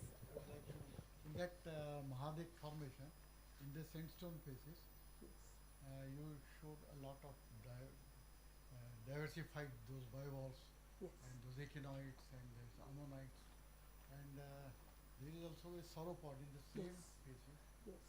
Yes, sir. Actually, the Mahadik formation is having a very, there's a change in the environmental, the faces pattern. In fact, the lower part of the Mahadik, it is very much completely, non-marine part where we are having gritty fossils with a lot of wood fossils with raisins and sauropod bone fragments are there. Yes, they're the lowermost part. Sir, are you having any observation? Your Honor, very excellent, very informative presentation by you, Devati. Thank you so much. Thank you.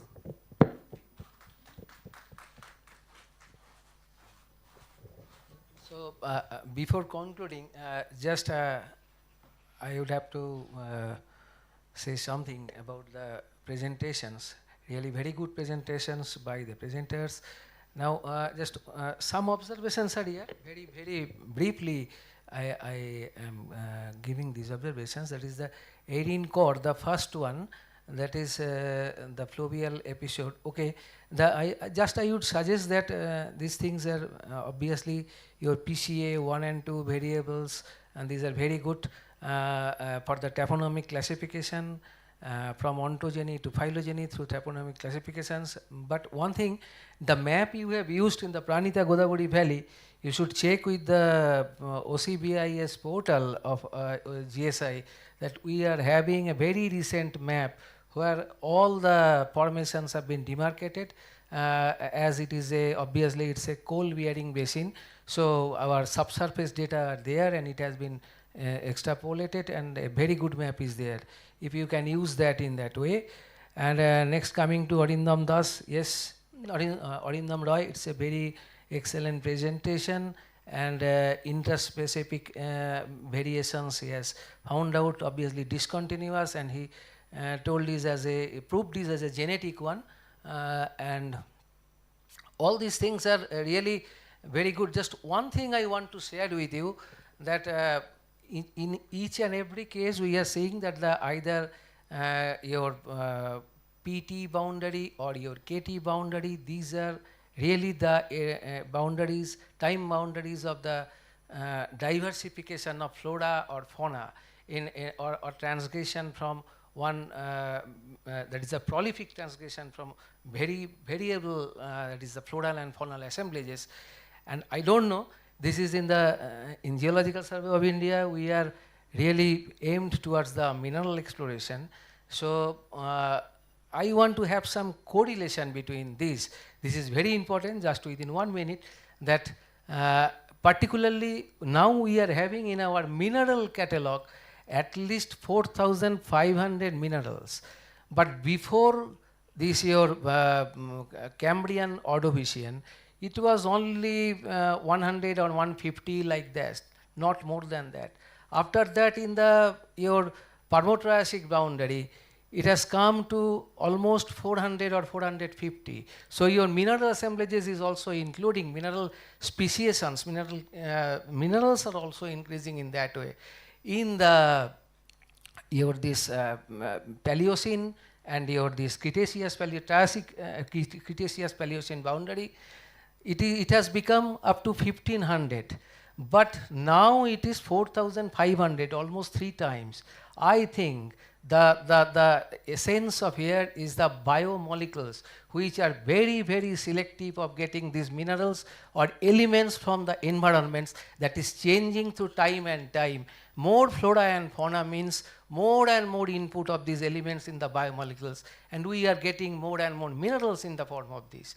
So that may be coexisting, and we have to have some research or some areas of interest in that domain. Thank you for the excellent presentation. Thank you, Dr. Sudipta Bhattacharya.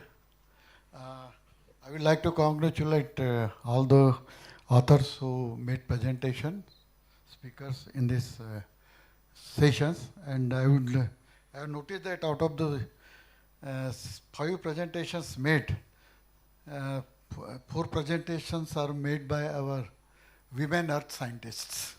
So let us give them a big hand. Thank you so much. Heartfelt thank you to our chair, co-chair, and to all our speakers for their valuable contributions to this session.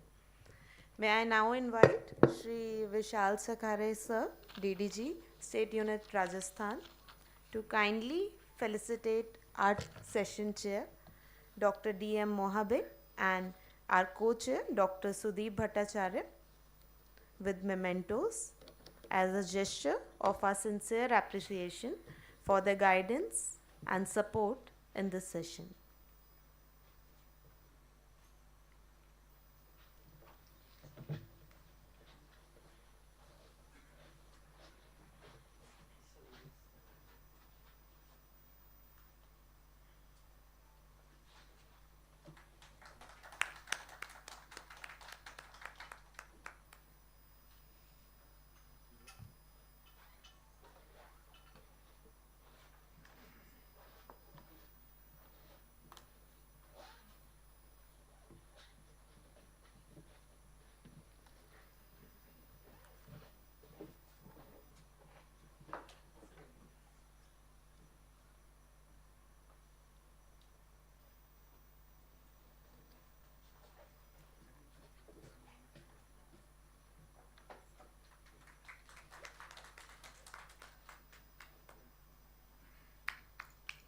Thank you, sir.